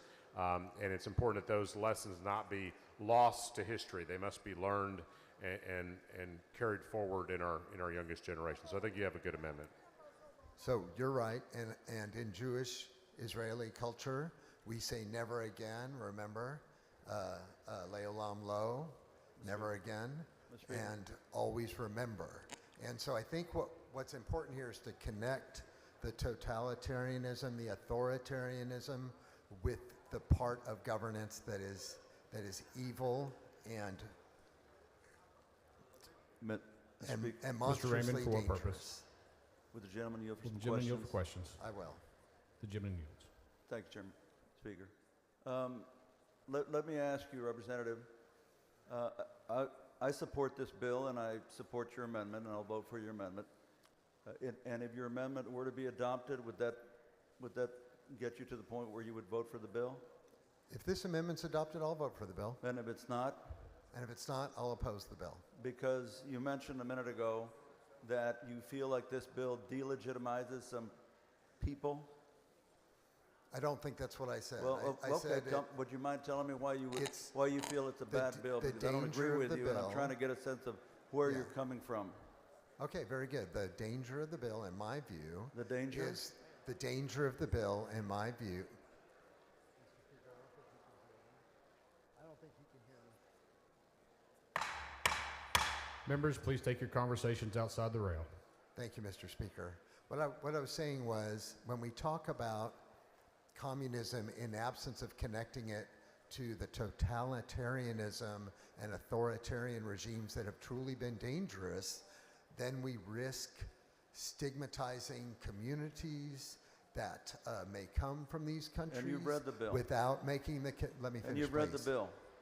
Can I please Did you read finish? the bill? Yes, sir.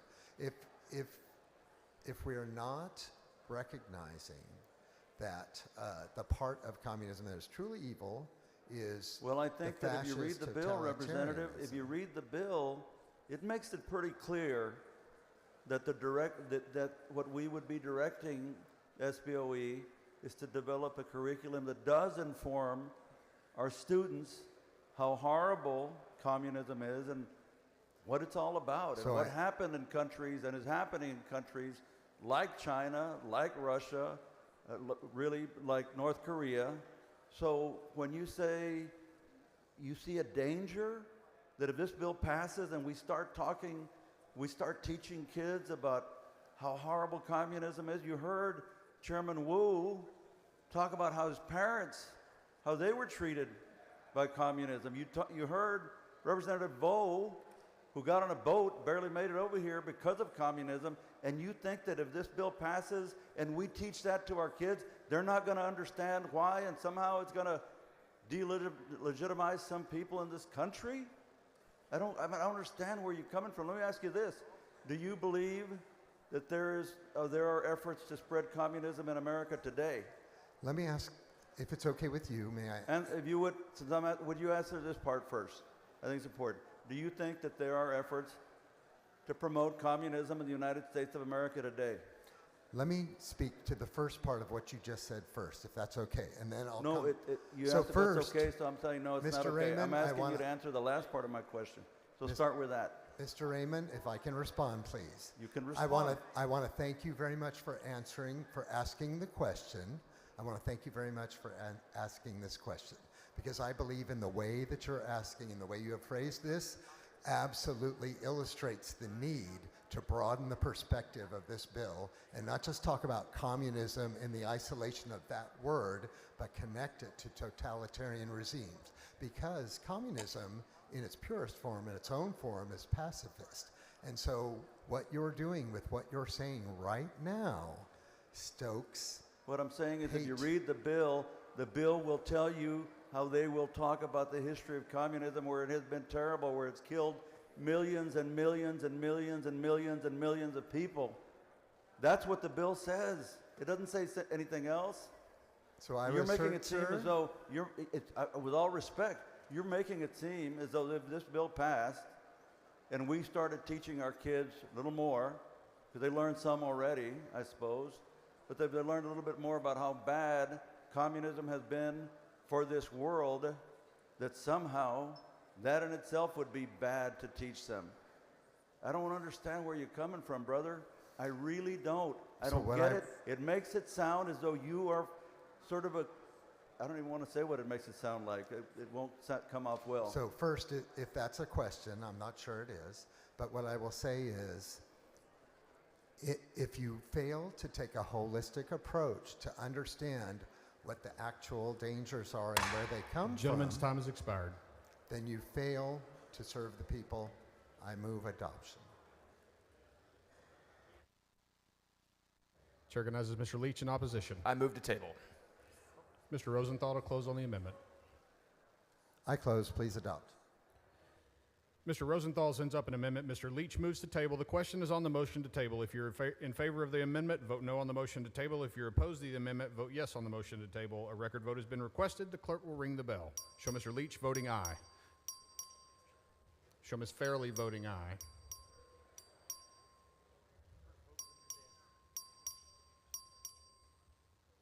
Have all voted. There being 87 ayes, 55 nays, the motion to table prevails. Anyone wishing to speak on, for, or against Senate Bill 24? Chair recognizes Mr. Raymond. The chair recognizes Mr. Raymond in favor of the bill. I know you guys don't want to hear speeches. I'm not really talking to the Republicans right now. I'm talking to the Democrats. And I have to speak on this. Because let me tell you something, Democrats. Read the bill. John, read the bill. The oppression and suffering experienced by people living under communist regimes, including mass murder, violent land seizures, show trials, concentration camps, forced labor, poverty, and general economic and it goes on. And Democrats, let me tell you something. You vote no on a bill like this, and it defines you in a way that Mr. you're Speaker. not, in a way that we're not. Mr. Rosenthal, for what purpose? I do Does the not gentleman yield. yield for questions? I will not yield. Not at this time. I will not yield. So, Democrats, I'm asking you, stop and think about. There is nothing good about communism. Nothing. But if you, no. Please, guys, look at this. Mr. Speaker. Let me tell you something. I passed Mr. legislation. Rosenthal, for what purpose? Does the gentleman I yield will for not yield, one not question? even once. One question. I'm not going to yield to you or anybody else, so Not at there, this don't time. ask me again. I remember when my daughter was in the 5th grade, she came home one day and she said, Dad, it was 9/11. She said, Dad, they didn't say anything about 9/11 at school today. That's not right, Dad. I passed a bill so that they would say something about 9/11 every year from then on, and that's what we have in schools today. I passed a bill to make sure that we talk in schools about the Holocaust so that people and our students would know that that happened. So if you want a bill about fascism, I voted for those amendments. I voted for your amendment. That didn't pass, but that doesn't take away from the fact that we have this in front of us. And if we as Democrats continue to take the bait and vote against bills like this, get ready for more, because there are not going to be more of us 2 years from now. There will be fewer. That's just the way it's going to go, because you know communism is wrong. If you think it's right, go live in China for a while. Go live in Cuba for a while. Go live in North Korea for a while. See how that goes for you. So, Mr. Speaker. you know, we're all grown up. Do Mr. what you want to Rosenthal, do. for what purpose? But I ask you, I know you're Will not the gentleman communist. I know you please don't believe yield in for a communism. single question? Don't let them paint you that way. That's all I say. Will the Please gentleman vote yield? for the bill. The gentleman does not yield. The chair recognizes Mr. Dutton on the bill. Parliamentary inquiry, Mr. Speaker. Please state your inquiry. Is it not customary to actually have open debate on these microphones? It's not a proper parliamentary inquiry. Second question, is it not normal decorum for us to address each other by last name and title? Yes. Thank you, Mr. Speaker. Mr. Dutton on the bill. Thank you, Mr. Speaker and members. I think in my 20 terms in this legislature, I have never been more mixed or had mixed feelings about a bill. And let me tell you why I have mixed feelings about it. Because on the one hand, I know and feel that this is the greatest country ever. And I know it is because what it's done, not only for me, but a whole bunch of people like me. And that's on the one side. On the other side, when you start talking about teaching communists and about the communist regimes and the things that they do, I agree with it. I agree that we should talk about that. But what I also know is this, is that almost every one of the civil rights leaders in this country were first labeled communists. That's what they did to them. And I think if we're going to teach about communism, we ought to make sure that they don't teach anything like that. Our preamble says to form a more perfect union. And what these people were trying to do was form a more perfect union. And I don't think they should have been labeled communists. I'll just give you one example. Most of you know who Jackie Robinson was, right? You know Jackie Robinson. And you thought he was the first black baseball player. Well, you know how he got there? You probably don't know Paul Robeson. Paul Robeson was black. He was a lawyer. He was an actor. He was an activist. And he could do just about everything. He starred in Othello. And that caused a problem for the larger community. And so they labeled him a communist. But what Paul Robeson had done when he was a lawyer was, he wrote a letter to the baseball league telling them that if they don't get a black baseball player, he was going to sue them. As a consequence, the league got Jackie Robinson. And that's so you'll know what happened. But even beyond that, what also happened was this. Paul Robeson made a statement during the advent of World War II that a black man wouldn't fight in a white man's war. And the U.S. House Un-American Activities had a hearing on it. And you know who the key star witness was against what Paul Robeson said? Jackie Robinson. And so, if we're going to teach communism, I hope it's not reflective of the civil rights movement in this country. Because I don't think any of them. Dr. King was labeled a communist. W.E.B. Du Bois, yeah, you're right. All of them were labeled communist. And what they really wanted was to just showcase the treatment of black people in this country and to stop it. Because they too thought this was the best country in the world, but it needed improvement. And that's where I stand today, that this is the best country in the world, but it still can be improved. And if somebody labels me a communist, so be it. But I am going to fight to make sure, for example, that every child, Dr. Buckley, can read by 3rd grade, because I think that's important. And so when I say I'm almost bipolar on this bill, because I want to vote for it, on the one hand, but on the other hand, I want to make sure that when we teach about communism, we're not teaching that the people who wanted to make this a more perfect union were simply communists, because they were not. And so I'm going to go to my desk, and between here and there, I'll figure out. I know what Chairman Leach is trying to do, and I think it's important. But I also think it's important to make sure that history gets it right. Most of us recognize that history is always written by the winners, not by the people who were the losers in the whole battle. And many of us were the losers, and many of us up here are the products of the people who were losers. And so we didn't get to write the history. We got to live it, though.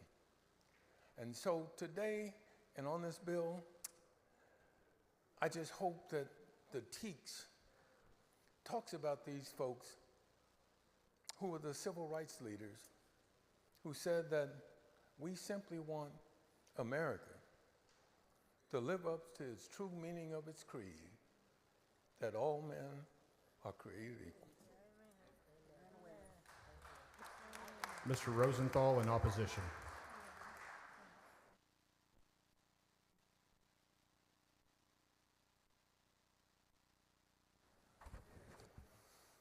Thank you, Mr. Speaker. I was not actually going to speak at the end of this, but the debate has inspired me to oppose the bill.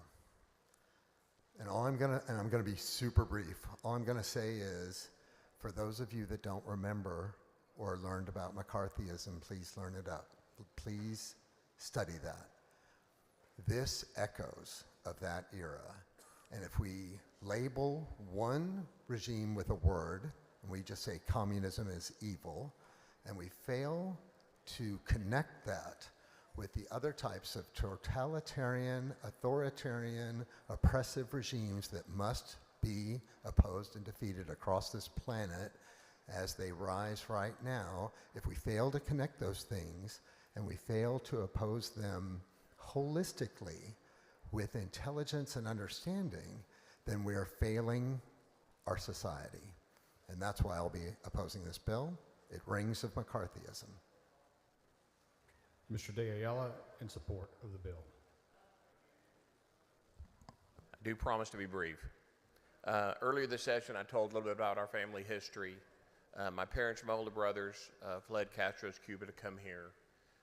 And I had, whether you call it a benefit or not benefit, of listening to the stories, of hearing what was happening, growing up in the comfort of West Houston. I wouldn't be here in this body if I didn't grow up with that kind of history in our family. And to see the contrast between that form of government and ours. Back to the bill. The bill talks about an education so that our students understand the difference in ideology, and not just the ideology, but how it manifests itself in reality. And that is so important because the ideology, in theory or in the abstract, can be somewhat alluring. But only when you see it manifest itself in real time, in real communities, in real people, do you understand how horrible that form of government is. To teach it the way this bill suggests it should be struck for those to put the curriculum, I think for those in our schools would be the best way for them to understand in reality what this form of government is and how it manifests itself in the world. I support the bill strongly. I hope you all do too. Thank you. Mr. Leach to close on the bill. Thank you, Mr. Speaker. Members, I am proud to bring this bill to you, and Chairman Dutton and all of you members, I invite you to vote on this bill, to vote for this bill. Chairman Dutton, everything you just said I agree with, 100%. And if as you say, if the SBOE in drafting this curriculum does not respect us, then they should expect us, okay? I think we've made clear what this legislature intends with this bill, and that is to promote American ideals and to continue to fight against the horrific atrocities of communism. If you agree with that, then vote yes on this bill. With that, I move passage. The question occurs on passage to third reading of Senate Bill 24. This is a record vote. The clerk will ring the bell. Show Mr. Leach voting aye. Show Mr. McQueenie voting aye.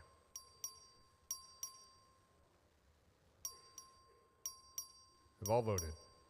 There being 112 ayes, 20 nays, Senate Bill 24 is passed to third reading.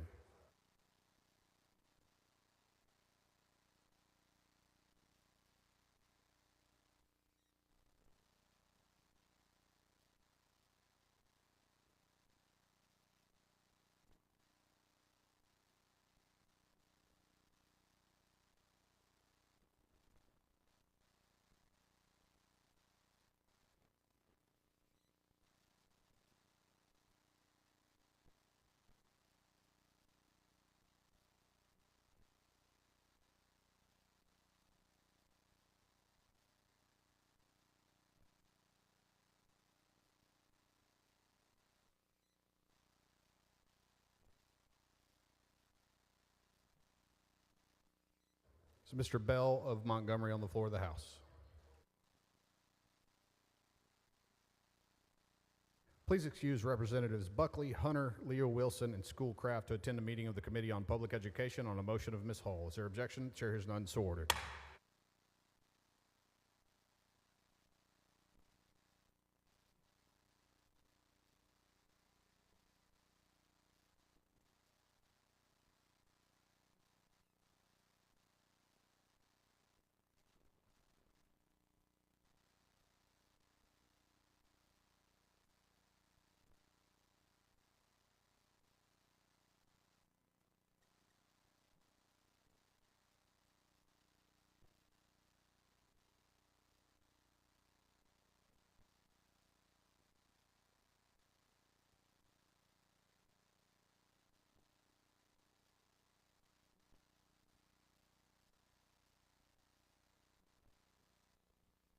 Members, earlier today, Ms. Isaac advised the chair of her intent to make a motion to reconsider the vote by which Senate Bill 1253 passed.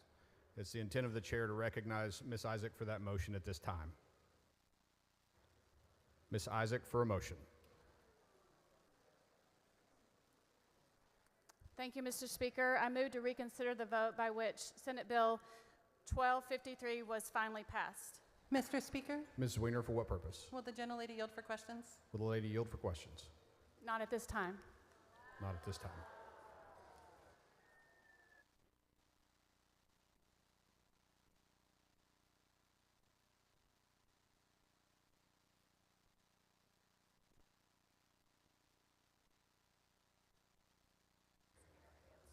The chair recognizes Ms. Weiner in opposition to the motion. Thank you, Mr. Speaker, members. This motion is being put forward to try and strip language from Senator Perry's SB 2660 from this bill. That is language that affects the groundwater district that I have a well in and that I count on to make sure that my well that puts water in my home keeps flowing. Members, the language that was put into this bill from Senate Bill 2660 is unanimously supported by the Hays County Commissioners Court. That language was proposed, or the resolution in support of 2660 was brought forward by one of the Republican members, Walt Smith of that Commissioners Court, and it was seconded by the other Republican member of that Commissioners Court. I also have up here a letter of support from the Wimberley Commissioner, Morgan Hamer, in support of this legislation. That is a commissioner who's largely in Representative Isaac's district, but also in mine. And I also have a resolution from the city of Wimberley, also unanimous, supporting Senate Bill 2660 by Perry. A unanimous resolution from the city of Wood Creek, supporting Senate Bill 2660 by Perry. I also have a petition with 1,200 signatures, mostly from Wimberley, Driftwood, and Dripping Springs within this groundwater district, supporting Senate Bill 2660. Members, this is language that is popular. It is something that is needed here in Hays County to protect the private property rights of landowners who are on a well. Senator Perry did not initiate this amendment being brought, but he has told me he thinks this is good policy and he hopes it gets out of this chamber and back over to the Senate. So members, I want to urge you to vote no on the motion to reconsider so that we can do good water policy for the state of Texas. Mr. Speaker. Mr. Bryant, for what purpose? Parliamentary inquiry. State your inquiry. What is the motion that's pending before the House at this moment?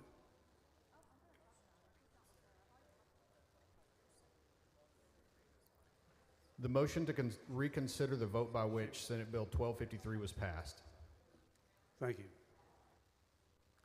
So members, please vote no on this Mr. motion Speaker? to reconsider. Ms. Garcia, for what purpose? Would the gentlelady yield for questions? Will the lady yield for questions? Yes, I will. The lady yields. Rep. Zwiener, I actually heard this bill in committee, and I have a question for you. Can you discuss the state of fresh water, access to water in that particular part of your district? Yeah, in Western Hays County, again, where I live, where I have a well, we have drought conditions, we have challenges with not enough groundwater available. We have had wells dry up.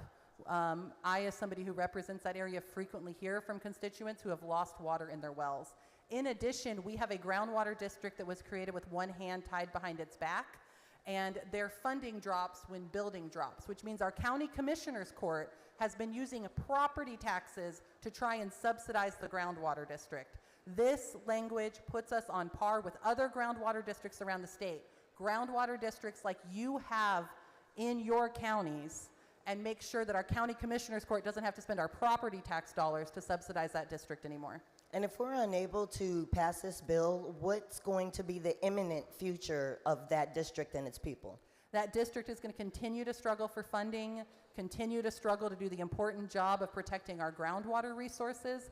And members, this might be my biggest sell. Y'all, if we can pass this legislation for the Hays Trinity Groundwater Conservation District, then we don't have to talk about them anymore.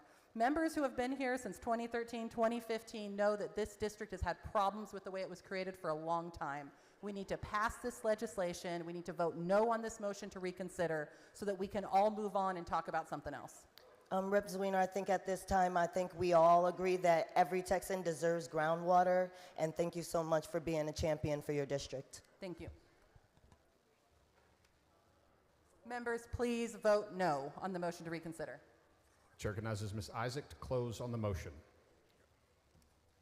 Ms. Isaac. Thank you, Mr. Speaker. Question for you real members. quick. Mr. Kane, for what question? For what purpose? Ms. Isaac, who put this Will the amendment gentlelady yield? Yes, I'll yield Lady for yields. questions. So the amendment, who did this? Romero. Okay. And that affects your district, is that correct? It's 95% my district. This is not between two members. Y'all are not getting involved Thank you, ma'am. between Great. two members. This is Thank you. 95% affects my Excellent. district. I don't think any other member would like that on this floor. I don't think they would either. You should move passage. Let's go. Members, a third reading amendment was added to Senate Bill 1253 that affects only Hays County and a groundwater conservation district that is 95% my district. This amendment represents a shameful abuse of our representative republic. It was snuck into an unrelated bill and pushed through without proper transparency or debate.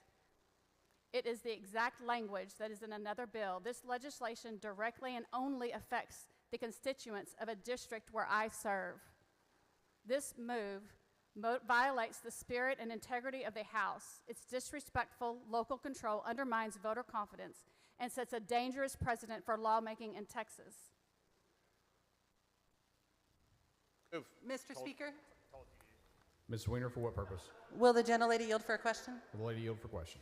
You and I talked on the floor yesterday about this at great length, and I told you that you and I would work together during the interim on this. And the reason that this amendment got on today is because I spoke with you. So I will not talk with you anymore about this amendment. Not my recollection of that conversation. She does not yield. The question is on the motion to reconsider the vote by which Senate Bill 1253 finally passed. A record vote has been requested. The clerk will ring the bell. Show Ms. Isaac voting aye. Show Ms. Hull voting aye. Show Ms. Bowers voting nay. Show Ms. Weiner voting nay. Have all voted? Have all voted? There being 57 ayes, 73 nays, the motion fails.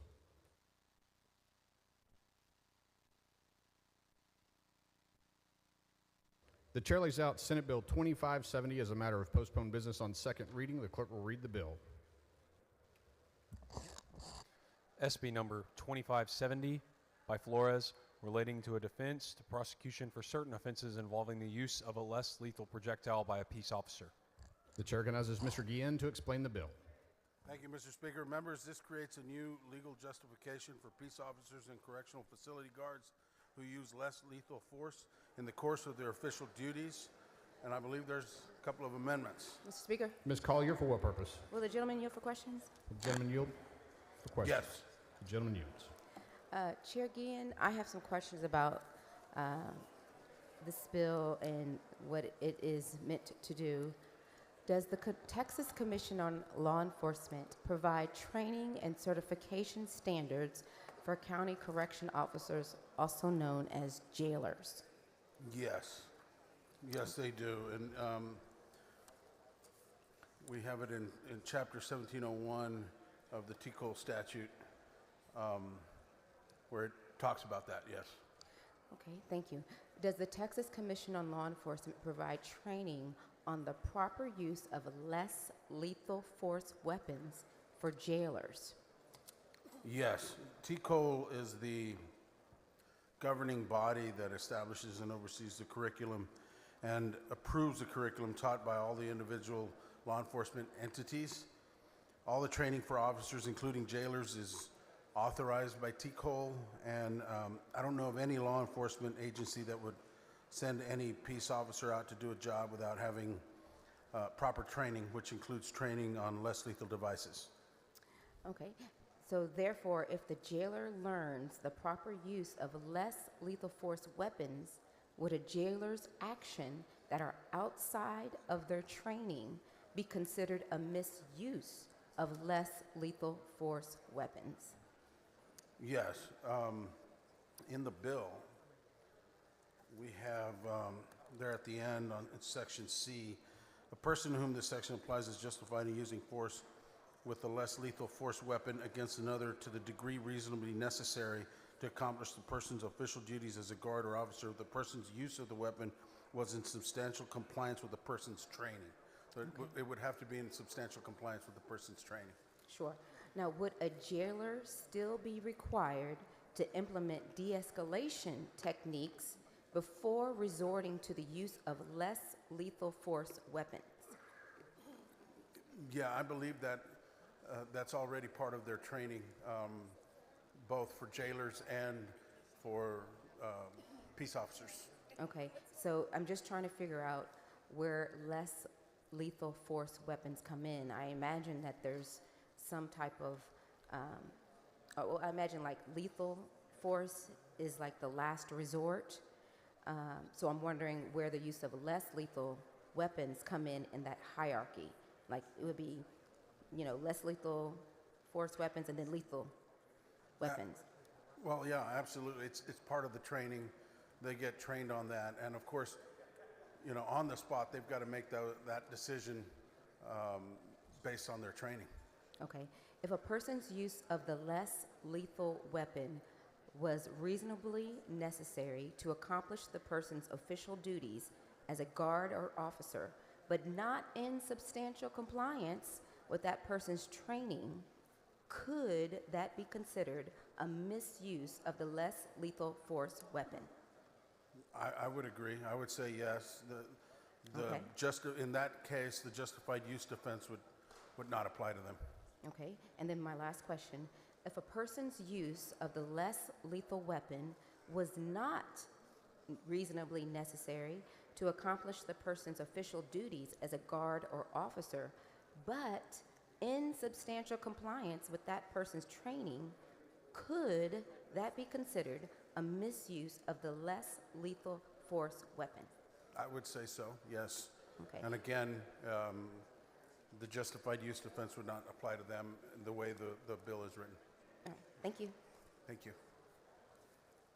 Mr. Bryan, for what purpose?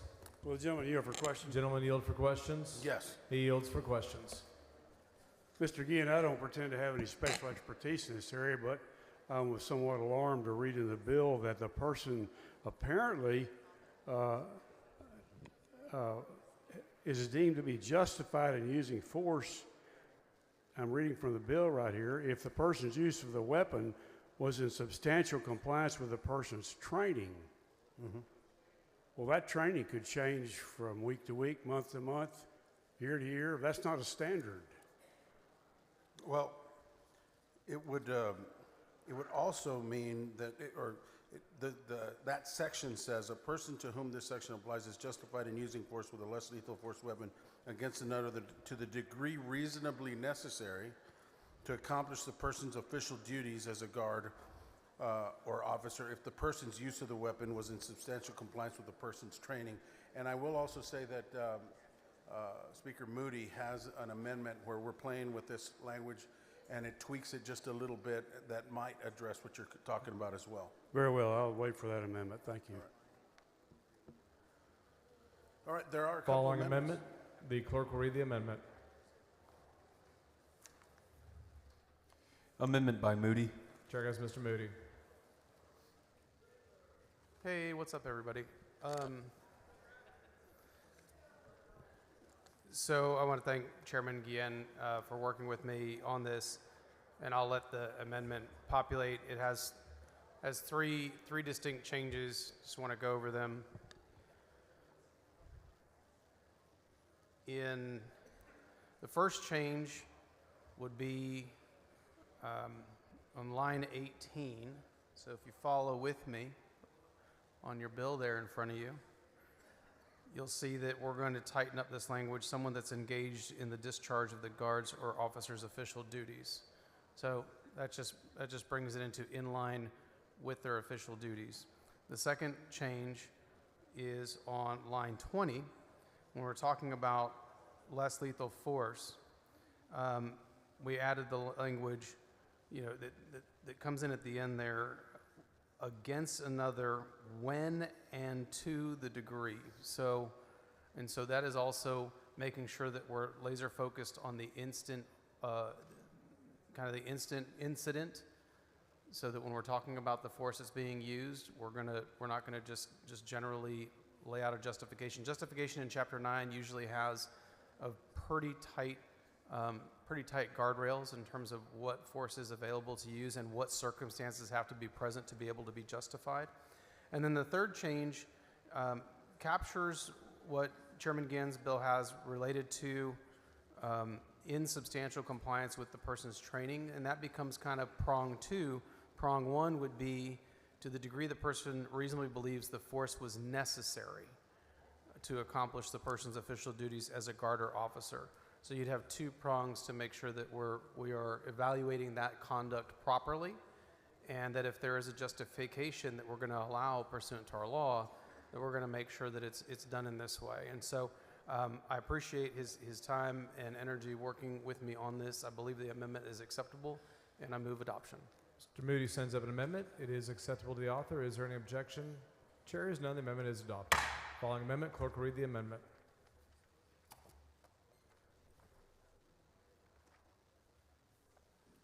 Amendment by Reynolds. Mr. Reynolds.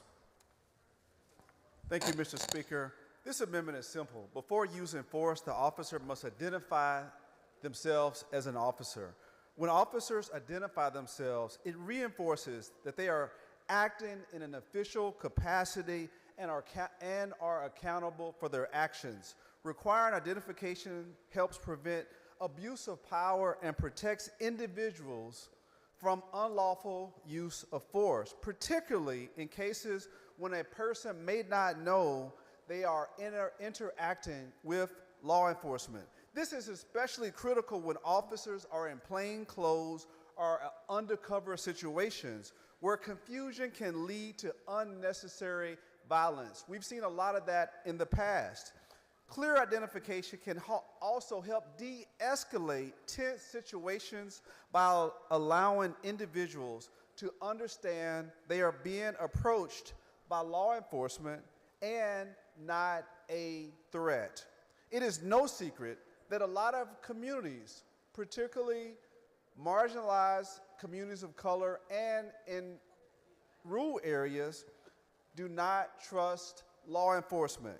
By adding this amendment, this will create transparency within police departments, building trust and communication between law enforcement and the communities that they serve and protect. Most well-trained officers already identify themselves before acting. Making it a formal requirement ensures consistency and protects both police officers and civilians. With that, I move adoption of this amendment. Mr. Guillen in opposition. Thank you, Mr. Speaker. Members, the language of this bill applies to a scenario where an officer in the line of duty has made a reasonable determination that a use of force is necessary based upon their training. The amendment that Representative Reynolds has three fundamental flaws that I can see. Number one, before any use of force, it requires the officer to identify themselves and give a public statement as to the purpose of the action that's to be taken. In situations where seconds make a significant difference, mandatory introductions and discourses are just out of place. Number two, the language is incredibly vague. Questions I would have is what form does the introduction have to take? Which legal statutes is the officer required to recite to the public before using force? What method would be used to validate that this greeting and discourse actually happened? And number three, law enforcement agencies already have procedures relating to use of force. If we place additional burdens over and above those existing requirements on the use of less lethal devices, we simply drive these officers up the use of force continuum to the use of deadly force. This language is carefully crafted, and it's focused, and it's targeted. It came out of the committee 10-0, and so I moved to table. Mr. Reynolds in opposition to the motion to table. Thank you, Mr. Speaker. Members, if we want to make sure that the citizens, civilians, understand that they are being approached by law enforcement, this amendment protects that. This amendment will help save lives, not just of civilians, but of officers. And so this is about transparency. I hope that you will vote for this amendment for the safety of our communities and the protection of police as well. Thank you. Mr. Reynolds sends up an amendment. Mr. Guillen has moved to table. The question is on the motion to table. Record vote. Clerk ring the bell. Show Mr. Guillen voting aye. Mr. Kane voting aye. Have all members voted? Have all members voted? 91 ayes, 46 nays. The motion to table prevails. Following amendment, clerk. Please excuse Mr. Guerra because of important business on motion of Mr. Munoz. Is there objection? Chair is none, so ordered. Following amendment, the clerk will read the amendment.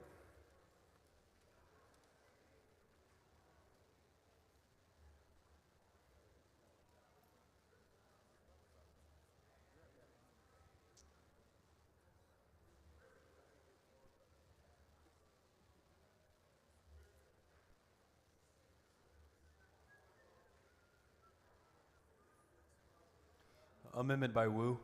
Mr. Wu. Thank you, members.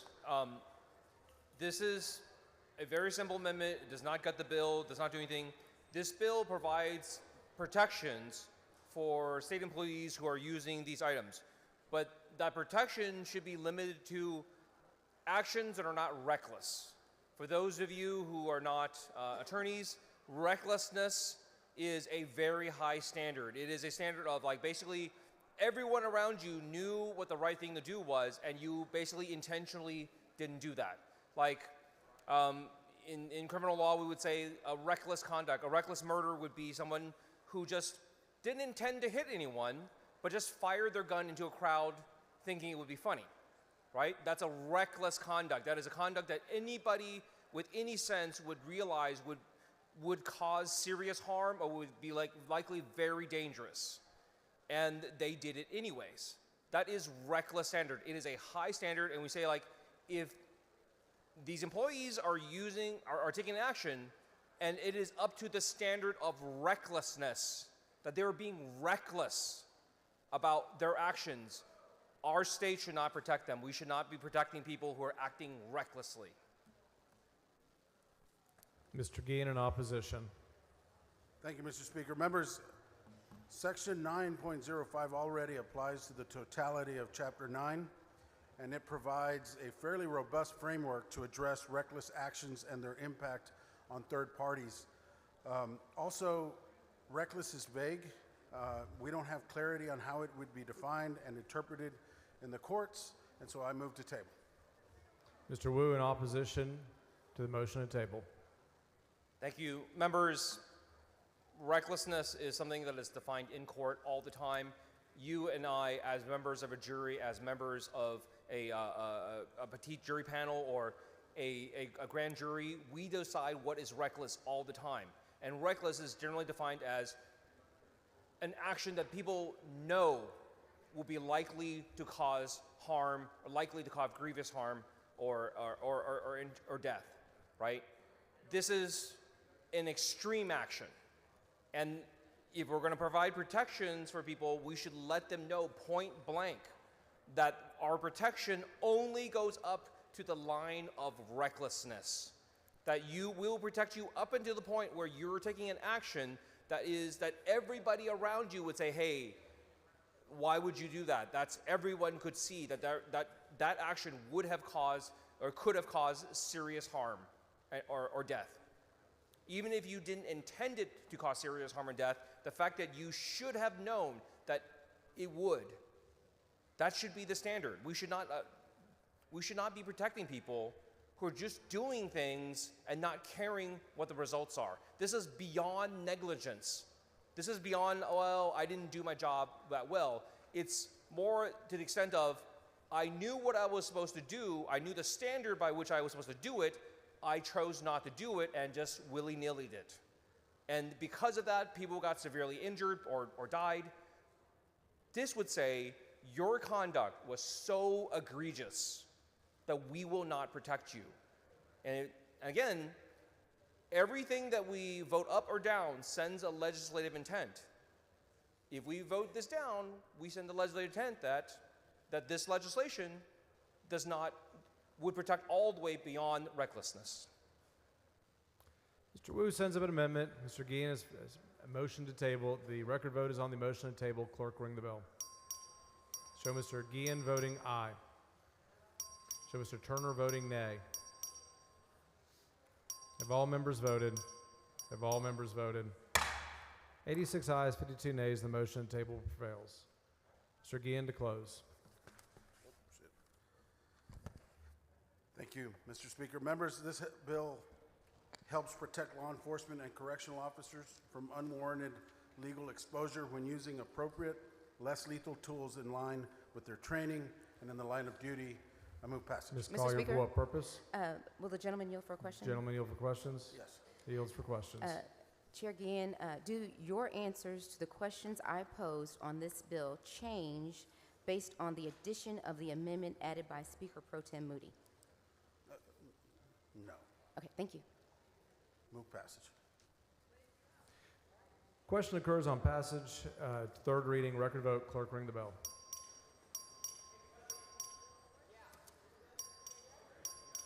Have all members voted? Have all members voted? 110 ayes, 30 nays. Senate Bill 2570 passes third reading. Members, the chair lays out Senate Bill 3 as a matter of postponed business on second reading. The clerk will read the bill. SB number 3 by Perry, relating to the regulation of consumable hemp products and the hemp-derived cannabinoids contained in those products, requiring registration, imposing fees, creating criminal offenses, providing an administrative penalty. Mr. King.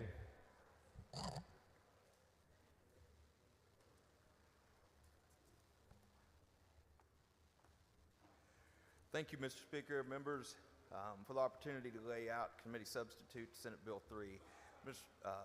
Senate Bill 3 is an important bill for the state of Texas. Over the past few months, I've met with stakeholders from across the industry, heard testimony from hundreds of witnesses that has culminated into the bill we have before us. It ensures that hemp is properly regulated and safe for adult Texans to consume. On December 20th, 2018, President Trump signed the Farm Bill into law, legalizing the cultivation and production of hemp. It is important to note that hemp is defined as a cannabinoid plant containing less than 0.3% of Delta-9 THC. In the years since the implementation of the Farm Bill, a gray area has existed regarding the legality of the consumable hemp products. The lack of regulation included no age requirement, created an opportunity for synthetic products to enter the market, and allowed products with higher percentages of THC to go unnoticed in the marketplace. This created a public health hazard and must be addressed. I believe the committee substitute to Senate Bill 3 will create the regulatory framework needed. Senate Bill 3 allows Texas-grown, American-made products under 0.3 to be sold safely to adults 21 and older. These products will be required to be tested by DEA-approved labs and will be sold through the three-tier system similar to alcohol. This bill prohibits vape pens, but will allow the sale of tinctures, hemp flour, hemp beverages, and other consumables. Importantly, Senate Bill 3 will prohibit these products from being marketed in likenesses to children's snacks, such as Cheerios, Nerd Ropes, etc., and will prohibit these products from being sold in stores that are not limited to 21 and older customers. This will help get rid of the 24-hour vape stores that have popped up all over, and particularly next to schools. Some of you may have heard from constituents regarding THC-induced psychosis, and Senate Bill 3 will address this concern by banning all synthetic or converted cannabinoids as well as higher doses of THC. Science has proved that these manipulated versions of THC, such as Delta-8, are responsible for these episodes of psychosis, and they do not belong in Texas. Another concern has been noted is local control. What if your county doesn't support the sale of THC hemp-based products? Senate Bill 3 allows for a county to vote to be dry in the same manner they can vote on alcohol. Under the committee substitute Senate Bill 3, TABC will be the agency tasked with regulating this industry. Permits will be required for manufacturers, distributors, and retailers. While hemp beverages will be sold in the current three-tier system, other hemp products would be able to be vertically integrated, allowing a manufacturer to also distribute their product. Because of the importance of keeping the products out of children's hands, Committee Substitute SB 3 requires an electronic verification of consumers' IDs, ensuring that the purchaser is at least 21. It also prohibits a sale within 300 feet of a school, church, public playground, daycare center, child care center, homeless shelter, or substance abuse treatment center. Additionally, these THC products will have an additional tax of 2 cents per 2.5 milligram of Delta-9. Half will go to TABC to regulate the industry. A quarter will go to accredited crime labs for the product testing, and a quarter will go to support opioid and narcotic response services by law enforcement. Ultimately, members, these products are federally legal and can be mailed directly to the consumer. Thank you, Ms. T. Even if Texas passes a total ban, a complete ban would maintain the status quo, just putting more of it on the streets unregulated. Committee substitute Senate Bill 3 now would create a rigid regulatory framework to protect all Texans. I do have a perfecting amendment. Mr. Reynolds, for what purpose? Mr. Speaker, I raise a point of order under House Rule 4, Section 32C3 on the ground that the bill analysis incorrectly describes the rulemaking authority delegated within the bill. Bring your point of order down front.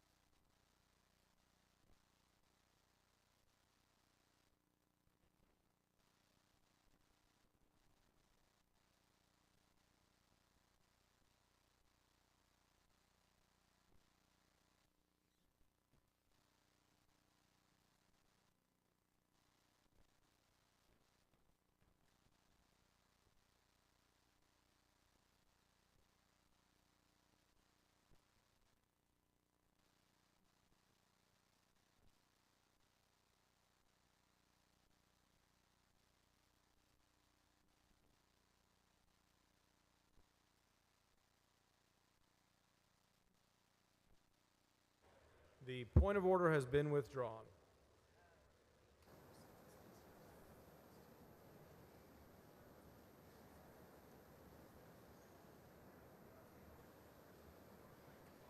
Mr. Speaker. Ms. Doorkeeper. Mr. Speaker, I have a message from the Senate. The door Admit of the House. messenger. Thank you, Mr. Speaker. I am Director Buck.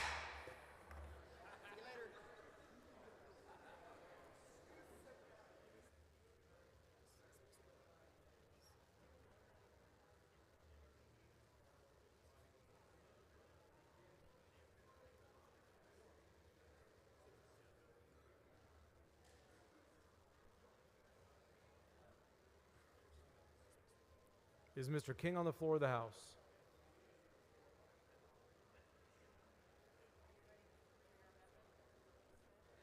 Following amendment, clerk will read the amendment.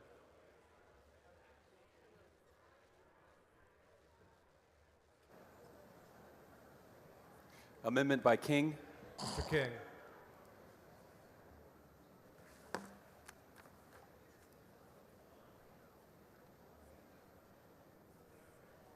Thank you, Mr. Speaker. Members, this amendment makes several changes to strengthen this bill. It excludes topical products containing hemp from the definition of consumable hemp. These products do not have an intoxicating effect and are used to provide pain relief similar to icy hot. It makes several changes to clarify operational language for TABC. This amendment creates equitable milligram caps between multi-serving hemp spirits and single-serving hemp spirits. It specifies that hemp beverages containing less than 0.5% alcohol are not considered an alcoholic beverage, aligning with existing alcohol regulations. This is necessary since certain flavorings contain trace amounts of alcohol. If there is a product that contains alcohol for a reason other than flavoring, TABC would review and appropriately and has a final decision on approving all hemp products. The amendment will give rulemaking authority to TABC to determine appropriate ownership interests in hemp testing labs. And finally, it will clarify that the milligram cap is specific to Delta-9 THC and not all cannabinoids combined, allowing for full spectrum THC. Move adoption. Mr. King, sense of amendment is accepted with the author. A record vote's been requested on all amendments. Clerk, ring the bell. So Mr. King voting aye. Joseph Morales voting aye. Ms. Leo Wilson voting aye. Swanson voting aye. Have all members voted? Ms. Perez voting aye. Have all members voted? Mr. Bell voting aye. 136 ayes, 0 nays. The amendment is adopted. Ms. Gonzalez of Dallas on the floor of the House.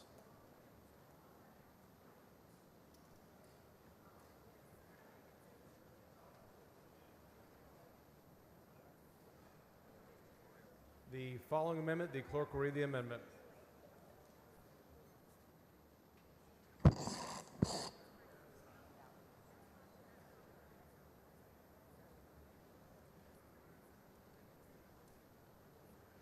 Amendment by Oliverson.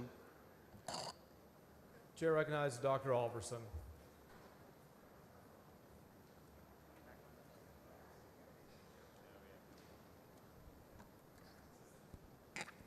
Thank you, Mr. Speaker. Members, I am proud to be laying out a floor substitute to SB 3, which restores the original intent of our state's hemp laws and closes a dangerous loophole that has been exploited at the expense of public health and safety. Let's be clear, no social good comes from the legalization of intoxicants.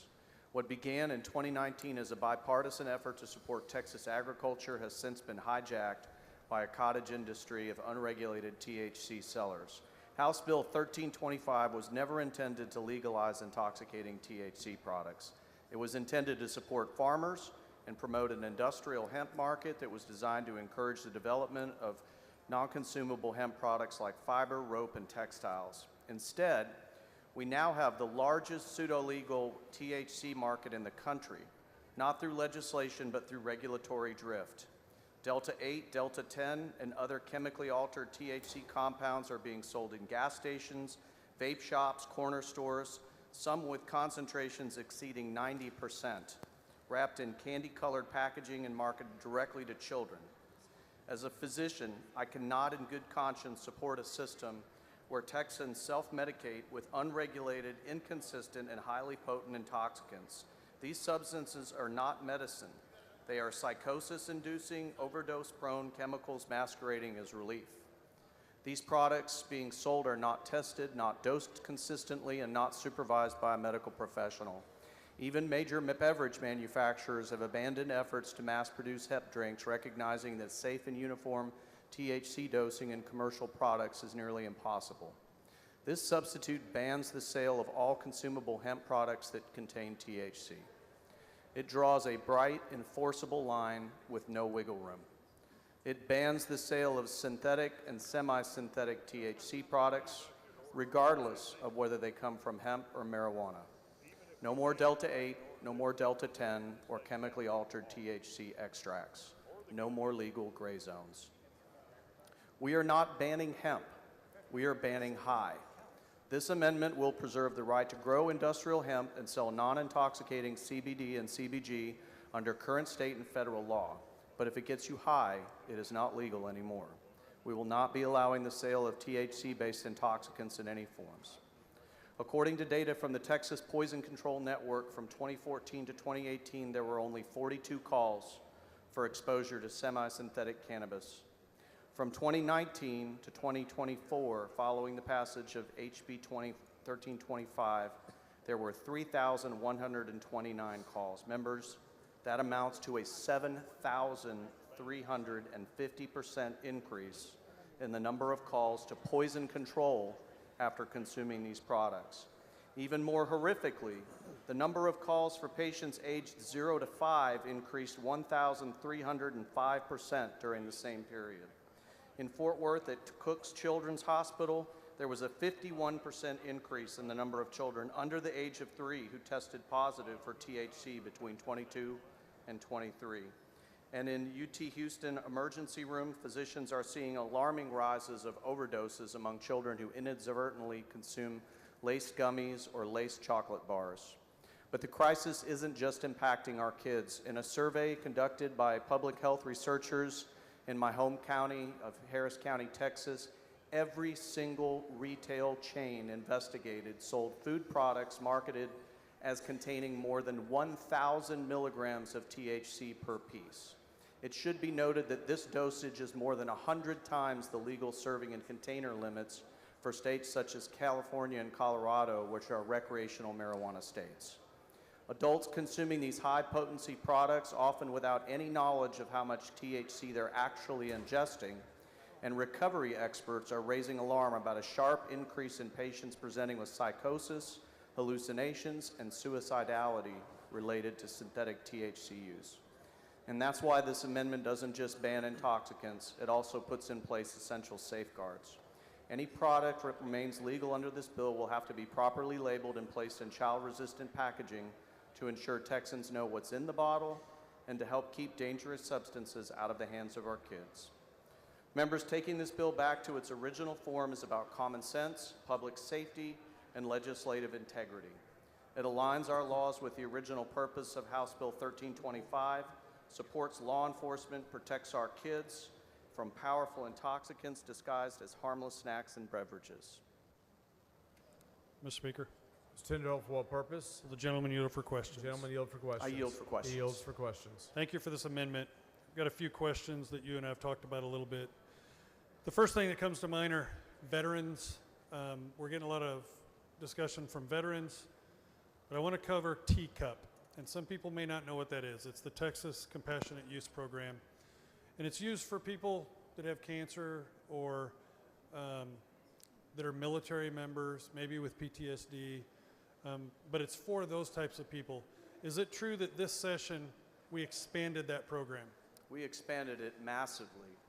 Is it also true that your amendment doesn't touch the Texas Compassionate Use Program? The Texas Compassionate Use Program is specifically exempted from the provisions of this amendment. And so I could use any of the different types of people that can go get a prescription, but I'm a veteran, so let's just use veterans. So veterans will still have access to THC through getting a prescription, is that correct? Our veterans will have 10 times the access at a minimum that they currently have access to through TCUP. So let's talk, because you're a medical professional. I'm a retired military guy. People are currently self-medicating by getting this THC that is potentially not very well regulated and could say 10 milligrams and it could be 6, it could be 20. What I'm getting to is, under TCUP, you have a medical professional that's overseeing this program and regulating at what point, how many milligrams is the right milligrams for each individual, and then they also get the counseling and different programs with it versus self-medicating now. Can you kind of talk about that for a moment? Yeah, absolutely, Representative, and I appreciate the question. So, you know, the treatment of any medical condition, but particularly conditions that may be linked to mental health conditions, requires very often a multidisciplinary approach. And we know for a fact that that actually works much better than just giving somebody a pill. I mean, I'm sure this won't shock anybody in the room, but there are no miracle cures out there. And so when somebody goes and sees a physician and gets a diagnosis, and maybe they have some PTSD, or maybe they're struggling with anxiety, that involves getting a lot more than just a drug or a drink or something to put in your body. That involves seeing a counselor, that involves getting therapy, that often involves peer support. And so, you know, there's a letter that was put out yesterday from a physician. He's a former Navy doctor. He's been treating veterans with PTSD for 37 years. He's a strong believer in the use of cannabis and cannabis products to treat PTSD. But as he points out, this absolutely has to be part of a comprehensive treatment program. The first thing I learned as I learned to treat chronic pain as an anesthesiology resident in my training is that self-medication is often the first step to treatment failure. And folks need the accountability, they need the direction, they need the ability to know that the dosage, the purity, the consistency, and also the other therapies and treatments that go along with a medication are very, very important to getting and maintaining long-term remission from disease. You know, it's interesting you mentioned that. I think that was Corey Birchman. It is. I've talked to him several times when we were putting the compassionate use program together. While we're talking about veterans, I want to mention that the body does care about veterans, because we just passed a bill that tries ibogaine. Do you remember that bill? I do, and I know you and I both voted for that, and I think almost everybody in this chamber, maybe everybody in this chamber, was in strong support of that. But let's not forget that this Texas Compassionate Use Program isn't just veterans. It's a lot of other people that have access to this. I want to move on to I hear a lot about the Texas and the federal farm bill. And you and I both know, I think it's 0.03%. Can you kind of explain how that works? Because there's a lot of calculations. Mr. Speaker, can you gavel, please? Mr. Speaker? Members, please take your conversations outside the rails. So that's a great question, Representative, and in some ways it is the question. If you're asking how did we get where we are, and how did this unregulated marketplace become so pervasive in our state, 0.3% THC, less than 0.3% THC by dry weight is how you differentiate between a hemp plant and another species of the marijuana family. So that was what was put in the Farm Bill for the purposes of agriculture. It was never meant to be a dosage meter for how we decide what's safe and what's legal when you're putting it in your body. And so the reality and the problem is that when I tell you that as long as it's less than 0.3% by dry weight, the amount of milligrams of THC active ingredient in that product are entirely dependent on what the dry weight is that I put into that product to begin with. And that's how we get to these ridiculously high amounts where you see people, you know, picking up a beverage that has 60 milligrams of THC, which, by the way, I think... The gentleman's time has expired. Mr. Speaker, I'd respectfully request for an extension. Members, you've heard the motion. Is there objection? Chair is none, so ordered. Respectfully, I think that most sources would recommend a starting dose of no more than 5 to 10 milligrams, even if you were trying to experience mild euphoria. At least that's what I read on the internet. But of course, like any substance that has addictive potential, THC is no different in that you develop tolerance over time and the body needs more and more and more. So I'm going to ask a couple more questions so that other people can get the opportunity up here. I've had a lot of questions from constituents asking about the lotions and the oils, and kind of explain how that impacts this, because I don't believe that your amendment actually impacts the oils and the lotions and stuff. So the amendment that I am offering, which takes the bill back to the Senate engrossed version, doesn't prohibit the sale of CBD or CBG containing lotions or oils, but it would prohibit them from being sold if they contain THC. And so that's sort of the differentiating factor there. So, and by the way, it is possible to manufacture those without THC. Is it fair to say, two more questions, is it fair to say that essentially in the most generic terms, that your amendment gets rid of the retail THC, oftentimes the stuff that is flavorful, that children might like and want? Yeah, I think that's a great description. I mean, again, as I think I've said before, you know, I want people to have access to medications that help them when they have medical conditions where those medications can be of benefit.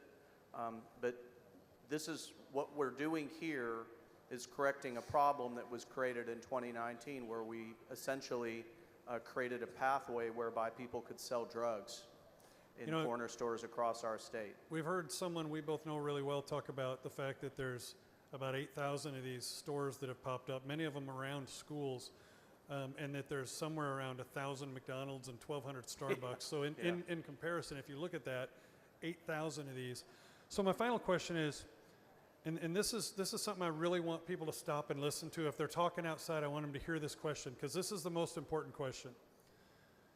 Without your amendment, if the members vote for this bill and your amendment is not on there, are we essentially voting to legalize marijuana in the state of Texas? That is my opinion, yes, because the active ingredient in hemp that folks are putting in these beverages is Delta-9 THC, is the active ingredient in marijuana, and they're going to be provided at levels that will be intoxicating. So yes, that is what Thank you for answering my questions, and I thank the people behind me for being patient. Thank you, Representative. Morales Shaw, for what purpose? Yes, Mr. Speaker, will the gentleman yield? Gentleman yield for questions? I do. He yields Thank for you. questions. I also rise on behalf of the veterans, and I believe my colleague Garcia will have some important things to say about veterans too. I have a lot to say, but I know there's members behind me, so I'm going to try to make it really brief. You and Representative Tinderholt talked about teacup, and I know the goal here is to create a framework that's long overdue, especially when it comes to children. They should have never had access to these kinds of products, the synthetic ones that are unregulated, dangerous. We have no disagreement there. You're probably aware that the veterans of foreign wars, which represents 1.5 million voices and thousands who have depended on these products, these hemp products, came to every committee meeting and they voiced their opposition against banning. They're all for regulating. They want to be able to have access. And I know the idea here between the teacup bill, which I'm a joint author on, and this SB3 bill is to regulate this industry finally, put some guardrails around it to make it safe so people can still have access to hemp but not be illegally consuming THC, right? And I know the answer has been so far that veterans will now need to just get under teacup, but we know that that's going to take time, number one. That's a big concern with the veteran community. The other concern is that they feel like they are getting shut out of something that they have been able to use to continue. In fact, are you aware that they said that this has not only been a choice for them, but it's been a lifeline that has allowed them to reclaim their lives after military service, and they ask that the legislature not strip their therapeutic options that have transformed their lives, but to regulate it appropriately. Now, I agree. I agree. I want them under teacup. I want them to be able to benefit from the compassionate use of THC, where doctors are involved, where you said they have to go for therapy and understanding how this product can benefit them. I get that. But we know it's going to take time. And the point I want to make right now is that on behalf of the veterans my question is it guaranteed that the teacup is going to pass the Senate and be available to them? Because you're taking away potentially their freedom to choose this product that has, in their own words, saved their lives and transformed their lives. But will they have a guarantee that teacup is going to pass? Because I recently heard that they are thinking of stripping away the portion that's in the teacup right now that addresses chronic pain. And we know that that's a very huge issue with veterans. If they strip that out, you're basically saying, well, we're not giving you this option. You can now just be dependent on opioids and dangerous medications. So that's a question. That's one of my questions. Okay. Well, you said a lot, so let me just try to summarize.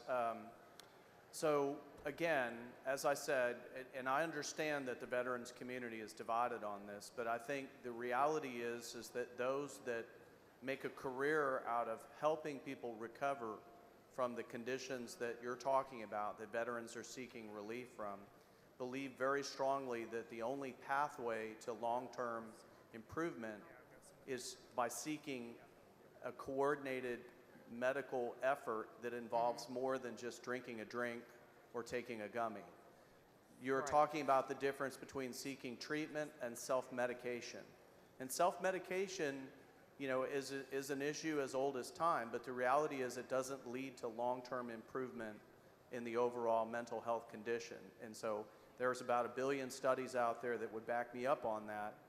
And it takes more than just a drug, right? And so that is part of the issue here. With respect to your questions regarding the teacup bill, I know chronic pain's important. Chairman King and I were the ones that fought for that and got that put into the teacup bill as we passed that bill out of the House. And you better believe I'm going to be fighting for that on the other side, because I think that's of critical importance. Let me be clear. I don't ever want somebody to be denied access to a medication that may be of benefit, whether it's ibogaine, whether it's MDMA, whether it's psilocybin, whether it's THC. These are all, I point this out because these are all bills we've already voted on and sent out of this House to the Senate that show some promise and some ability to provide relief. But the thing is, all of those bills were structured around the idea that you seek medical treatment and then you get better as a result of the treatment plan that you and your provider come up with. You don't drive to the corner store and self-medicate and expect long-term relief. So that's my answer. Well, they have been self-medicating, and it's been saving their lives. And we pass a ton of bills here every day to benefit veterans: college tuition, free state park entrance, spousal benefits.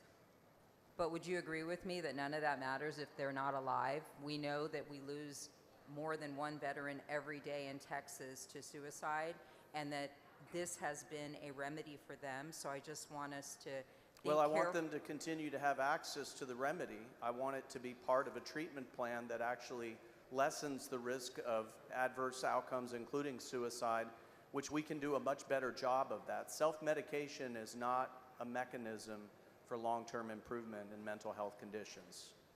And what the veterans have, the ones that have been dependent on these products, have said is that Texas trusted us with sophisticated weapon systems worth billions of dollars to defend American freedoms abroad. Shouldn't lawmakers trust us to make responsible choices about our own health care at home? I just want to point that out. I just hope that we find a balance, because I don't want there to be a gap between getting rid of this access that they have right now, and they're saying we're smart enough to make our own choices. We're not talking about children here. And when we get teacup up and running, that is comprehensive. And I appreciate your commitment to chronic pain. It's a huge part of this bill that will help thousands of veterans to basically stay alive and to continue to be with us. I don't want to continue because I want other people to say stuff. The gentleman's time has expired. Motion to extend. Members, you've heard the motion. It requires unanimous consent. Is there objection? Chair hears none. Extend. Is there objection? Chair hears none. Extended.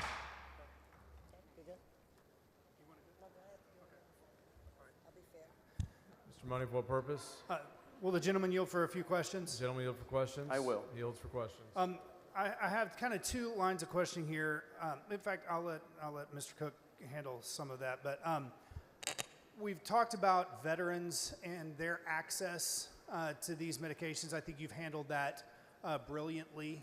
Having different kinds of medications that we treat people for, whether they're veterans, whether they're elderly, disabled, or people who are just going through a rough time. I think the idea that we need to have treatment plans for them that work makes perfect sense. But I'm concerned about the current state of the law as it is with THC, and I'm concerned about the way that this bill, without your amendment, sits, because it provides almost unrestricted access to people who are not part of the group that we've been talking about. And so I would ask, what kind of societal harms and individual harms are there when we have kind of a free access to THC? Have you looked at any of those studies? Well, Representative, I haven't specifically looked at a study like that, but what I will tell you is that, the net effect of legalizing intoxicants is typically not positive for any society.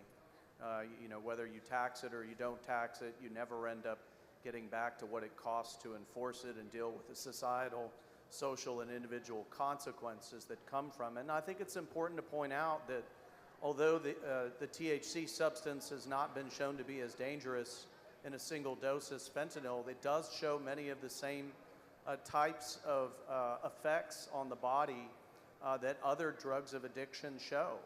We see tolerance, we see dependence. It was just mentioned dependence a minute ago, and I would point out that there is some very convincing research that shows that high-dose THC products given to certain individuals may actually induce psychotic break, and that we have indeed seen people who have taken a product like this for the first time and have wound up floridly psychotic. There was a mother I was talking to the other day whose son stepped in front of a train after he took a THC beverage because he was a 21-year-old her son, but he believed Jesus was telling him to move to California and save souls, and stepped in front of a train and lost his life. And so, I think if that's what you're getting at, I don't think these things are ever positive for society. And look, we could have this conversation about a wide variety of substances, and there are some that would probably say we should legalize marijuana, or we should legalize heroin, or we should legalize cocaine, or we should legalize this or that or the other thing. But I do not believe that the evidence shows that that's a net positive for the people of our state. Yeah, I'm gonna give you a few stats that are all from studies from reputable journals in the past 2 years. A 2023 Lancet Psychiatry study, one of the top medical journals in the world, found that high-potency THC products, which is above 10% THC, increase psychosis risk by 40% in young adults. And as we've already talked about, Texas' current hemp market already offers products that exceed 30%. 90%. 90%. We're talking about very, very high potency that is going to increase psychosis risk in young adults. In a 2024 study in pediatrics, we found that 30% increase in adolescent cannabis use in states that legalize THC. Adolescents. The Journal of American Medical Association Pediatrics said that Colorado's legalization led to a 50% increase in youth cannabis use disorder rates. We're talking about children and people who are still in junior high that are having access to this kind of medication. This is not just adults making a recreational decision or even a self-medication treat. This is adults. I mean, this is children who are having this. One final thing: a 2024 University of Texas study estimated that the potential healthcare and productivity losses for THC use in Texas is over $1.2 billion. Did you know that? I did not know that. That is 2024 University of Texas said that the state of Texas is losing over $1.2 billion a year in healthcare costs and productivity losses because of unregulated THC use. Wow. I appreciate your amendment. I thank you for bringing it, and I hope that the body will pass it. Thank you, Representative. Appreciate it. Mr. For Speaker, what purpose? does the gentleman yield for some questions? Gentleman yield for questions? I yield for He yields questions. for questions. Thank you, Dr. Oliverson. Yes, ma'am. You know, I really appreciate you, and I know that you have a good heart for healing our community and our veterans. So I'm not going to sit here and act like you're intentionally trying to hurt our veteran community. But I do feel obligated as one of probably 10% of this body that has ever served in uniform to advocate for my veterans now. Sir, are you aware that for some veterans, access to mental health treatment is a barrier? Well, I want to fix that. I want them to have access to mental health treatment. And as I've already stated, I think that comprehensive mental health treatment is much more likely to reverse the adverse effects of the mental illness and lead to long-term sustainable improvement in the mental health condition. And many of us who have served in combat roles come back from combat not quite the same. And some of us are what you call voluntold to seek mental health treatment. Now, the second we're voluntold to seek mental health treatment, we could pretty much kiss our careers goodbye. We're no longer of use to the military once we are voluntold to seek medical treatment. So could you understand why some veterans would have a resistance to seeking mental health assistance? Yes, I certainly can, and that's why I think it's important to point out that TCUP is not in any way affiliated with the VA medical system, and actually the bill that we passed out of this chamber creates some very specific parameters for enrollment in TCUP that would protect a veteran from having to be identified or labeled as having a mental health condition that they did not want to be labeled as. And who is the regulating authority of TCUP? So that is under, I believe that's under Department of State Health Services. And is that information freely accessible No. to any department? Who has access to that information? That is confidential medical information protected by federal law under HIPAA. Are you aware that the TCUP is also a barrier for veterans seeking treatment? That's what we're trying to fix. That's why you worked with me to expand the TCUP program. We passed that bill last week. I'm very proud of the fact that, as I said earlier, it increases the number of licenses by over tenfold what is currently available. We anticipate that there will be increased demand when this bill passes with the amendment on it, and so we want to be prepared for that. And I know that we're running short on time, and I want to be mindful. Can you please share with me some legal, logical, as a medical professional, treatments for PTSD and TBI, some of the injuries that veterans experience? So I am not an expert on the treatment of PTSD. I am basing my statements to you today based on the testimony of the experts that have decades and decades and decades of experience in treating veterans that are struggling with PTSD and anxiety and depression and other service-connected injuries that they've sustained. Would you agree that oftentimes Xanax and Klonopin are prescribed to our veterans to help quiet the nightmares in their heads just to function every day? I can't speak to that. I don't know the answer to that. That is true. Are you aware that other pharmaceuticals like Abilify, Lamictal, also take your pick of any of the pharmaceuticals that you see on TV that are meant to help with psychotropics? Are you aware that the military will give us any psychotropics that we need to include Xanax and Klonopin? I am not aware of that. As a medical professional, do you agree that those substances are severely addictive and very dangerous? I think, Representative, that the reality is in the treatment of these conditions, the best treatment is multimodal. And I think that the studies would back me up 10,000% on that.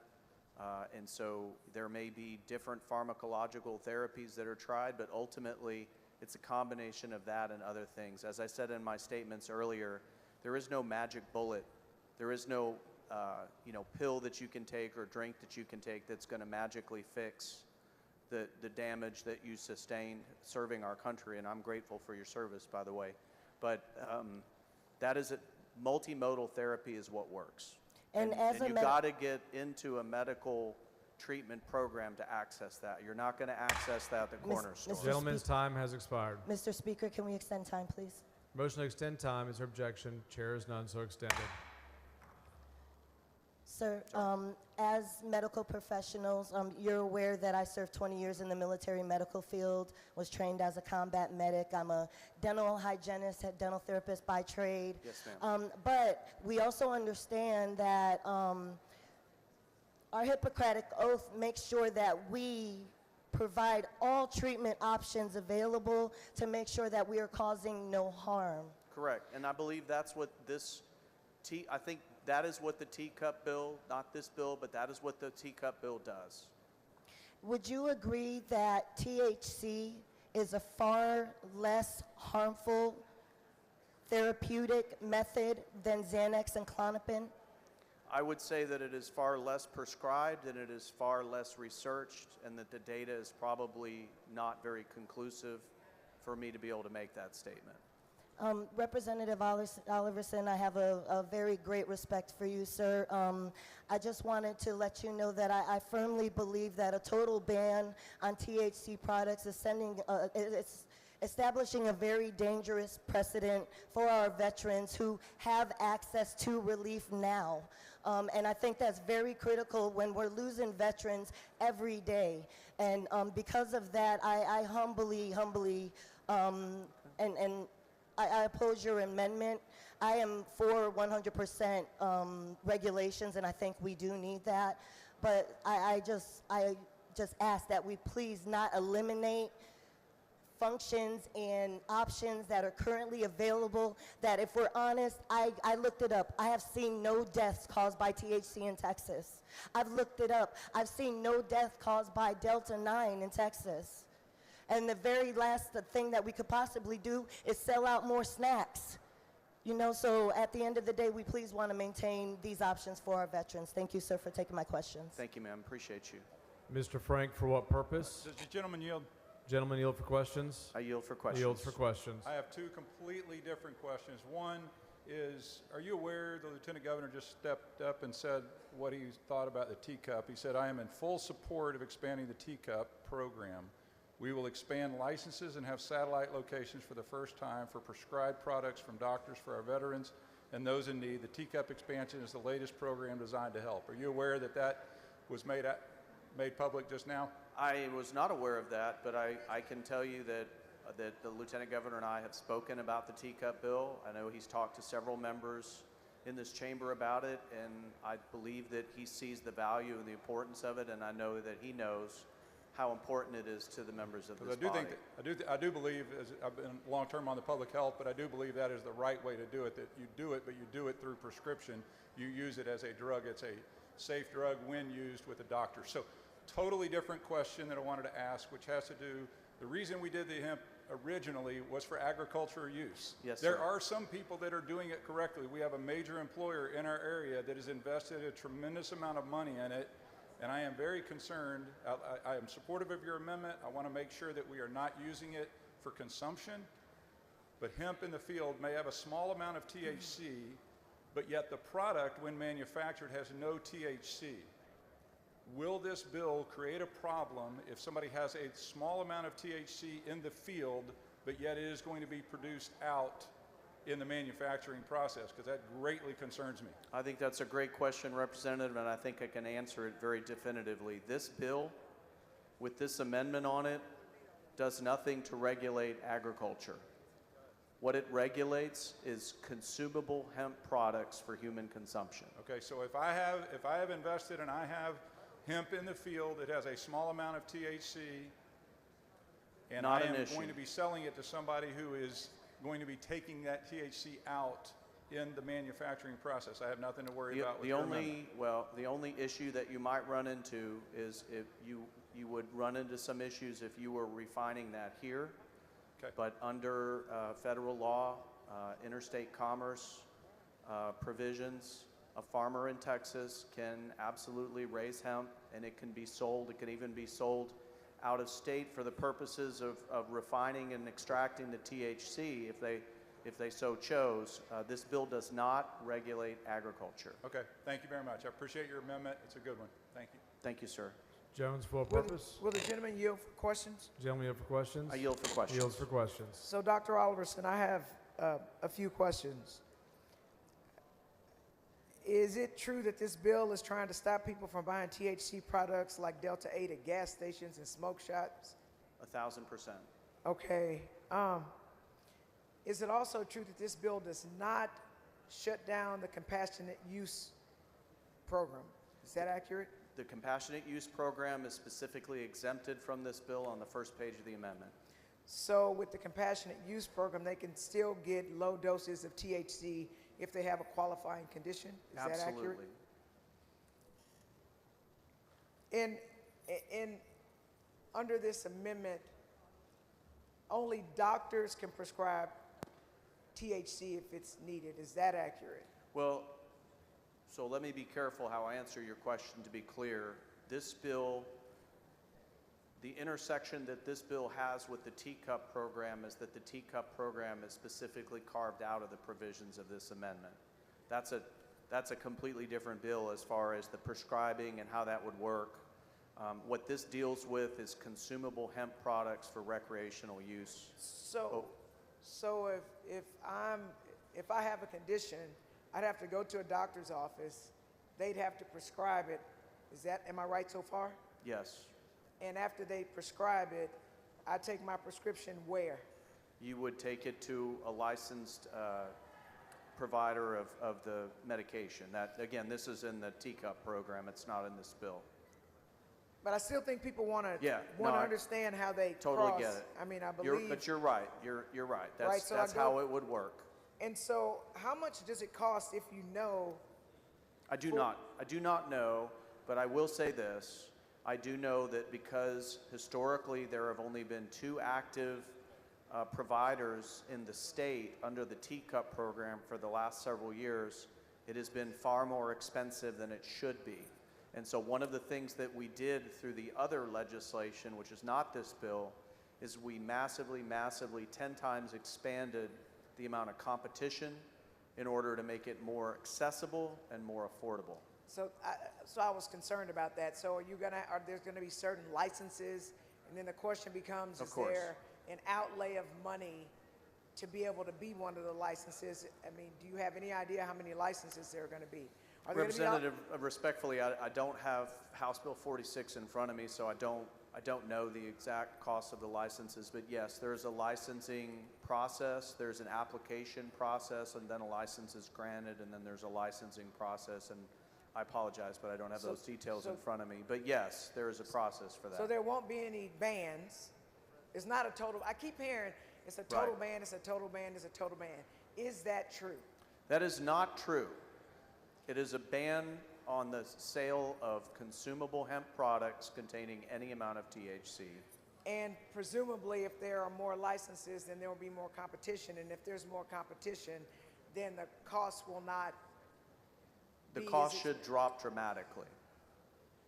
And especially as demand increases, as people go into the teacup program looking for relief, looking for treatment for medical conditions where THC has been shown to be beneficial, I would expect the prices to come down dramatically. And there's been a lot of talking about PTSD with veterans, and I think I've shared this before. My dad was a veteran, he was a Marine, my uncle was a Marine.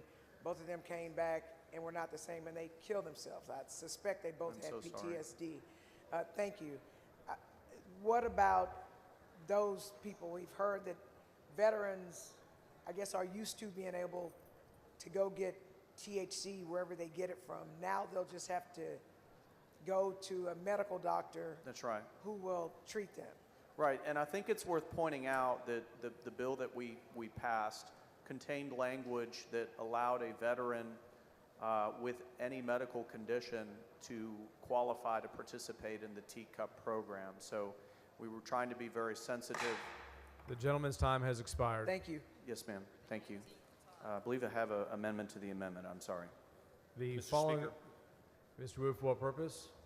Mr. Speaker, I raise a point of order against further consideration of SB 3 under Rule 4, Section 18B, Rule 4, Section 20, Rule 4, Section 32B10 of the House Rules. Bring your point of order down.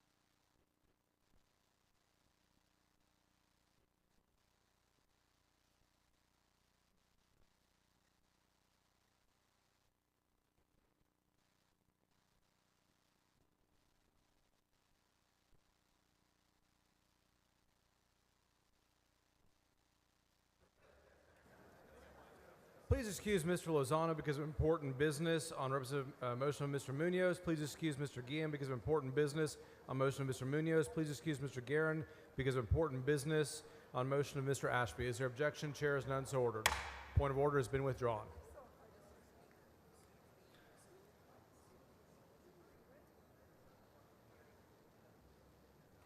Mr. Wu, for what purpose? Mr. Speaker, I raise a point of order against further consideration of SB 8 under Rule 4, Section 18B and Rule 4, Section 32B10. Bring your point of order down front.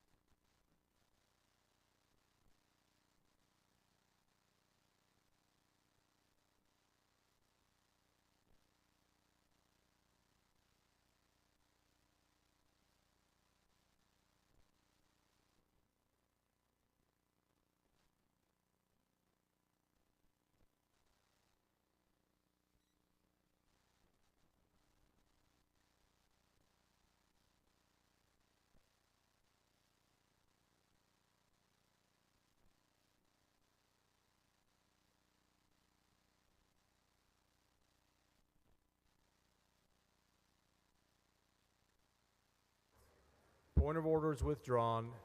The following amendment to the amendment.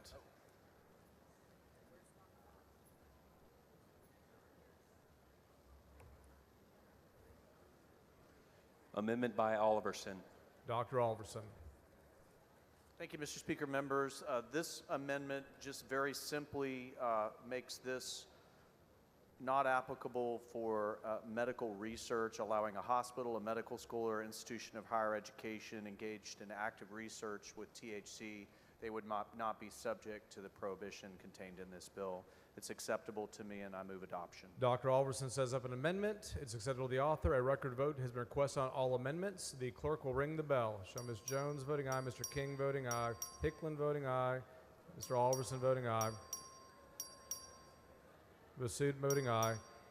Have all members voted? This is on the amendment to the amendment. Have all members voted?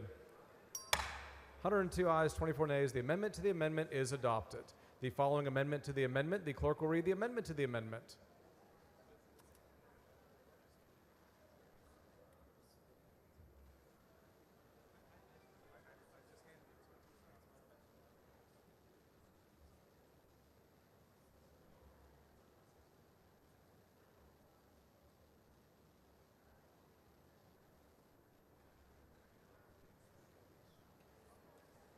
Amendment by Moody.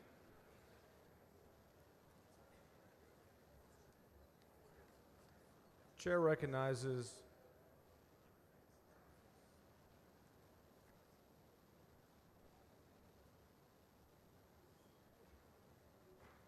Mr. Moody on the amendment to the amendment.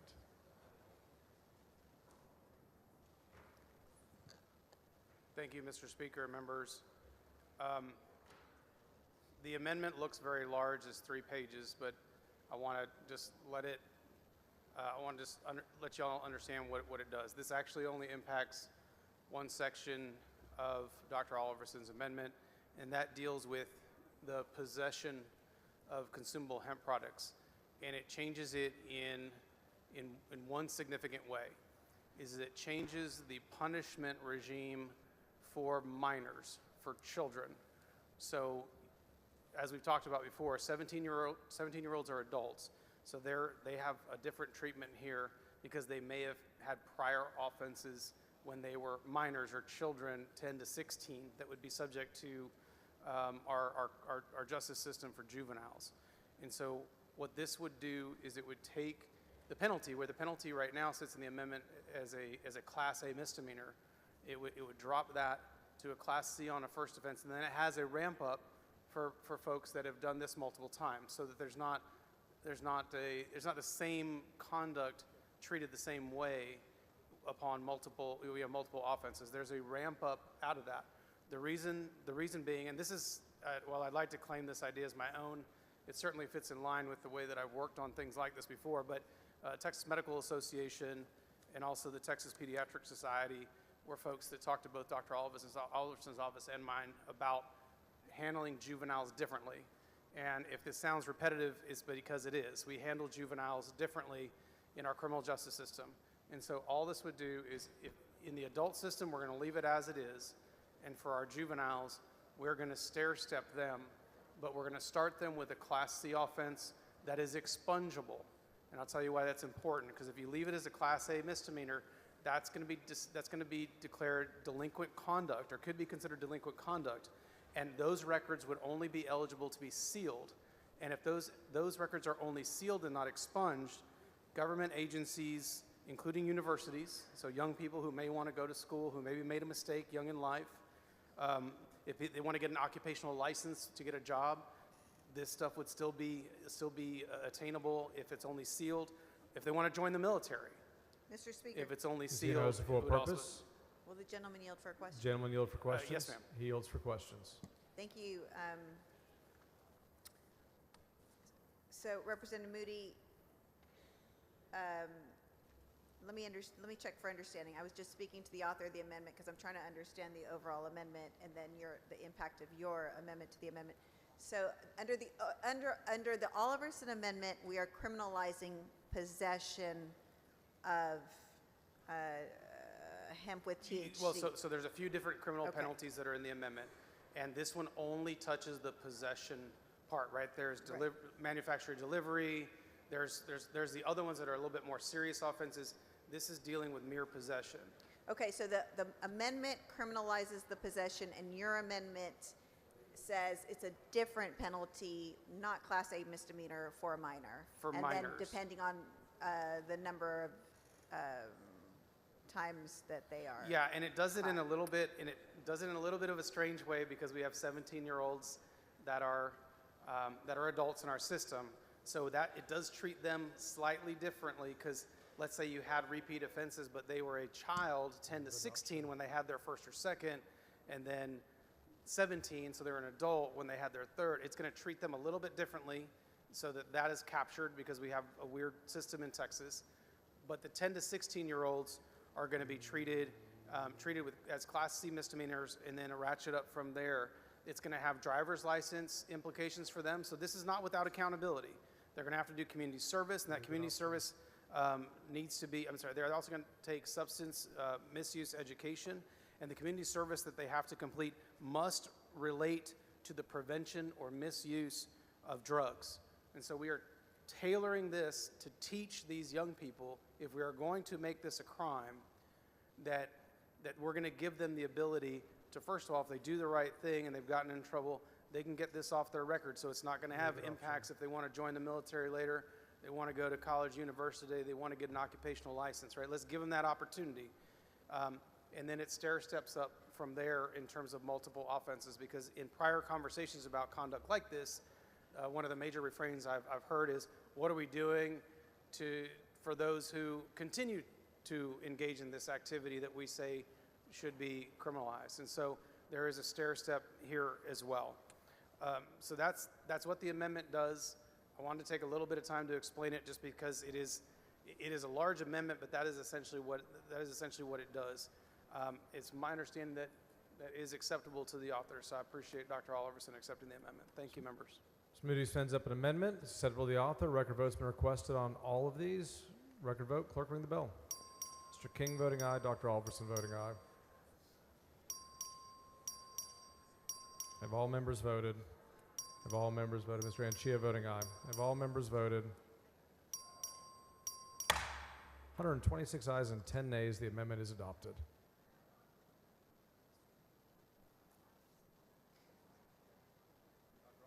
Dr. Alvis on the amendment as amended. Move adoption. Mr. Sorry, did you? Mr. Speaker, Salary for what purpose? does the gentleman yield for a few questions? He has moved, but we do have speakers on it, and he'll be back to close. Okay, thank you. Mr. Wu in opposition.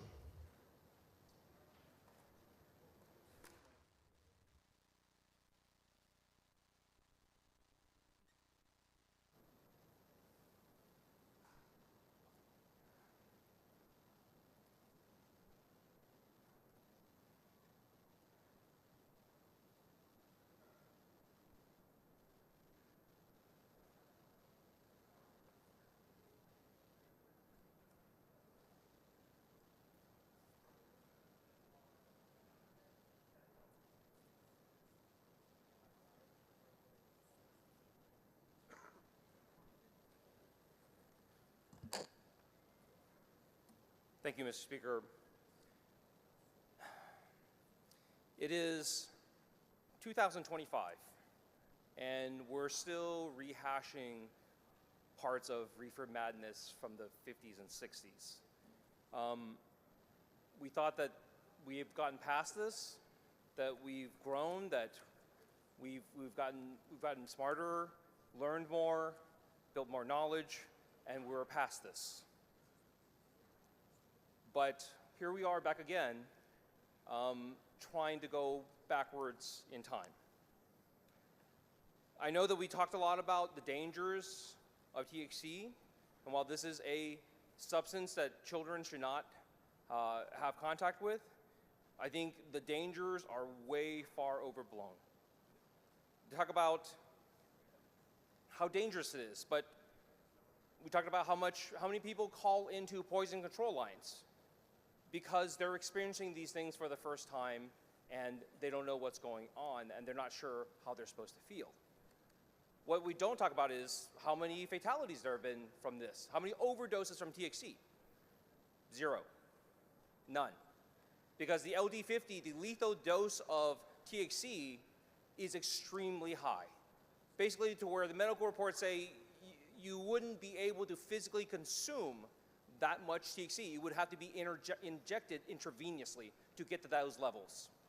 That's what they discovered using animal studies and so on and so forth. They would have to inject more than 100 milligrams intravenously into animals per kilogram of their weight. 100 milligrams per kilogram of animal weight. Basically to the point where there is so much THC in the system that it crystallizes in the bloodstream. And they said like no human could possibly ingest or smoke that much. It's not possible.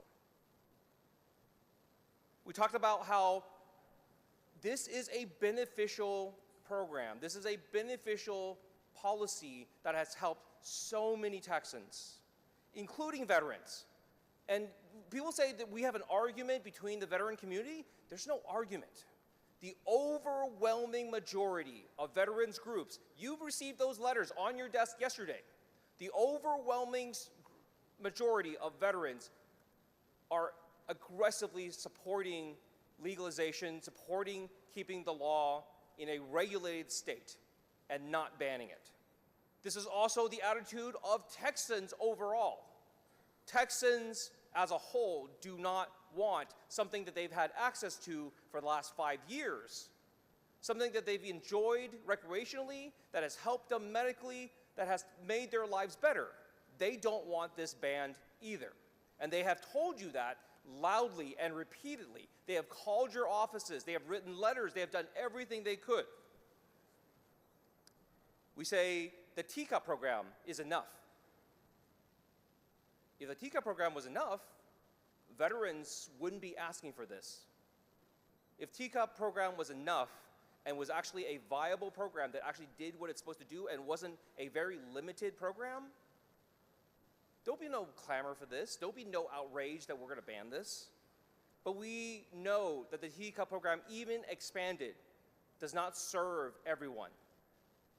Dr. Alverson talks about how, like, if somebody is in bad shape, that they should have long-term care. It should come with a long-term plan. That would be wonderful if all the veterans who need this could get into programs or were willing to get into programs. The point is that many people, yes, they do self-medicate with THC because it makes their lives better. And we should support this. You know why? Because if they were not self-medicating with THC, they would be self-medicating with alcohol and opioids.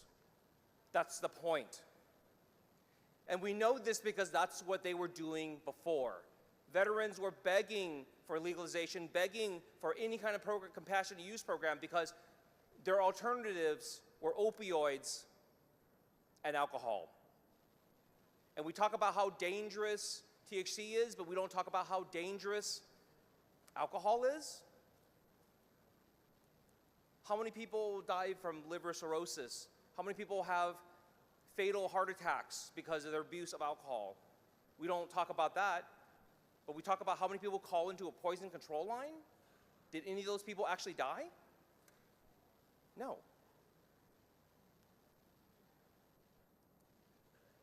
This also brings us back. I have spent a decade in this body talking about the problems of how our marijuana policies in this state basically round up the lowest level offenders, kids, and just your neighbors and people who just want to relax. And we say, because you choose to use this, because you found that this is more helpful for you, we're going to give you a criminal record. We're going to put you in jail. We're going to do all these things. And we have talked about how this is an injustice. We talk about how it's injustice, but here we are saying, let's go back to that. Let's go do that again. And that's what really I don't understand. Because when I came into this body a decade ago, I came in with members of the Tea Party. I came in with members of Republican Party who said they were for small government, that they were for letting adults do what adults want to do as long as it didn't hurt other people. That's what the discussions were all the time. Why is government interfering in this? Why are you engaged in this if it's only done by consenting adults? Regulate kids, let people know what's inside the materials, and let people make their own decisions. Because if we were saying, like, we should ban things that are bad for you, why don't we ban cigarettes? Why don't we ban alcohol? Why don't we ban a lot of things? Because we say, no, we want adults. We want adults to make their own decisions. We want adults who don't have problems abusing things to be able to have access to it and use it as they see fit. Everything complained about by Dr. Alverson, every single point that Dr. Alverson brought up about why THC should be banned, a healthy, robust, regulated market would solve those problems. And that's what we're trying to do on this bill without this amendment. I would urge you to vote no on this amendment. Don't take away something that Texans like and want and often need. Mr. Lowe. Mr. Speaker, members, I rise today in strong support of this amendment. As a combat veteran who served this country and suffered greatly from PTSD, I do not take this issue lightly.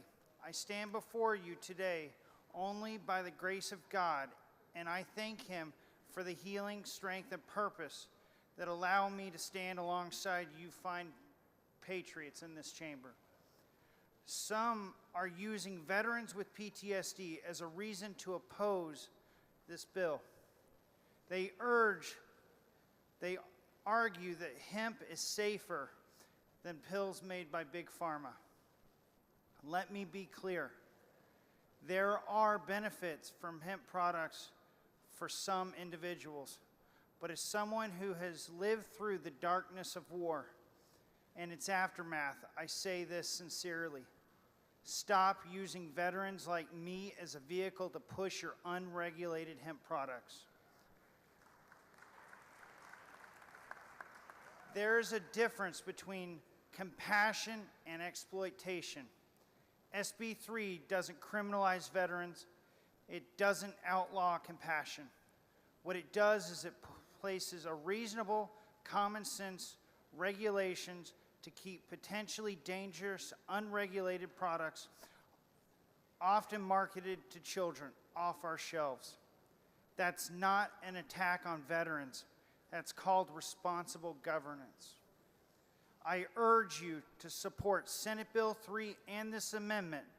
Let's protect the public, uphold the law, and stop hiding behind those who served as a shield for an unregulated market. Thank you.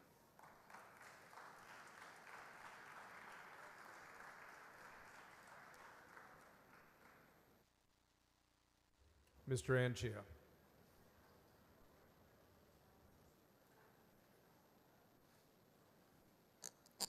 Thank you, Mr. Speaker and members. I won't be long. Bans don't work. Products will find their way to market.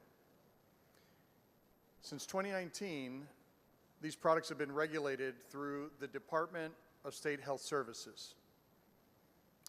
It has, I think I recall from testimony, 3 investigators throughout the state. The committee substitute fixes that by putting boots on the ground to enforce a highly regulated, highly taxed regime through TABC. TABC is the most equipped agency to process licenses, review products for approval, and enforce these regulations. They're accustomed to this process through alcohol regulation, and it is better fitted to this program. Members, if we learned anything from Prohibition, we know that bans don't work. Everybody that I talk to on this issue, not on this floor, but out in community, say, hey,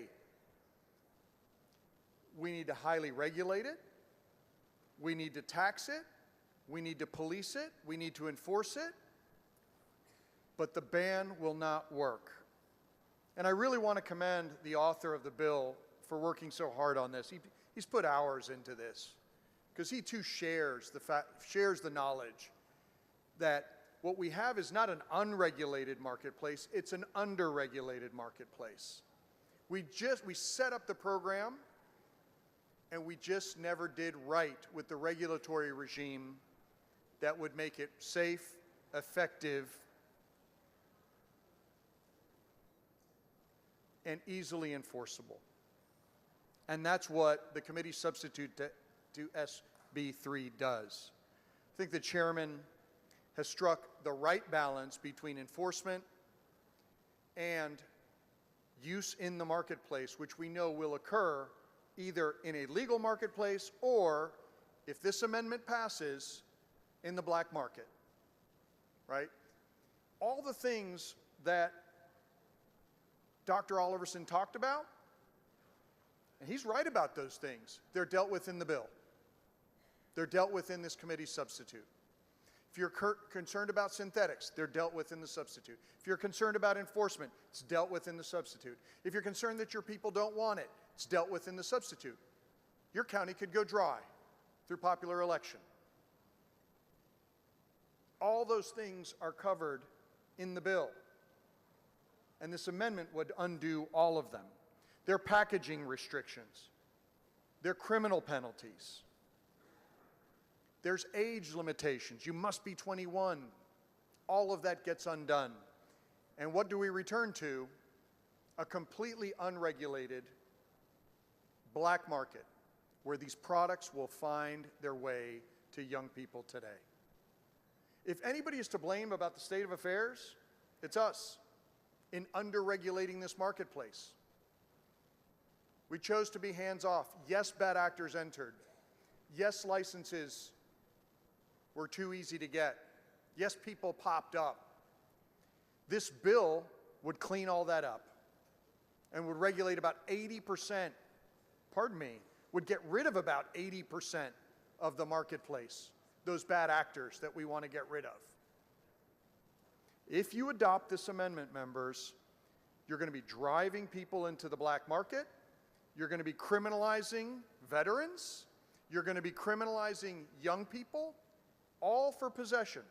The Moody Amendment, thank you, Dr. Oliverson, for taking it. That amendment to the amendment will make sure that our youngest people, minors, do not suffer these penalties. But if you vote for this, you're criminalizing your neighbor who used this stuff. You're criminalizing grandma who may use this stuff for her knees. Maybe her kids offer it to her to help her with her pain. You're turning those people into criminals with a total ban. You're turning them into criminals. And I don't think that's what any Texan wants, members. So members, I hope you'll join me in supporting the underlying bill. It's a very, very good bill, well thought out, many hours of work that went into it in the State Affairs Committee. I hope you support the chairman and reject this amendment. Thank you for your time. Ms. Leo Wilson.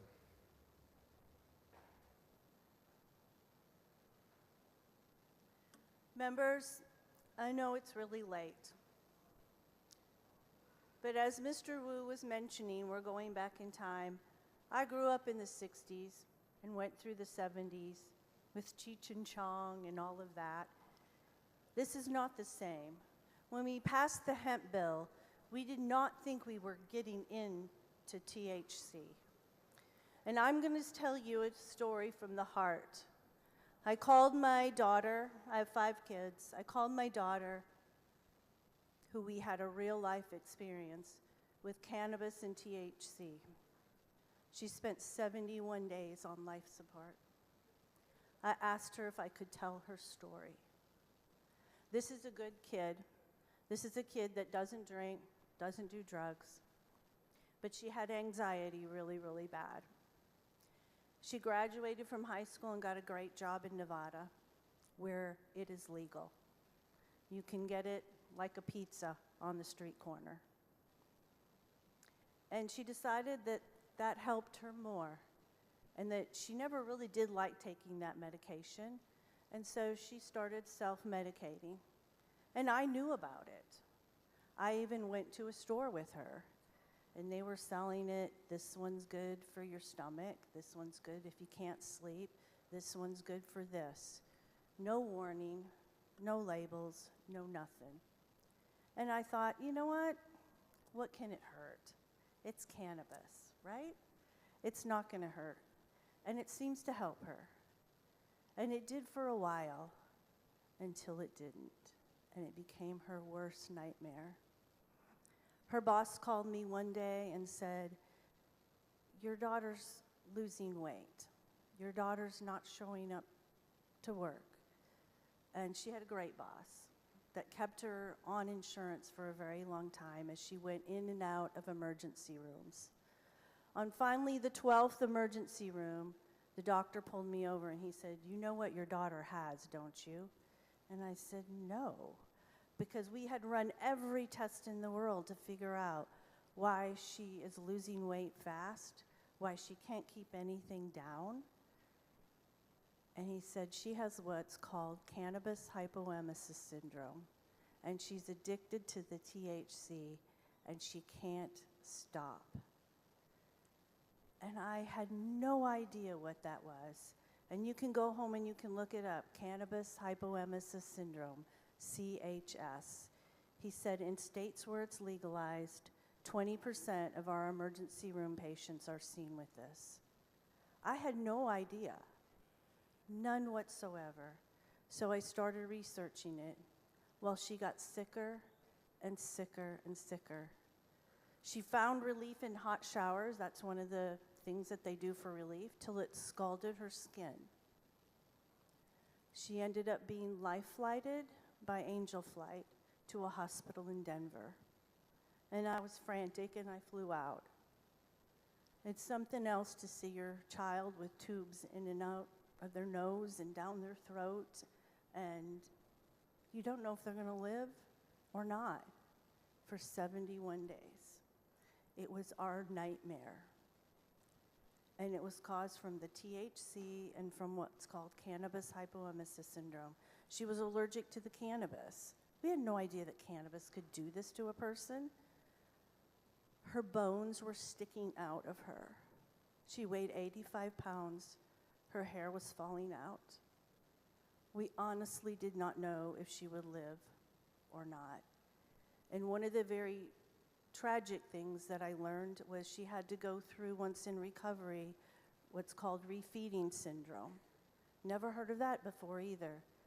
80% of the people that they removed from the concentration camps were so malnourished and starved and so much in pain that they did not survive even after rescue because of refeeding syndrome. They just could not eat ever again.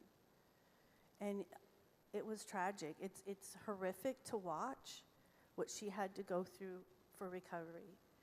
And I just want to say, Maddie, you're my hero. Maddie wanted to die on multiple occasions. She was in so much pain. But I think she survived for me. She knew I would unconditionally love her no matter what, and that I would not be able to sustain or survive if she had passed away. We had to do tough love many times because the THC was addictive. And even after all that, she had a second time and a third time and even a fourth, because she kept thinking, maybe it's the dose, maybe it's the kind, maybe it's this and that, and I won't go through this again. But she did. And when she came to Texas, we took her back here, and she went through Narcan. And luckily, you don't have to say what drug, or you're not supposed to say what drug you were addicted to, because she would have been embarrassed to say, I was hooked on cannabis. because of the THC, because people wouldn't have believed it here. They think it's healthy. They think it's going to have positive benefits. But for us, it was our worst nightmare. And thank you, Maddie. She has been fine for 4 years, but I always worry about her because it's the same thing. She can never go back. She can never have cannabis ever, ever again. She can't be around people with it, just like an alcoholic, but she helps other people now. She started a home, it's called Alexander House, for other people that are in recovery. And I'm so, so proud of her for the courage that it took to come back to life and to recover and to help other people. And to let me tell her story tonight. THC is not just a little thing. I'm sure it will help many people, but we can expand the compassionate use program. We can do many things like that where we know it helps people. But this is killing kids. It really is. We watched her almost die. So I'm asking you to support Dr. Oliverson's amendment tonight. For all the moms like me who thought it was just going to be something, okay, we're good with it. If it helps you, we're good. We're cool. That's okay. Until it wasn't. So thank you for allowing me to tell her story to you. Thank you, Maddie, for permission to let me tell it. I appreciate you. I love you more than anything. And thank you for your courage, and thank you for coming back to us. We love you. Mr. Reynolds.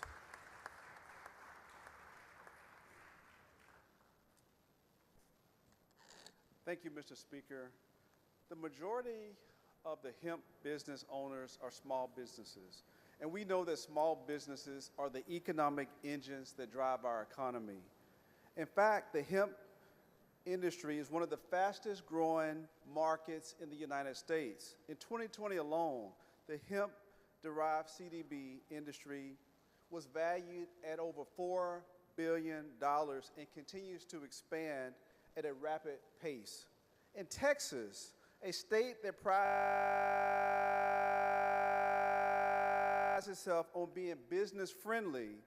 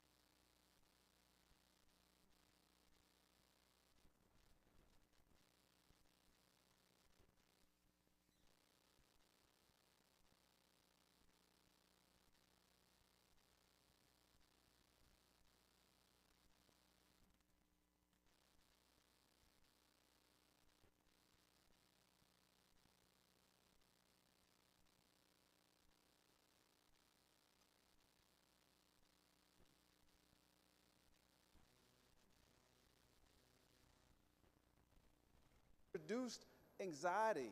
This has reduced levels of suicide. By banning these products, we are taking away a natural, non-addictive alternative to these prescription drugs that can sometimes do substantially more harm than good. It's important to remember that responsible adults should have the right to make informed decisions about what goes into their bodies. We should not, especially most of my conservative friends in here, want to allow the government to take that away from them. We know that the bill as filed, rather than a complete ban, is what we should be focusing on, a clear alternative to effective regulation. We know that the hemp industry, like many others, can have its share of bad actors. That's why proper testing, labeling, and consumer protections are critical. But banning a product that does not address the underlying issue, it simply removes options for consumers and penalizes responsible businesses. Texas can and should create a legal framework that allows the sale of these products while ensuring safety, transparency, and quality control. We have the capability, the resources, and the creativity to make this happen. Now I want to talk about personal freedom. Many of us talk about this a lot. Personal freedom and responsibility. At the end of the day, this is the question. Shouldn't it be up to Texans to make decisions about what they put into their bodies? We live in a country founded on the principles of liberty and personal responsibility. If adults wish to use a product that is derived from hemp, a natural substance, then they should be free to do so, provided it is responsibly produced and regulated. By banning hemp-derived THC, we are essentially saying that we, as the government, know better than you how to manage your own body and well-being. That's not the Texas way. We trust our people to make responsible choices every single day, from health care to their finances to the cars that they drive. Why should this be any different? Finally, we must consider the broader picture. This bill is not just about hemp-derived THC, it's part of a larger pattern of restrictive measures that undermine the rights of Texans to make their own choices. If we give in to such measures, we risk setting a dangerous precedent, one that could open the door to more intrusive government action on a range of issues. It simply would open up the floodgates. The time to stand up for people's rights is now. This bill, this amendment if passed, would be a setback for individual rights, economic opportunity, and public health. So I ask you to think about the overwhelming majority of Texans that support hemp. Think about their health and well-being. Think about all of the businesses that are creating jobs and contributing to our economy. Think about the values we hold near and dear: freedom, personal responsibility, and the pursuit of happiness. Rather than a ban, let us work together as the bill author to regulate this industry, ensuring consumers can safely and responsibly make their choices that's best for them. Let us protect both our economy and our personal freedoms, and most importantly, let's stand up for the Texans who depend on these products. Thank you. Mr. Garcia. Mr. Wu, for what purpose? Mr. Speaker, I raise a point of order against further consideration of SB 3 under Rule 11, Section 2 and Rule 11, Section 3 of the House rules on the grounds that the committee substitute is not germane to the engrossed bill and the subjects have been changed. Bring your point of order down.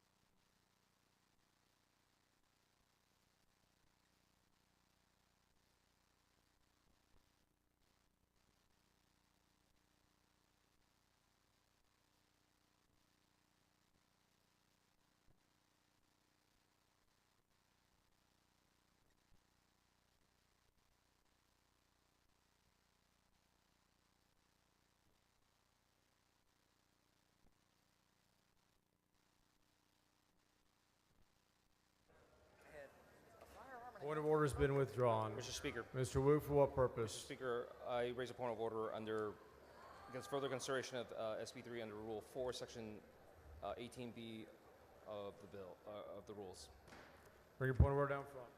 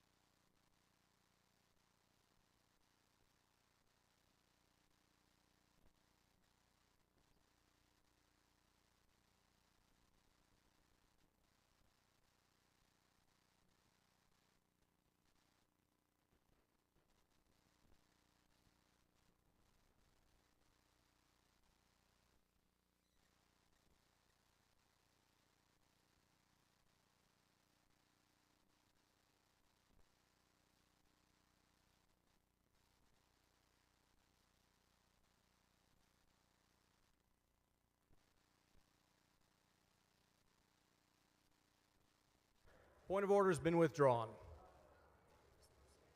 Ms. Garcia against the amendment.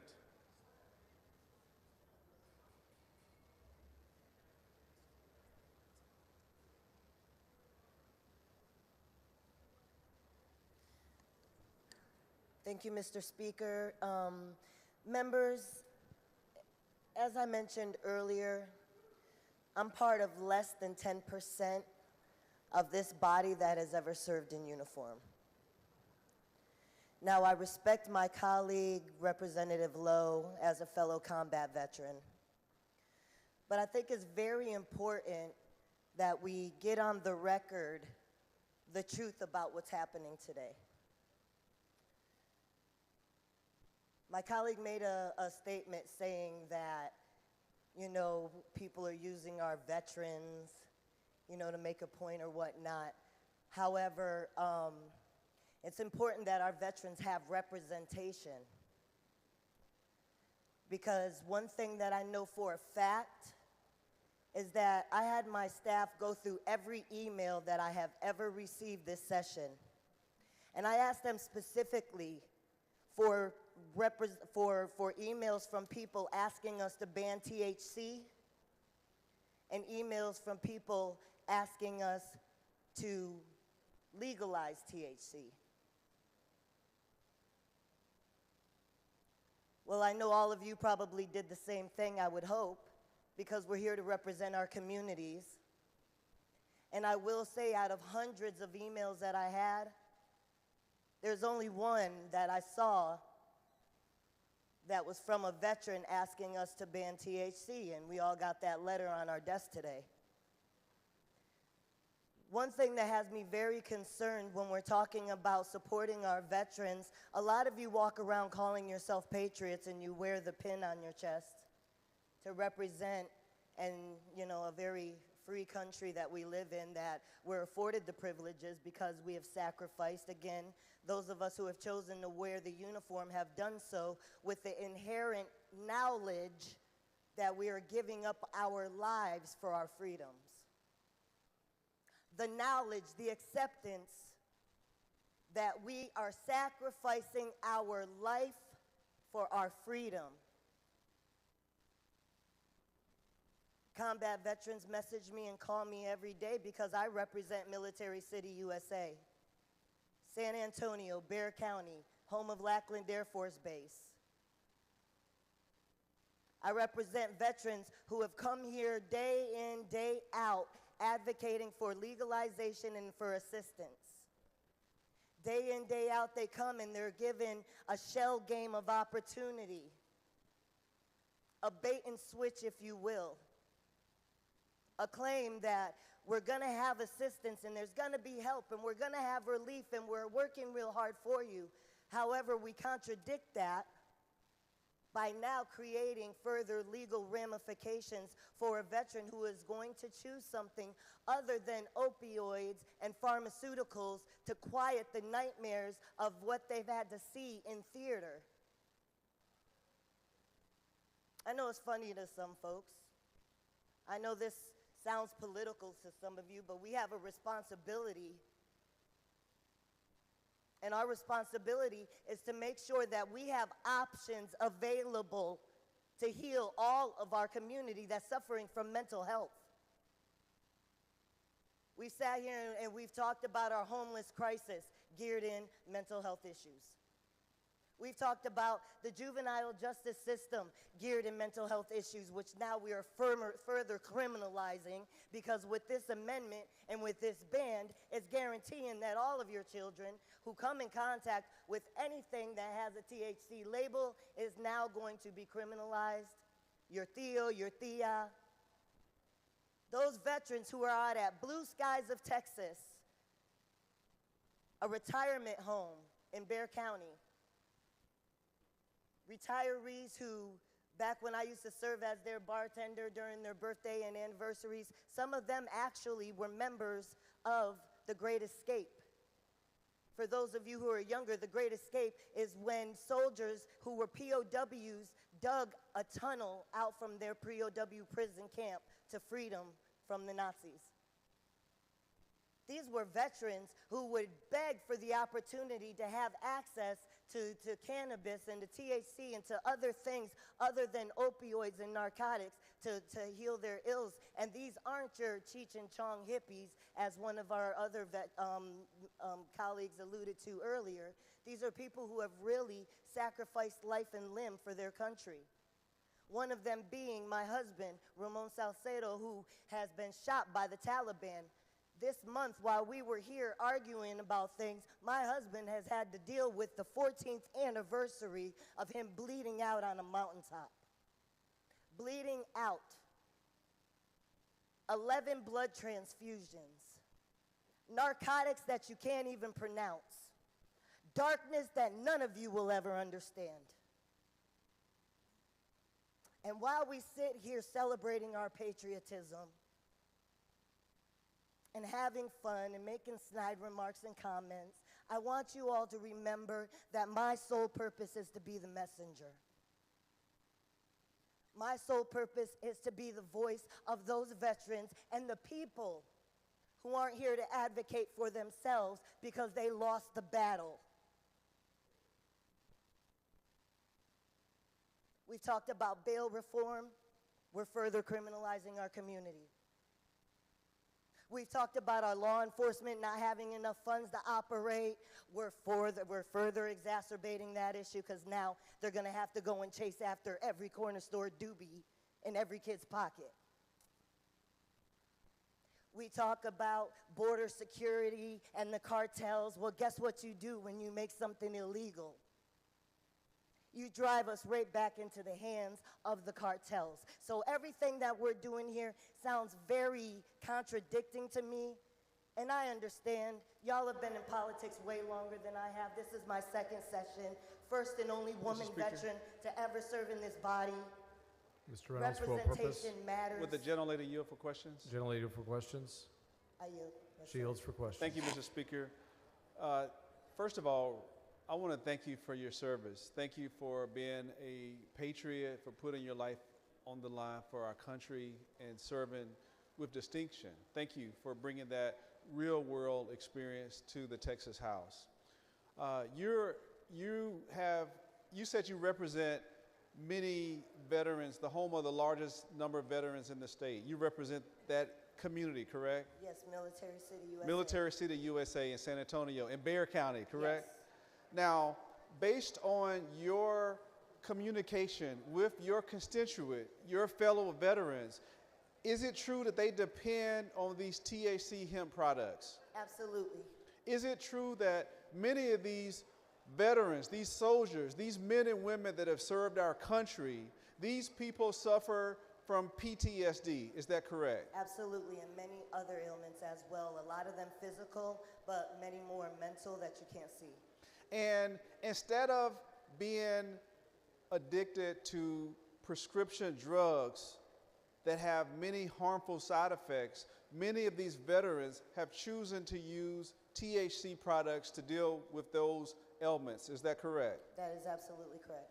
And isn't it also true that veterans suffer from a disproportionately high rate of suicide? Is that not correct? Yes, they do. 22 a day. It's a number that we all know well. Every single day, 22 Every a day. Every day, and that number goes up many times. And isn't it also true that many of these veterans use these THC products and hemp-derived products to cope, to keep from committing suicide? Absolutely. They just want to feel okay.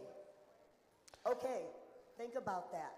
When we think about navigation of life, remember that outside of that uniform, we're a totally different human being that a lot of us don't even recognize. A lot of us are expected to carry on our regular duties every day as a regular citizen, not knowing the reflection of the memories of what we've had to do in the name of freedom for our countries, while being further criminalized for a choice that we hope to make for ourselves. Because a lot of times we're given prescription narcotics, we're given prescription pharmaceuticals, prescription opioids, prescription psychotropic medications that doesn't translate outside of the military realm. I'm one of those people who suffered severely with my post-traumatic stress disorder after serving as an advisor to the Iraqi military. Upon my return to the United States and to my family, I didn't recognize what safety meant anymore because I over-prepared to die. Every day was like imminent threat, imminent death. I call it suicide by proxy. Suicide by proxy is what we experience when we don't have the courage, so to speak, to kill ourselves because we know people depend on us, but we pray every day that the Grim Reaper takes us. And I'll tell you right now. And finally, veterans are fighting for our freedoms, but we're taking away those freedoms by taking away their ability to choose hemp products, correct? Yes, we are. It's a dangerous precedent. Mr. King on the amendment. Thank you, Mr. Speaker. Members, committee substitute to Senate Bill 3 came as a counter option to an outright ban. Some of you are for a ban, many of you aren't, and that's the reason we have a choice. How you vote on this amendment is completely up to you. I will be voting no on the amendment, and the reason is I read about the 1920s. I don't think prohibition worked in 1920. It's not going to work in 2020s. I also respect the members of the State Affairs Committee, the staff, the speaker, the countless hours that went into an alternative bill, and I'm going to support my bill. But I'm going to leave the Alverson Amendment to the will of the House. I'll be voting no, but it is to the will of the House. Dr. Alverson to close. Thank you, members. I move adoption. Question occurs on adoption of the Alverson Amendment. It's a record vote. Clerk, ring the bell. Show Dr. Alverson voting aye. King, nay. Have all members voted? Mr. Leo Wilson, aye. Ms. Hickland, aye. Have all members voted? Have all members voted? 86 ayes, 53 nays. The amendment is adopted. Anyone wish to speak on, for, or against the bill as amended? Dr. Alverson to close. Go. King to close. Move passage. Question occurs on passage of SB 3, the third reading, record vote. Clerk, ring the bell. Mr. King voting aye. Tinderholt voting aye. Have all members voted? Have all members voted? 95 ayes, 44 nays. Senate Bill 3 is passed to third reading. Chair announces the signing of the following in the presence of the House. HB number 694, HB number 923, HB number 1875, HB number 1893, HB number 2071, HB number 2513, HB number 2522, HB number 2788, HB number 3033, HB number 3211, HB 3376, HB number 3751, HB number 3810, HB number 4219, HB number 4506, HB number 4529, HB number 4643, HB number 4753, HB number 5424, HCR number 90, HCR number 98. Mr. Reynolds, for what purpose? Mr. Speaker, I move that the comments on the debate on Senate Bill 3 be reduced to writing and placed in the journal. Members, you've heard the motion. Is there any objection? Chair is none, so ordered. Members, the Speaker's desk is clear. Mr. Emanuel moves the House adjourn until 10 a.m. Thursday in memory of Brenda Diane Calhoun Vaughn of Port Arthur. Is there objection? Chair hears none, and the House stands adjourned.